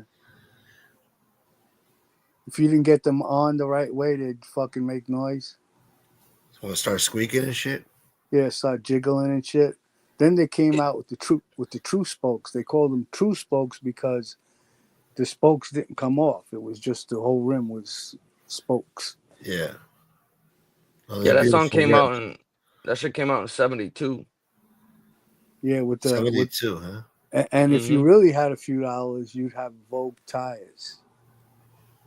Oh yeah, Flashdance is the name of the movie I was thinking of. Oh, wasn't what's the name involved with that? Francis? I'm not I sure. think somebody in the mob paid for that shit. But that was one of The songs from the songs on the 70s, but right? soundtrack. Yeah, 72. Wow. Fucking Pontiac boy. Jesus, that Mm-hmm. fucking song lasted like fucking a long time. But yeah. That's timeless right there. Fuck. Thank you, Yeah. Chad. Sounds fucking timeless. Fucking 50 something Yeah, years ago probably now. like around the time we were listening to it, it probably was like fucking 8 years old already. Yeah, the shit was already old. Yeah. Yeah, Donna. Yeah, Chad Denson. Yeah, she was from Dorchester. Yeah, the suburb of Boston. Yeah, I know her nephew and shit. Good friend of mine actually. Well, there's a sick fuck that says that Donna Summers is Well, Michael let me fix Jackson's real that. mother. Used to be a friend. Used to be a friend. Like also. And when you look at them, they look the same. But then again, he had surgery to make himself look like that. That ain't fucking Donna Summer's daughter. Are you Some fucking sick crazy, fuck bro? says that it's Donna Summers' son and my Smokey, what's his name? Smokey Robinson is the father. Yeah, Whatever. Smokey Robinson. That's bullshit. And they're saying, look at the eyes. They have the same eyes. And that Yeah. the parents don't have those type of eyes. I forgot what he Yeah, well called they said that about fucking Angel too, and fucking it ain't true. They said she looked just like her fucking stepdad too. Another fat ball Italian, the My man. Benzie box. Yeah, I remember the Benzie box. I remember the big radios with the giant speakers. You used to put them on your shoulder and shit. The boombox. Oh yeah, The remember boom that boxes, yeah. Yeah. with the I had a fucking boombox Adidas when I was a kid. with the fucking Adidas shell toes, the rope chain, and the fucking Kango hat. Yeah. Those were the days. All I could think about is fucking Radio Raheem from fucking Do the Right Yeah. Thing. Nah, that shit was real, man. That was real deal shit. Play my motherfucking radio, man. Yeah. Let's be out That your mind, motherfucker boy. pulled out a baseball bat and beat the shit out of that radio. I'm trying to think of the stations that Yeah, were back Dorchester then. is the fucking hood. WBLS, Yeah, that was like for like DJ Red Alert. BLS was like more like the black radio station. Yeah. New Jack Swing shit. Then you had like fucking for like the disco shit. Yeah. It was like 90 something, 92. Probably 92.3 or some shit. Yeah, something. 97.1. Yeah. And then Z100 came out, was more like during like the pop era. I think before Hot 97 was a rap station, it was a rock station or a country station or something. Yeah, there's a 97, yeah. KTU? Yeah. Yep, KTU, yeah. Fucking disco boy. Yeah, we used to wear the sham shirts with the fucking chinos with like the purple pants with the yellow line going down the side. Yeah. With the Oh my with oh with my the god, de- you just reminded me of with the something. deck sneakers. Fuck. I wish I took a picture of this shit if fucking Nightmare's still in here. I fucking seen him twice now. They got this kid eh, that comes out in the fucking corner over here right after school time and shit, and he's dressed like a fucking like an essay from LA and shit. He's got the fucking Dickies with the chucks on and the fucking Yeah. one button flannel all the way up to the top with What the about the fucking socks? the net on his head and shit with the glasses. It was fucking hilarious, bro. And he's Just really fucking. He had the fucking chrome. He had the chrome bike with the handlebars, the whole nine, bro, nice. with the A wheels and shit, lowrider bike. everything, bro. Yeah. Oh my god, this shit was so funny. This cat I had always fucking wanted a music lowrider playing. bike. Yeah. This motherfucker had some type of portable fucking speakers hooked up to this shit, and he was blasting music and just fucking smiling from ear to ear, knowing people must have thought he was fucking nuts. You don't see that shit in Connecticut, bro. Like this guy was Yeah. fucking. How old was he about? Oh no, I was a younger kid, man. Couldn't have been. Yeah, It was right after school, fucking probably like mid like teenager. their whole way of fucking thinking is so different that he felt like he was the man. Yeah. Oh, 100%. This motherfucker was cheesing from ear to ear like he was fucking godson or something. It was fucking wild, bro. Me and my boy were driving by fucking dying laughing. I'm like, fuck, I wish I fucking took a video of this shit. It was crazy. We went through a time where we used to wear those corduroy slippers out in the street. Oh, the slip-ons and shit? Yeah, and the Chinese slippers too Yeah, at the one Chinese point. ones, Yeah, yeah. That's hilarious. I remember those. yeah. Shit, a lot of people used to rock those fucking things, actually. What you doing, kung fu, boy? Yep, Fucking look like it. and when you wore jeans back then, they were fucking tight. Fucking squeeze your nuts. Jordache, Sassoon. That is true, Rhode Irish. That is true. And then sweatsuits came around. And that was the end of fucking wearing jeans.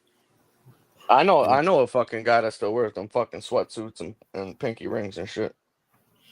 And It's sunglasses. very comfortable. Yeah, and sunglasses inside. Yeah. Yeah, I know that guy's. He's a good friend of Joey Molino. Yeah. He's I that seen a wise fucking. guy up in Oh my Lancaster. god! You gotta see this. You guys gotta see this shit. It's fucking. It's hilarious, man.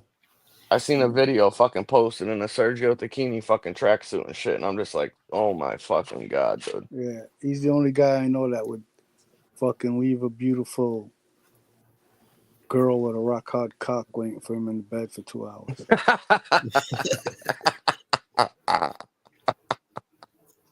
Studio Oh shit! 54, boy.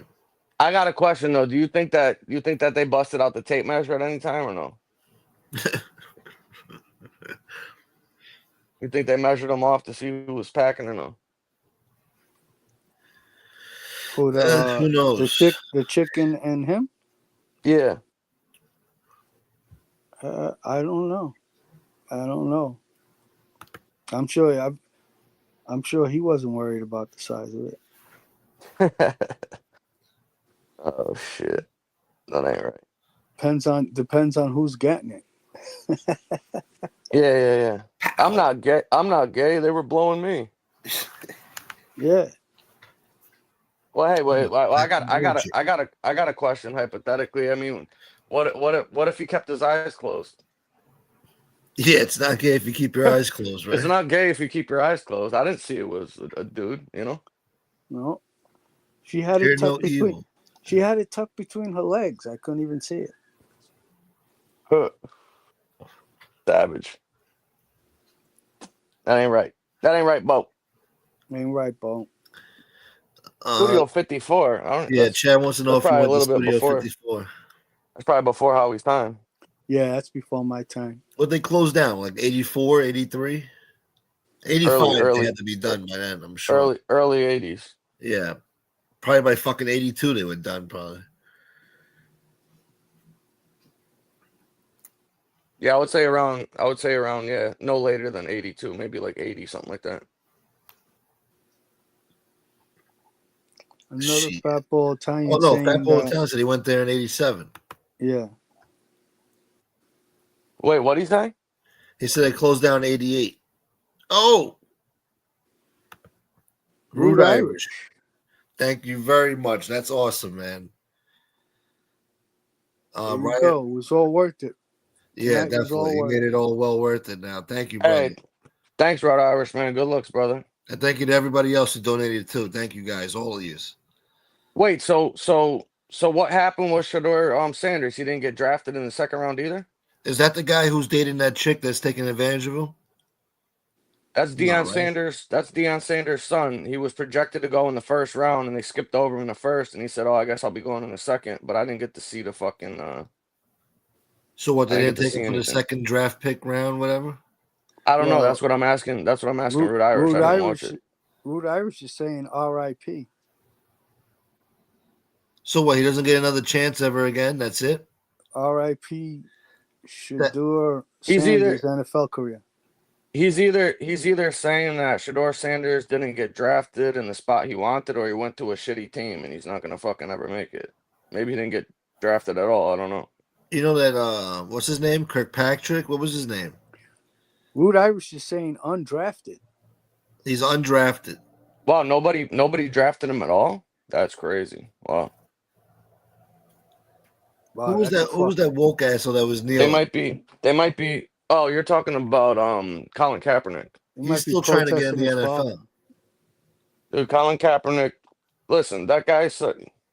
Don't even get me started with that fucking Mama Luke. That motherfucker's a fucking jerk off. They say he still works out every day to get into the NFL. Still, he's still waiting for that phone call. He's so full of shit. And I can't stand him, and I can't stand his fucking girlfriend or wife if they're still together. That bitch that used to be an MTV VJ, that fucking like Middle Eastern broad. Yeah, she was on High 97. She Yeah, had she's an like Middle Egypt Eastern or something. something. Her name. Oh, she was from Egypt. I forgot her name now. She pretty? Yeah, she's all right. Yeah, she's all right. She I mean, she's definitely not got bad, him but whipped. He's definitely whipped by her. It's like a whole Prince Harry, Meghan Markle situation going on. Yeah, yeah, because I she's know the I know she's usually them women are beautiful. Yeah, she's yeah pretty. yeah she's pretty. Yeah. She definitely is the reason that him and a lot of people fucking went woke, pushed that agenda. But this is my problem with this motherfucker. First of all, and he was great when Kaepernick was in college. He played for Nevada actually, and he was a fucking beast. I think he probably broke every record in the Really, school and I maybe didn't know that that. conference. Oh yeah, Kaepernick was a fucking beast I in thought he was college. just an average player that just had a big mouth. No, no, no, no, no. In college, he was that fucking guy, bro, No, for he was sure. actually a good player at one Oh point. wow, Yeah, okay. he was a beast when he was at Nevada for sure. So Definitely a that's pretty beast. crazy then that the teams didn't take him after that whole Well, debacle. but this is the thing. This is what I'm going to tell you actually happened because they're not telling you the truth about it. Okay. When that whole thing started, when Kaepernick decided to start that kneeling, protesting fucking bullshit that he was pulling, the year after, I don't know if he got hurt or he got dropped or whatever, and he was going out and people were touting him to possibly pick him up as a free agent or whatever. Nike was paying him millions of dollars not to fucking play just so they could push their fucking media campaign and their commercials and shit like that. And paid him for consecutive fucking years just so he didn't sign with the fucking team. So they could push their fucking woke agenda. Wow. Yeah, Nike's Wow. disgusting with that And woke shit. then Yeah. yeah, and then on top of it, Kaepernick goes and fucking does this Netflix series like 2 years. It was with the last couple of years. Sometimes things that I think happened 3 years ago happened last week. Shit happened last week was 3 years ago, but it was recent in the last couple of years or whatever. They did like a docu series on his life and spoke about him growing up and being adopted by a white family in a suburban town, like really affluent and shit like that. And then all these things he alleged, brought him up to the position that he started taking, standing up for black people and shit like that. Like nobody even respected the guy because, African Americans and blacks, people in the minority, didn't see him as that. It was like Yeah. a fucking front and an image that he had. He never went through He's like, got a white mama. And well, yeah, he was adopted by a white family, yeah. yeah. And he grew up with fucking a silver spoon. He came from an upper middle class family with money and shit like that. And then the people in the community and stuff, but then I felt like they weren't upset that he was standing up for people trying to do it. It was just the wrong fucking message, or the way that he was going about it was just all fucked up. It was just he was the wrong person for it, basically. And I gotta agree with that. And I think that if you know a lot about his story, because I've researched it and looked into it, especially around that time, that docu-series biopic that they did is fucking straight bullshit. Yeah. I'd Uh, say 70% Sounds of like it a is good fucking sounds like a good story for your show. Yeah, it's yeah, another I good story. Yeah. yeah, I'd say 70% of it was fucking bullshit. Well, he definitely made money on the deal. I'm sure Nike paid him a good amount. Oh, I forget what the amount was, but I'm pretty sure that they were paying him double digits a year, fucking not to play, not to sign a Yeah. contract. I forgot what it was too. It was something big though. I remember it was Nike. People were talking about boycotting Nike back then over it. Probably I made think it Yeah, was and then tens of millions and of then dollars though. yeah, it minimum was, and 100 then and million. And then he kept going on the fucking media and internet talking about, racism and blackball and this and that, and they're treating him like this and doing that. And he'd go and he'd do these, quote unquote, tryouts or pro days or like little, whatever the fuck he was doing. But he would bring the media there and his own personal fucking paparazzis and shit like that. And I forget what it was. I think I want to say it was the Baltimore Ravens, I believe. He had a tryout and a workout day with these guys, and something happened with the filming or who was gonna be allowed to do the filming and fucking who wasn't, and he pulled this whole fucking bullshit, and it was all fucking backed by the media and fucking Nike and shit like that to turn it into this complete other fucking spectacle and storyline. And the bottom line is that all of these teams in the NFL, the NBA, NHL, baseball, etc., when a certain player, and this is the reason why people like Terrell Owens' careers got cut short, because nobody wanted to have him. Even though I would say Terrell Owens is on the Mount Rushmore for greatest wide receivers to ever play in the NFL. Period. I would say even arguably in the top three. If I had to if there was a gun to my head, I'd put him up there with like Jerry Rice and you know maybe one or two other guys in front of him besides that. And nobody wanted to pick him up or bring him up on their team, not because he wasn't good enough, because he was a fucking distraction and he was a headache and he would cause nothing but fucking problems for the team that he was with and for everybody else that was on the team and the players and shit because of the media and the news and everything else. So nobody wanted him. I mean, that dude is a fucking. If you want to talk about like the perfect athlete, Terrell Owens like embodies fucking an athlete. I mean, the guy's 50 something years old. He just Well, ran a 4.5. He just ran a 4.5 40 fucking last year at 52 years old. well, I mean, what you ruined kidding his me? career? His attitude and his fucking mouth and his antics on the field. Because I remember Nobody wanted. there was this Nobody rapper. wanted to deal with that. I think it was this rapper Red Cafe. He was like, I ain't going out like Terrell Owens, and I always wonder what he meant by that. I don't know. Yeah, Yeah, I he was heard a they. he was a head case. I heard they couldn't find the cup to fit him. Yeah. Packing heat, boy. Thank Listen, you, bro. he's one of my favorite fucking players of all time. You know, used to play for the Cowboys, my team and shit like that. You know, T.O. was a fucking beast, man. Yeah. He was a fucking animal. He's probably, if I had to put him in one category being the best, he was probably the best open field wide receiver to ever play the game for yards after the touch. He played. Nobody could take that motherfucker down, bro. He, Open field, he was a fucking animal. when did he play for the Cowboys? In the mid 2000s, What do you Yeah. think about Michael Irvin? one of the greatest wide receivers ever played the game. Just curious. Yeah, I mean there's three Hall of Famers and three players, maybe four players on that team that are probably, some of the greatest players ever playing the game, period. Man, I remember Emmett fucking Jerry. Smith, Irvin, Troy Aikman. Yeah, I remember fucking Jerry Rice used to make them fucking unbelievable catches for the 49ers. Well, he also had one of the greatest quarterbacks ever throwing him the ball, Joe Montana. Yeah. Steve Young. Yeah. True. But Jerry Rice is the best wide receiver to ever play, I think. But those fucking catches, they weren't in his fucking belly. No, that's what I'm saying. He's arguably probably the greatest wide receiver to ever play the game for sure. You can probably have a good argument and say that he made Joe Montana look good. Without a doubt. They definitely helped each other for sure. Yeah. No, and but then Joe I would Montana say was good. He was good without. Oh yeah, Joe Montana is one of the best ever. I would say Randy Moss, Jerry Rice, and fucking T.O. are probably 1, 2, 3. What about Ray Rice? Well, he was a defensive player. Oh, Ray Rice, the running back you're talking about? He beat up his girlfriend in the fucking elevator. Yeah, stupid idiot. Yeah. Yeah, he did. He was like the poster child for fucking, the domestic violence and people, really holding players fucking accountable. He probably got it the worst out of everybody. And his woman, but I mean, he did knock. too. Yeah, she stood by him, but he did knock the bitch out cold with a fucking right hook, dude. I mean, it was pretty savage. No, the way he treated her too, like he just like dragged her. She spit like an animal, and then he punched her. Yeah. I'm not saying she didn't have it coming, but I mean, being who he is and the way he did that, I mean, he fucking knocked her out and he dragged her around like the monkeys do to the fucking animals they kill in the fucking jungle. Yeah, right. In public, just dragging her out by one arm. It was horrible, Yeah, it was definitely not a good look. You know, you gotta have self-control, man. What about yeah?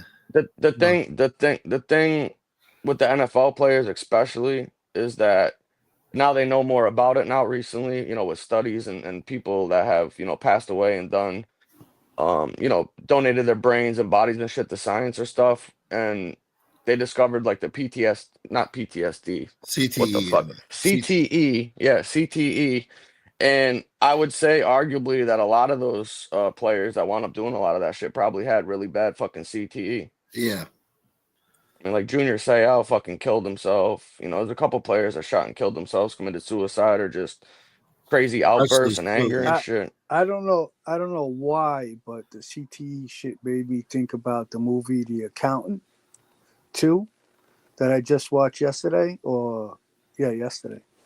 The Accountant 2 is a good movie, and it will fucking show you shit that will scare the fucking piss out of you on what the government could possibly do, how they track people. Oh yeah, There's they a got everything. Forget Yeah, about it. they basically, in part of the movie The Accountant 2, they have like these kids that also have like Asperger's and shit like that, or Yeah. if I'm Yeah, pronouncing it right. yeah, And Asperger's. Yeah. and then they have that one girl that was in the first one. She's like the voice that calls the people, but she does it through the computer. And they're just computer wizards, and they're basically fucking tracking people. They show a woman that they were tracking took a selfie, and they couldn't see the woman's face, but they figured maybe that selfie might have caught her face, and they fucking went into the lady's computer system in her house and made the volume on the TV go up so she'd go and fucking lower it, and they'd hack into her fucking computer to see if they could find that selfie. It's fucking crazy. Well, You watch this movie and you see, and it's definitely all fucking possible. How if they had the time and the money to do that to everyone, you wouldn't be able to fucking do anything. They can fucking watch you in your house. well, there's only been a few people that I think that have actually been able to, like, go off the grid, never to be seen or fucking heard from again. Very, very rare, but you got to be really fucking disciplined. Like, I got to give credit to fucking, Whitey Bulger for fucking being on the I, lam for all the time he was, especially being on America's He Most Wanted probably and all still that. I would mean, be that if was, it wasn't for his wife or girlfriend getting her hair done. they Somebody at they the salon sold him out. they legitimately fucking did a facial recognition on the fucking woman taking the selfie. Then went into her fucking cameras and devices and hacked into her devices and her computer, distracted her while they searched through her fucking photos. And then once they got her photos, they just fucking disappeared, and then did some type of an enhancements on the photos and got a picture of the lady's face that they were looking for.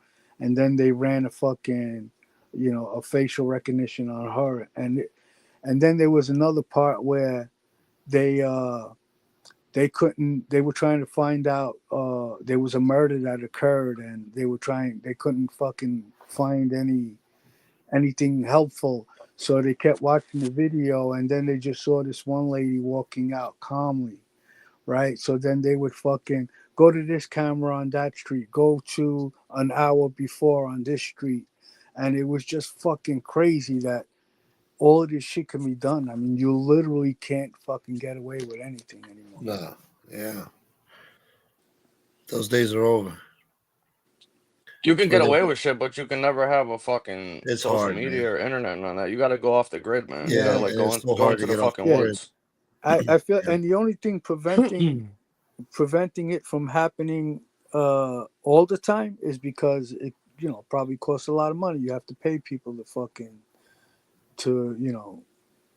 to do that job. Certain crimes wouldn't constitute all of that work. You know. Oh yeah, they definitely got to want you for sure. Mhm. I would say if you make the fucking FBI's most wanted list, it's a pretty good chance you're gonna get fucking caught. They can run your face through the facial recognition, right? And they can fucking check grids from all over the country, and basically from your face put you at a spot that a camera picked up your face on, to and basically see where you were 2 days before the crime happened, and just follow you from there. It's fucking bugged out, man. You gotta watch that movie. It's pretty good. I watched another movie that was pretty good too that just came out called Havoc, with what's his face, the guy who played in Venom. Tom Hardy. It's on Uh-huh. Netflix. It's on Netflix. Pretty good. What was the name of it? You said Havoc. Havoc. Yeah. Thank you, Danny Green. I'll have to keep an eye out for it. Yeah, it just What's came up, out. Yeah, just came out Drew? today. Oh, it's today come out? Yeah, but I watched it like fucking 3 o'clock in the morning. Technically, it was Friday already. Oh, I see. I got you. Yeah, I haven't seen nothing fucking too good on there lately. There was something I was fucking watching. I just can't remember the fucking name of it though. Some fucking series And that they then just had. I watched The Accountant too on that app that I said I have, Cinema HD. I still have to check out the one Pete told me about, and it was pretty good. Pretty good. What was the Accountant one? That the second. The Accountant one, yeah, Accountant one's good too. You should watch The Accountant one first. Is it all the same people? Like or it's a totally Yeah, different thing? yeah. The same people come in the second part as well. Yeah. The What is one it? girl. Is it a The true story or no? No, but it has to deal with the accountant has that condition, that Asperger condition, Yeah. and All right, Danny. he's trained. He was trained in the military, and he's just like this fucking weird dude, but fucking can kill like fucking 10 people at a time. You know, highly skilled in fighting, weaponry, numbers. And it's yeah, it was pretty good. Ben Affleck's the star. Oh, okay. I haven't seen Yeah, him in shit in fucking years. yeah, and the first one was good. I like the second one a little bit better. But I yeah, was it's watching good. a documentary something about that. It was this guy who was a Delta Force member. I don't know what the fuck they call them, but it was in Delta Force Special Operations, you know? And Yeah. the guy's got like the craziest military fucking accolades of shit you've never seen. Like he's the only man that survived like a Black Hawk helicopter going down and was able to fucking like get off and survive and fucking saved like 20 people and carried like 300 fucking pounds of C4 into like Vietnam to on one mission or something. And the guy looks like fucking he looks like the dad from Honey I Shrunk the Kids. The guy with the Oh, fucking glasses Moranis, and shit. Rick Yeah. Moranis. Yeah. Bro, he looked like his fucking twin brother, like the dorkiest, most nerdiest fucking dude you ever seen. And the He was guy's doing like, all that shit. bro, he was the most lethal fucking like special force operators to like ever fucking wear a uniform. The guy was a Yeah. fucking an animal. And it's on I watched it on fucking YouTube. I was watching it yesterday. What's the It name was of it? fucking I'm gonna look up in my search history and I'll text it to you. I gotta All find right. it. I forget the guy's fucking I forget the guy's fucking name, but it was a wild fucking documentary I watched. I was like, holy shit. This guy Good was like night, a Danny fucking Green. an animal. Later, Danny. Have a good night, bro. So Shador Sanders didn't even get drafted in the first 2 rounds. Wow. He was hoping to go in the fucking first. That's crazy. I wonder what that's all about. That's a smack in the face to Deion Sanders. Well, listen, it just goes to show you that sometimes, your parents or your father or your relatives, whatever, isn't enough. Sometimes you gotta fucking Have enough be able to game. pull your own weight. Yeah. Oh, They might also think that he's a fucking, distraction, or maybe he wasn't that good. I think he was the quarterback, wasn't he, for Colorado State or Yeah. whatever, the school that Dion was coaching at, where that Travis Hunter kid fucking got drafted in. That kid's gonna be a beast, man. That wide receiver. Travis Hunter, Gonna is have that the to. kid with the girl that's taking advantage of him?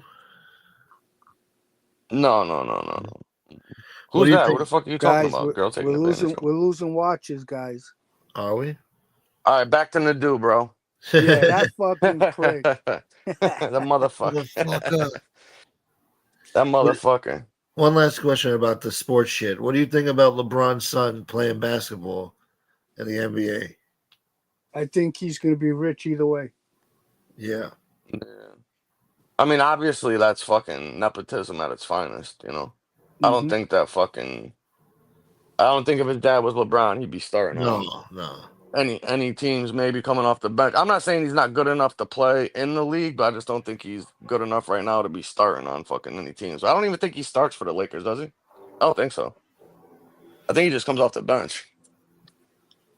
And he's What? nowhere. I mean, listen, it's a shitty situation. Like it's great for him that, you know, your dad's fucking LeBron James and you got everything you could ever ask for and fucking want or whatever, but it's also a double-edged sword because at the same time, like, when you're trying to be an athlete, you're gonna have to try to live up to the expectations of your father, and it's like a Yeah, recipe for fucking for failure, basically. For the rest of yeah. his life. You Yeah. can be a Yeah. great basketball player, but if you're not as good as your father, you never made it.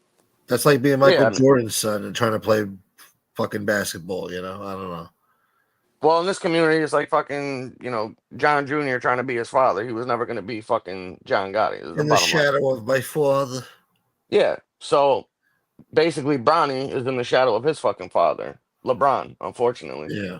And I think his younger son, Bryce, is the better of the two. I think he'll be successful in the NBA when he gets there. I think he's legit, and he's a lot bigger than fucking Bronny too. I think Bronny's only like 6 feet, maybe What do you think about the 6'1". balls? So who? About The who? balls. Balls? Pause. Lorenzo Ball. Oh, Oh the yeah, no, balls. they're Yeah. legit, bro. Yeah, the Ball brothers, yeah. Yeah, Lonzo Ball and fucking the younger one there. What the fuck is his name? I always forget. I don't know. Uh, LaMelo. I can't believe the friggin' father lost his foot, too. That's crazy. How do you You get lose all his that foot? money. I think he was diabetic Diabetes. or cancer or something. No, Oh shit. diabetes. Yeah, diabetes. Yeah, but now he's probably got a better foot, carbon fiber. Yeah, but Yeah. Well, yeah, it was funny as hell. Did you see the trolling shit that he did? no. Like a week after the surgery? You didn't see that? Listen, you can say what you want about the guy. He's fucking a loudmouth. He's nuts, whatever. But listen, he raised 3 fucking kids. 2 of them, you know, were in the NBA. The other one probably could have went in the NBA, but he played pro overseas, and now he's a rapper or whatever. And the guy's winning, bro. Everything he's pretty much said wound up coming out true. So you can't really knock the guy fucking for having dreams and What pushing his what kids because what they all what was got he? there. What did he do for what? He was an athlete also. Yeah, he played in the NFL. Okay. Yeah, he played in the NFL, and his wife, their mother, I believe, was a basketball player, and I don't know if she played in the Olympics or something like that. I don't know. They're both fucking athletes, and the mom is like 6 foot something too. So What's the mom? White. yeah. So they got So fucking good genetics. These kids. oh yeah, without a doubt, without a doubt. And the funny thing is that the father, after he got his foot amputated or whatever, like a week later, because he goes online and does posts on, you know, like Instagram and shit like that for people, and he's always, you know, giving his little clips and talking shit, doing what he does, promoting himself and his family. He took a video the day before they took his foot off, and he a week after the surgery when he got his leg taken off, he went live and said, "I'm so motherfucking mean with it. I grew my fucking foot back," and he fucking is showing the video, but he took it before he before he got his leg cut off. It was hilarious. That shit was funny as hell. He told everybody that he's so gangster he grew his foot back like a fucking lizard or something. Yeah, it was funny, bro. Hey, thanks, Tatone. Appreciate it, brother. Tato. Thank you, Good seeing you Tato. too. Have a good night, bro. Tatone, have a good night. But yeah, that shit was definitely funny. The only part to me that I think he needs to drop is that fucking triple baller fucking brand with the sneakers and shit like that. I don't know what they make for money or what they do, whatever, but that the shoes that they put out are fucking hideous, and I don't know anybody who owns a pair of fucking big baller fucking It's a waste sneakers, of money, bro. really. Yeah, right. I don't know one person that was like, "Yo, man, I just got back from the fucking champs at the mall. I got these big baller threes, bro." Like, huh? Those are the type of Like, no, you companies that didn't. get bought out and like liquidated. So somebody's making money, like, they sell out. Like they'll sell that company, even though they don't sell shit, they'll sell it for like 10, 20 mil, whatever. And I don't know how they do it, but Well, basically, the company will just liquidate all of its assets, take all their inventory, sell it off for cheap, recoup as much money as they can, and it's one less person to compete with. like they'll sell that It shit in just, TJ Maxx or something, Yeah, or yeah. they'll continue, making a sneaker with the same type by the same name, but a better sneaker. Like Yeah, they They might might. update it, modify it, make it Yeah, better. yeah, Yeah, yeah. You know, they'll just fucking. They just basically want to monopolize the sneakers. So yeah, that's all they're doing, yeah. pretty Well, much. that one kid, I don't know which one of the brothers, he had like a hit. He had a hit record. I think he He's went got three of multi-platinum. them. He's Yeah, got there three you of go. them now. That's crazy. Yeah, Leangelo Ball. He's the one brother that been playing overseas. He's the oldest. You know who his ex is that he's got the kids with and shit, right? No, It's that fucking Nicki Muderis chick. who the hell's that? Nicki Muderis. Yeah. He used to fucking date that bald headed dude that looked like Uncle Fester. He's the fucking big like DJ and shit. He's from Vegas. Oh man, I got his name on the tip of Not my tongue. Moby. No, Moby? no, his name begins with a C. He's like a Cuban or light skinned like Pitbull? Spanish dude, Hispanic guy. Not No, Pitbull. bro, that guy's fucking Puerto Rican or something, Cuban or something. No, this guy. His name begins with a C. I just can't remember it off the top of my head. But anyways, he was dating him or whatever, and they were on that fucking Love and Hip Hop show on TV there with Ray J and all them, like the Love and Hip Yeah. Hop Not LA or not whatever the Molly fuck it Mall. was. Molly Mall? Oh, was it Molly Mall? Yeah, I think it was Molly Mall. Was it Molly Mall? No, hold on. The fuck was that dude's name, bro? Might be It Molly might. Mall. Yeah, it might be that. He's That got might like be his name. I exotic just can't. pets and shit. And he's like all Yes, outlandish. yes. The other Yeah, he got bitches. a he got Yeah. he got arrested for fucking having like illegal animals and pimping Yeah, bitches yeah, and shit yeah. like That that. guy. That's Molly Mall. Yeah. Yeah, so Nicki Medeiros used to date him a while back, and then she started dating and has kids with Leangelo right now. And her Oh parents, like wow. her parents come from fucking big money. They own like some of the like best strip clubs in the entire country, like some of the biggest strip clubs and shit. So they got their own fucking money and shit, you know. But he wound up having kids with her, and then he wound up cheating on her with this other fucking Instagram whore or whatever, and having a Yeah. big blowout. The whole fucking thing's Or ridiculous. an I idiot. think the guy, Yeah. yeah, he's an idiot, bro. He's a moron. Yeah. I mean, listen, I don't know the chick personally. Maybe she's fucking crazy, nuts, whatever. I don't know, but I think it's him, not her. But what the fuck do I know? I don't know. But yeah, that's who he has kids with and shit. So, but yeah, he's got two. He got two or three new songs that he just put out too, and they all went fucking like gold right off the jump. Yeah. He He wants just to did be. Rolling Loud. I think he was one of the opening acts at fucking Rolling Loud. He's got a lot of balls, that kid. Leangelo? Pause. Truth says, do you think Nadu's going to take a major You ain't kidding. reputation hit from the Dom Sakali video about him calling the police? I don't think so. Do you think he had do you think he had one before that? I mean, what fucking reputation? It wasn't for Well, fucking being a gangster, being a stand-up guy and y- keeping his mouth shut. That shit don't even apply to that guy. He's just fucking square. true 2025, you're gonna have to just watch the replay. Yeah.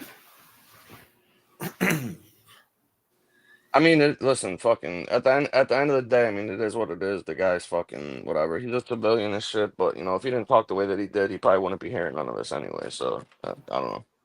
That's just my opinion on it. The one thing too, though, it's like he went after Sakali for that coin shit he's doing or the crypto thing or whatever, right? Mm-hmm. And accused him of fucking trying to rob people, and he was gonna do a rug pull and just a scam for fucking money and shit like that without even knowing any of the information or anything about the coin or what his plan was or anything else like that. Like that's just like some hater shit or like why wouldn't you call the guy up and ask him about it, maybe invest with it or see what he's talking about before you jump out the window and just knock the fucking guy. And don't you think somebody in his position that cooperated with the government and the feds, if he did some shit like that, you know how far they'd be up that motherfucker's ass? Yeah, he's It definitely set an example out of him. things like when you do things like that, it's just so easy to be arrested for it. It's a paper trail. Yeah, and it's all documented on here. And if you were intentionally deceiving your investors and shit on YouTube with videos of shit coming out of your mouth, you're just asking for it at that point. Yeah. I Which don't know. Oh, it happens. I Yeah. think we spoke about this before, but there's been other celebrities that have been caught up in this where they're promoting a crypto, and then it goes belly up, whatever the fuck happens, and Well, you know, they drive the fucking price of the coin up by, bullshit investment basically and demand for it. And as soon as the coin fucking doubles from the fucking demand, they pull the rug on it, get their profits, and then the coin drops back down because all the shares got sold off. So it's basically like what the mob and these guys on Wall Street used to get hit for, which was like a pump and dump scam. yeah, They pump up the fucking coin, make it look like it's catching traction. People are into it. It hit a certain point, they put a buy or sell stop on it and shit. It would hit that, and they would automatically just dump it and sell it off and take all the money. supposed to push Now, logistics. Yeah, yeah, I mean, like you said before, though, a classic example of that is that blonde chick, that Hawk Tuah girl or whatever. yeah, She allegedly was involved in some pump and dump rug pull on some coin that she was promoting because people were using her to get her message out and the followers out to get the coin and shit, and they drove the fucking price of the thing up, and then they dumped it all, and everybody but them lost money. And that's basically what he was accusing Sakali of doing without even asking the guy anything about the fucking coin. The way that I've heard a little bit that he's explained, it's not just some monetary fucking thing they're putting up. They're actually putting up stuff on the back end to generate and make money. It's not a pump and dump fucking scam they're trying to do. yeah. That's just my opinion on it. I'm not a stock guy or nothing like that, so I can't get Yeah, into like the even if it turns details. out, But even if it fails in the end, you just can't go accusing someone of something, when you haven't seen anything nefarious going on yet. well, yeah, and plus that's literally the definition of slander and defamation. And in Dom's case, he would have a perfect case for a lawsuit because that could hurt him monetarily by him coming out here and making these statements against it and fucking people. Like, he could definitely sue him and go after him for the comments that he made, without a doubt. So if he does Yeah, have anything of value, that I guess Dom had made a comment that he's got asset search, lawyers on the thing trying to right, find out whatever they are. And I'll just right. tell him right now that I don't think Dom's bluffing. I can tell you that right now. Well, Nadu called up Dom begging him not to do it, Not to do what? not to sue him, not to, and and this and basically this is the telling him, let's speak like men, you know. well, why didn't you speak like men before you went on the show and slander and defame the guy? Why didn't you call him up and ask him some Yeah, information about the coin before you went and did a video? I mean, he claims to be a fucking journalist and a researcher and all this shit, but what, you didn't look into that before you jumped out the fucking window? And now the same guy who threatens to sue everybody else for saying stuff about him is calling this guy up, begging him not to talk about him. I mean, it's the irony and the balls this motherfucker has. yep. He's threatening to sue everybody for saying anything that he thought was libel or slander about him, and then he goes and slanders this guy's whole fucking thing that apparently he's invested a ton of his own personal money in. So I mean, if anybody has a case, it'd fucking be him Yeah, for and for then he tells him, damages that could, let's talk like men. You cannot talk like a man over the internet. Talking like men is it's in face to person. face. Yeah, Yeah, face to face.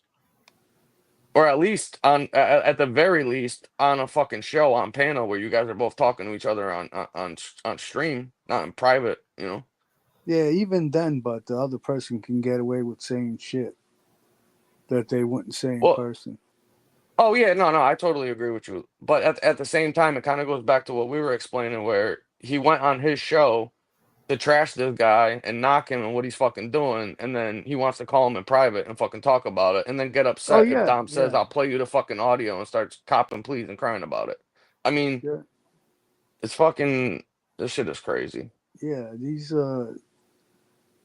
if you want to fucking talk face to face, and just speak facts, not cursing and fucking calling each other names. That's just an argument. Then it's not a debate or a discussion. Exactly.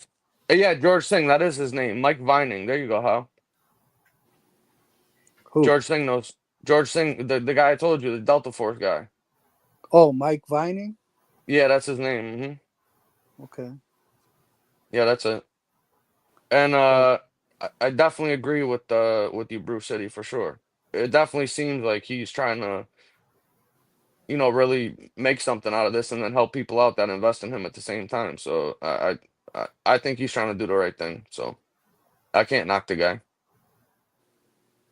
And he seems to be pretty fucking successful, but by himself. So I mean, the guy's not a fucking dummy. Yeah. Definitely not a dummy. Well, supposedly he hit big with the stock market, right? So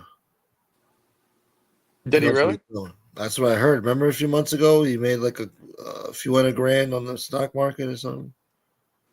No, I didn't know about that, but I believe it though. I thought I remember hearing something like that. What It's else, it's, Sven? it's, it's definitely possible. I wouldn't be surprised Yeah. if it was true. What's up, Sven? How you doing, buddy? Good to see you, man.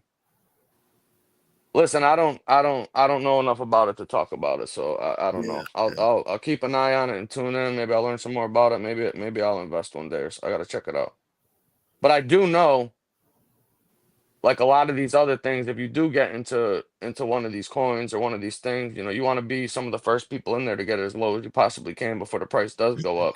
Yeah. And there's a certain amount of coins that are available that are out in the market for the market share. I don't know what it's capped at and what they hold and what they're offering to sell to the public. I don't know exactly what the breakdowns are on it, but you're talking about 100 thousandths of a penny to buy a stock right now. And if that stock just moves up, 2 or 3 thousandths of a fucking point, I mean, you're talking about millions of dollars here. And it could easily happen. And if it hits $1, I mean, forget about it. You can make a fucking ungodly amount of money. The same thing guys do with the Bitcoin and everything else. You always want to be the first ones in the door. Yeah, that's one of the big regrets of my life, man. I got into that Bitcoin. I don't want to fucking talk about it, man. I knew people that got into it, when it first came around, and it was a joke. And I'd then that fucking shit make just blew up one night. They woke up millionaires and 100,000 and I make you throw up when I tell you the fucking story about that shit. I kick myself in the fucking teeth every day for that. Well, they say most Americans, more than half of America, doesn't invest in the stock market. So I think a lot of people are missing out. I guess that's how the rich stay rich, man. It's all the friggin' stocks and shit. Well, They're a making their lot of money it is work for them.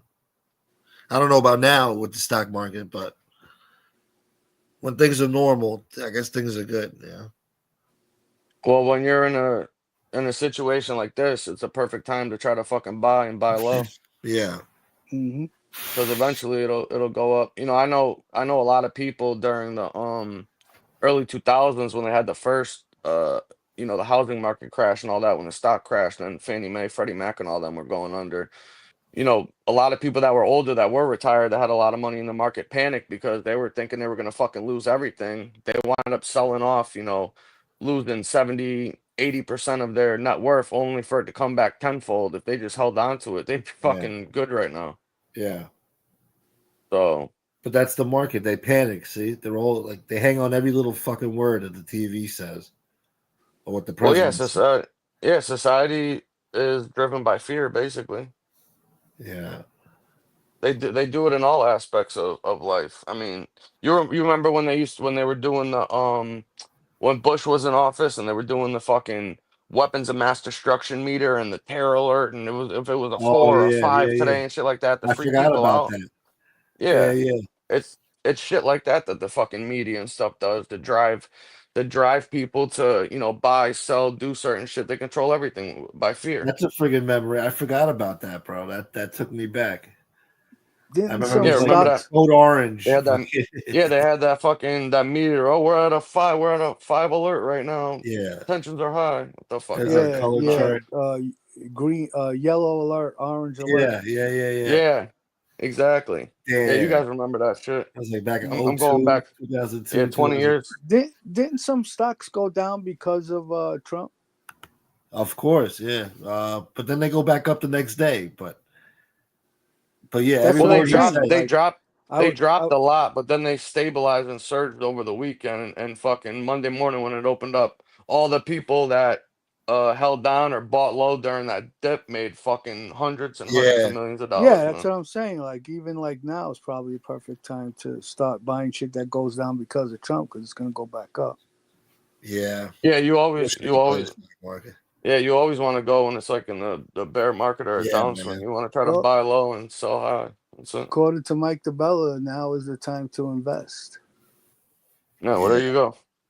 And even Tesla too. Their stock is going down the shitter, but they're going to be coming up with robots and all this shit soon. Like I think you should invest in Tesla because if you could buy it now, it went shit. I'm Well, still the problem it's is, still expensive, but yeah, well, that's the problem is that the stock is so high to fucking begin with. You really wanted to yeah, buy it a few years ago when it was only fucking, pennies on yeah, the dollar now. yeah, Yeah. It's like, I'm looking to make turn $100 into 30 million. yeah. Shit. yeah, that's Or gonna even be 100 pretty grand, fucking I'd be hard to happy do. with. I I can mean, just get listen, 100 grand.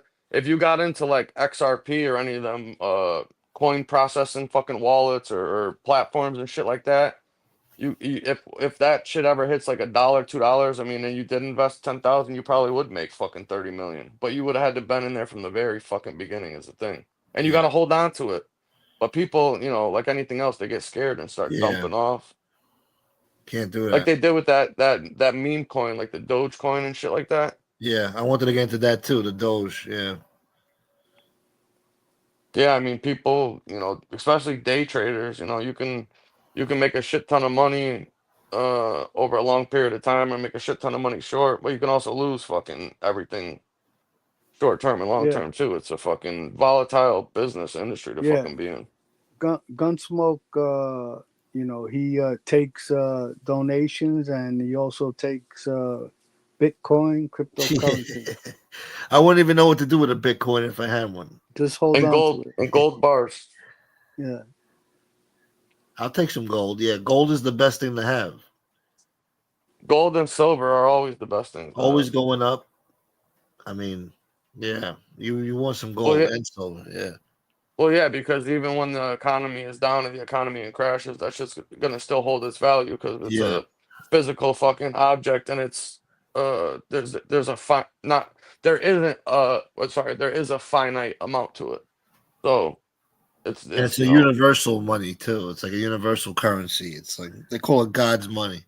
finite meaning that there is an end to it. right.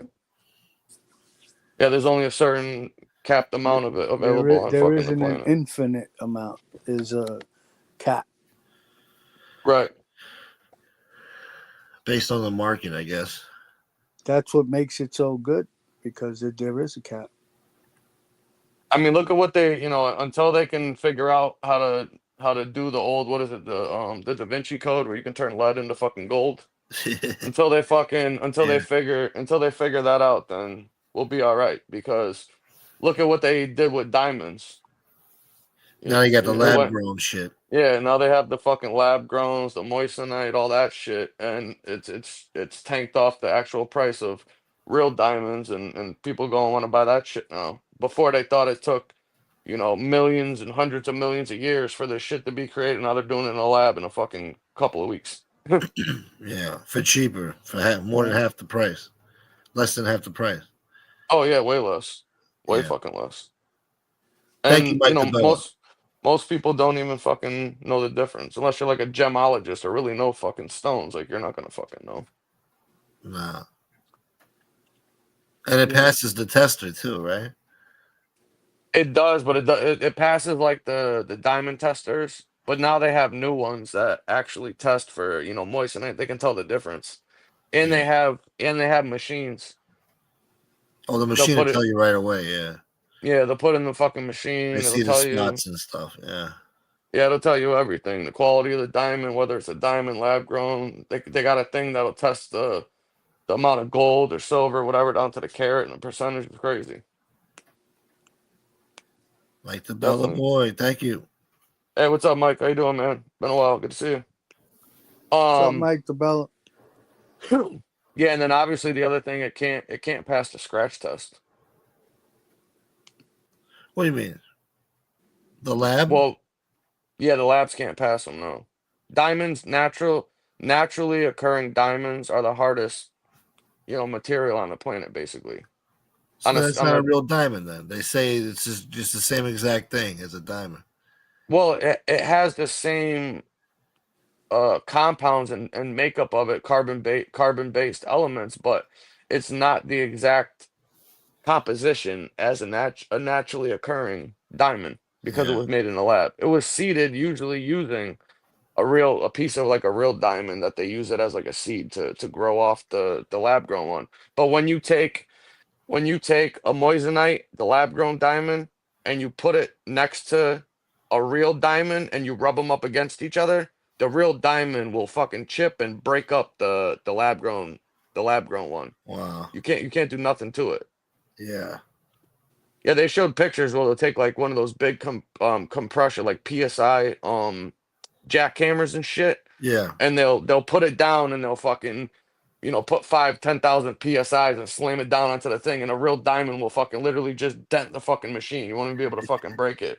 And the lab grown one will just, chip off and break into pieces. And a real one will never do that. George says Nadu said that Vito Guzzo was released. How much time did Guzzo do? Well, I hope he's not fucking released like Bobby Manning was dead. Oh, Bobby Manna too. Yeah, they gave him compassionate release. I'm surprised. I thought they would have let him rot, like they did to Lacazio and a few other guys. Well, I was joking because I'm pretty sure that him and somebody else had claimed that man had died like 2 or 3 different times already in the last year. Yeah, right. Oh, That's why I was Yeah. being okay. I facetious. went over my head. I didn't know. Yeah, in his defense, he did retract that, but he blamed it on a reliable source. Right. He is alive. But it's just, it's shit like that that's just kind of funny. I don't know. I find it funny. Well, he's 95. I mean, Oh, they the thought guy's that been in guy. prison for 40 years. He was in prison for 40 years. What? Yeah, he got locked up in the fucking 80s. Damn. Yeah, Bobby Manna. Bobby Manna Oh, went Bobby to Manna. prison. Yeah, Bobby Manna. Yeah. Yeah, he went to for sure. prison for I don't trying to kill understand why Gotti, supposedly. they want to screw that guy so bad. Who, Bobby Who? Manna? Yeah, Well, he was. I mean, the way the government looks at the mob, it's like they were trying to make themselves their own government. This guy was a consigliere of a major, powerful family, so they really want to just let it be known, like you don't go no, against I know the why. I'm United just States. saying, like, it doesn't make sense. It's vindictive shit, man. Yeah, It's just you hatred. you let out fucking stone cold killers, but you won't let this guy out. Yeah. Yeah, I don't understand how the Treat the Gemini mob twins guys got out. different, man. Well, how the fuck did the Gemini twins get out? That's a good point. Yeah, I mean, it's like to the point where you don't have to treat the mob like that anymore. They're really just basically Overdoing it. yeah. I mean, they're just basically fucking groups of people in New York City that fucking I don't know. It's just not the same anymore. Yeah. It's a shell of what it used to be. Yeah, it's like being a part of the Mason tenders or something. No. Especially that he's so old. It's like, once you get to a certain age limit, no matter what your sentence. I mean, if you're 90 years old, if you're Well, not a they want serial killer, I mean, let the guy out, well they want these guys to go up there and basically beg for mercy and denounce Well, the that's what the, it the is. life Yeah. or allocute and shit, and they hold that over their heads and say until you do that we're not going to give it to you. They They want to love that try to break you. allocution shit because it's basically, they look at it like you were part of a second government that went against the United States. So, we want you to renounce that shit. Like, Yeah. they take that old seriously, what you guys do over there, and they want you to renounce it. I don't know. Yeah, I'm sure they would have let him out years ago if he did that. Oh yeah. Well, they got the other guy in there. Was Well, it none of them other Vicarina? guys renounced it. Yeah. Well, we don't. I still don't. I still don't even know how they got out. Who the fuck knows, really? Yeah, true. Unless you can see the paperwork for why they even got compassionate release. I mean, who the fuck knows what actually happens? But didn't they do that to Joe Piney too? They told him before we'll let you go home for Christmas before we lock you up. If you just say that you renounced the Gambinos or whatever, and he refused to do it, so they locked him up, and he died in jail like a couple years later. Crazy. Yeah, that's Yeah, nuts, man. that was back when the mob was the mob. Yeah. Well, they Yeah, did that to a lot of guys. They should let Bobby Mann out. Well, who's that other guy? Isn't it fucking Vic Arena or something that thinks he's like Oh, he's the still fucking locked up. president or Yeah, something? I heard he's like not even capable. He thinks he's the warden. Exactly. Yeah, he lost it. Yeah, he thinks they said sometimes he thinks he's the president of the United States. The other times he thinks he's the warden. I mean, that's But he's fucking still terrible. locked up, right? Yeah, they should I let that guess fucking guy out. Let him go home. He's like fucking 90. Hopefully it's all an act. And when he gets out, he'd be like, "Fuck you."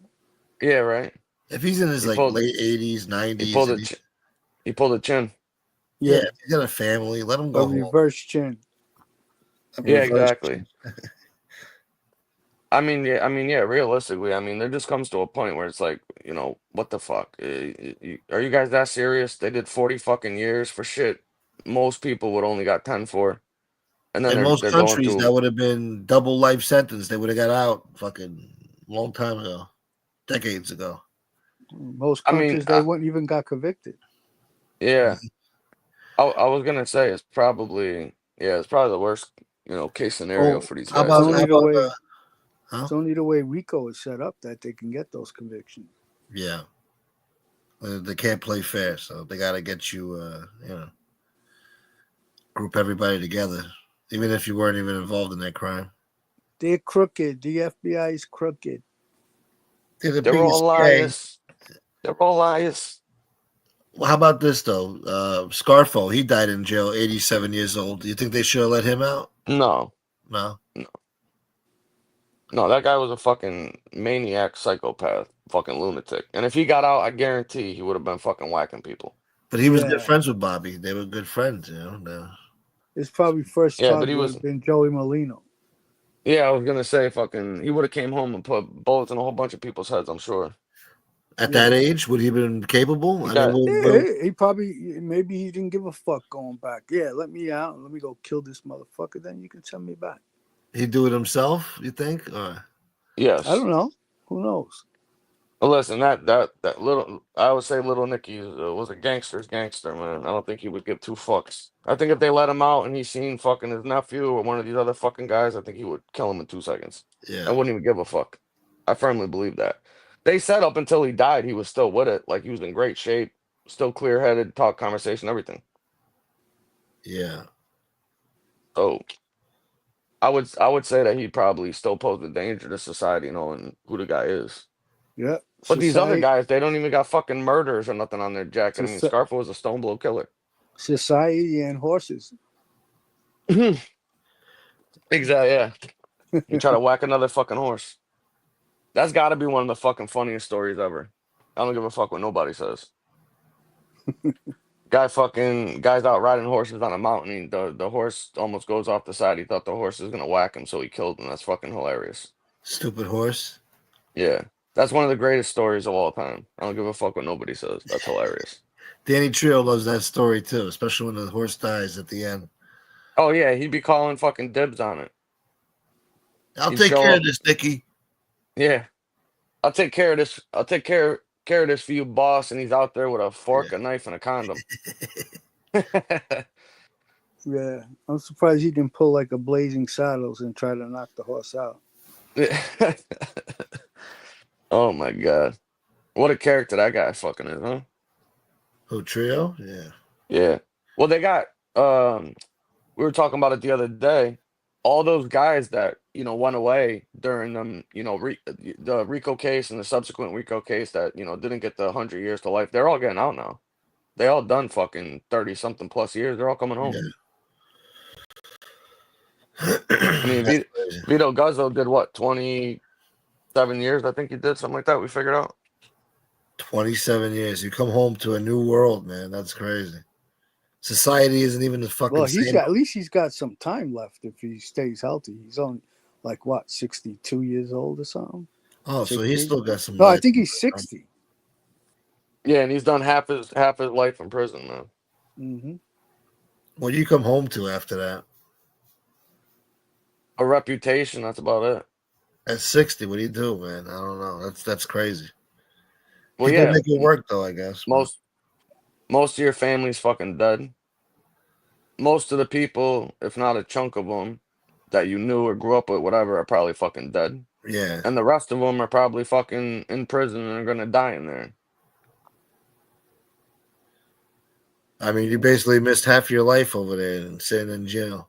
Well, maybe he can become a YouTuber. Yeah. Well, Yeah, right. yeah, why not? He Well, can tell his story.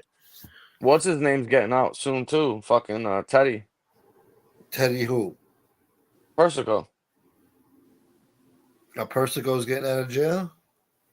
Yeah, soon within the next I think a year or two. I think How something long like did that. he do? Dude, that guy's been in and out of jail his whole life. I don't even fucking know. If he's 60, he's been in jail for fucking 42 of them, probably. And he's one guy that definitely just don't give a fuck. I know that for a fact. So you're gonna have basically a good chunk of the Colombo family, bona fide fucking gangsters, basically back on the fucking street. In Who the the fuck knows 60s and what they try to do? 70s, yeah, they're gonna come back. Those old dogs who still hunt. They're gonna get back to business, probably. Who knows? Yeah, Might he be a been war in the streets, like Bernstein said. telling people, yeah, beat me at 8 o'clock. Yeah, beat me. They I might not. mean, it's interesting to see what happens. Yeah, I what the mean, fuck is going on here? I can't find a payphone. yeah, they're in over their heads. They come back to a Oh whole yeah, new right. world.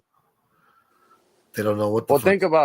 think about even the other guys that been locked up since the 80s that are getting out. That's even worse than fucking Shit. late 90s, early 2000s. I mean, you They want to talk missed my about a whole different life. world. Shit. Yeah. That's got to be fucking shell shock without a doubt. Everything I've ever known, and this guy's been in jail the whole time. That's crazy. Yeah, they be coming home to the Jetsons. Yeah, basically. Yeah. Well, that's the worst part too. A lot of those guys been locked up so long, been institutionalized for so long. Some of them people, that aren't in the mob. I'm talking about, regular people like gang members or people from areas that got these big bids during the crack era and shit like that. Look at what they're fucking coming home to. Yeah. I mean, they don't even want to fucking get out. A lot of those guys, they've been locked up so long and institutionalized. They're like scared to even fucking go out into the I fucking mean, what are world. you gonna do? I mean, how you gonna come home and what the fuck are you gonna do? Vito get treated like a king. Yeah. No, no, no. I'm saying the guys that aren't in the mob. I'm saying. No, I know what you're saying. I'm Yeah. just saying, Vito still got a brother. He's a made guy with the Lucchese's also. Yeah, he'll be treated like royalty. So he Yeah. comes home. He's an outlier in that though. Yeah. He's one of only a handful of guys that's gonna come home to and probably be all right after doing 30 years. Most people are Yeah, gonna come home fucked up. he might become like, if he chooses to stay in the life, he might be fucking underboss or consigliere. It's possible. I wouldn't doubt it. Mm-hmm. I mean, I don't know. I don't know who's left or what their deal is. They're probably like the most undocumented family at this time. Most of them are defunct, I think. But Who's that? What family? the Columbos. Oh yeah. Well, Well, they just had that big takedown of them a couple years ago. Remember?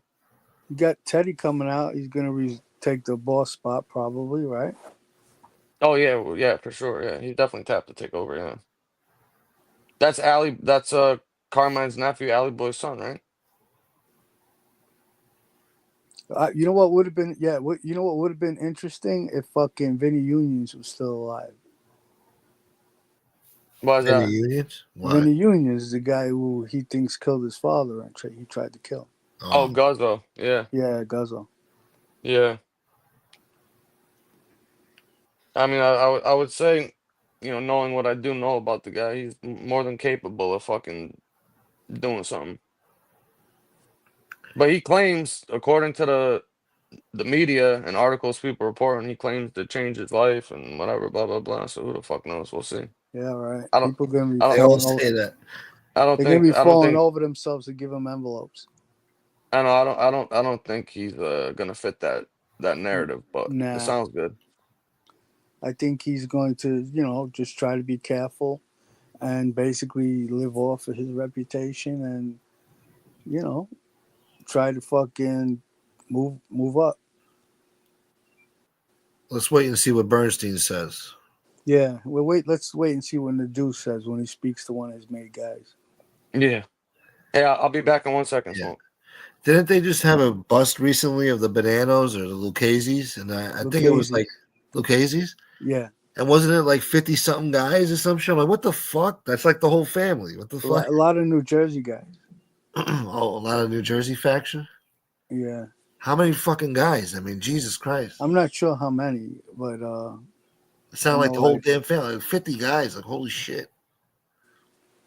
Like some of the main guys were like the Parners. They're from New Jersey. Yeah. I really don't follow that shit anymore. If I see it, I see it. Matter of fact, I gotta check Gangland. They write an article every Thursday. Gangland boy. Yeah, I rarely look at it, but yeah, it's I try to catch up once in a while. But as far as that, I really don't. I don't pay attention to too much. Like that whole Lucchese bus didn't interest me whatsoever. Yeah. What if it said Gambino? Would you be interested? Yeah, if I know the guy, yeah. Yeah. Oh, look at that. Bobby Mann is still alive at 95. Yeah. He'll be back in New Jersey soon. That's crazy.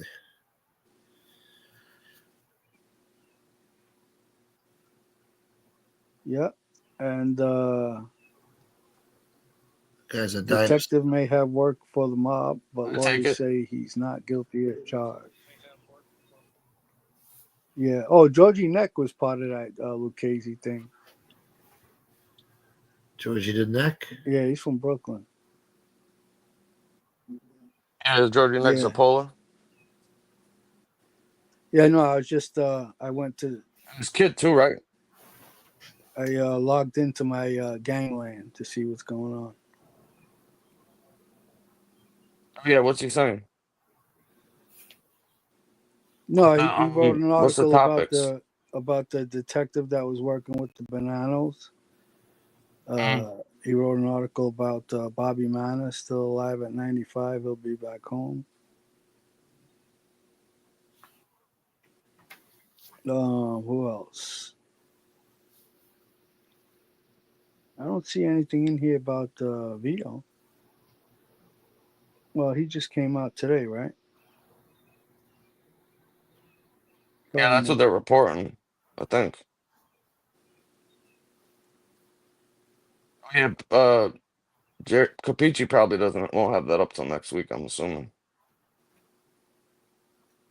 Yeah. Yeah, because if he got out today, he posted articles on Thursday, right? Yeah. Yeah, he just came out with his article. I'm surprised he didn't know about his release date. Maybe, I'm not sure. Well, I don't know, but I think I'm ready to call it a night. We dropped down to 60 something viewers. I think everybody else is calling it a night. Yeah, it's been a 5-hour show. Yeah, geez. All right, fellas. Yeah, All but right. I appreciate you guys, man. Good night, everyone in the chat. Gunsmoke, Common. Yes, Good night. good night. Later, Thank Hal. you, guys. Thank you, Howie. Nadu, care, go man. fuck yourself. And I'm out. Mic drop. All right, Smoke. Have a good one, man. Thank you, bro. Everybody in the chat, have a good night, guys. Have fun. Take care. Yeah, man. Thank you, bro. Damn, that was a good show. We had a good mission tonight. I'm very pleased with that. I want to thank you guys for the support, too. Thank you for keeping the channel alive. Look at this. Nightmare, J Dams, Taylor, Taton, Danny Green, as always. Need a baby. Chad D, Rude Irish, and Mike DeBella. Yeah, and Taton boy, thank you for the memberships. And the anonymous person. and the other anonymous person. Thank you. So yeah, if I'm not live later today or tomorrow, tonight, I'll be live for Sunday service, 12 noon. And yeah, I hope you enjoyed the show. We covered a lot of topics. And yeah, I hope you guys learned something tonight. Yeah. Anyway, I don't know. Enjoy your weekend. Stay safe out there. Don't do anything I wouldn't do, boy. Better sleep tight. Don't let the bed bugs bite. All that good shit. Root Irish, you're the man. Thank you, Root. All of you. Good to see you, Mike DeBella, Chad D. Good to see you guys. Thank all of you. Shouts to Taylor, too, man. Taylor boy. Bruce City. Yes, thank you, bro. Yeah. Somebody was trying to use the payphone on the fucking mezzanine. Too many onions or some shit. Anyway. I guess I'll just get out of here now. Y'all have a wonderful evening, or, well, shit. It's 4:30, so have a good morning. And we'll catch you in the next episode. Until next time, peace.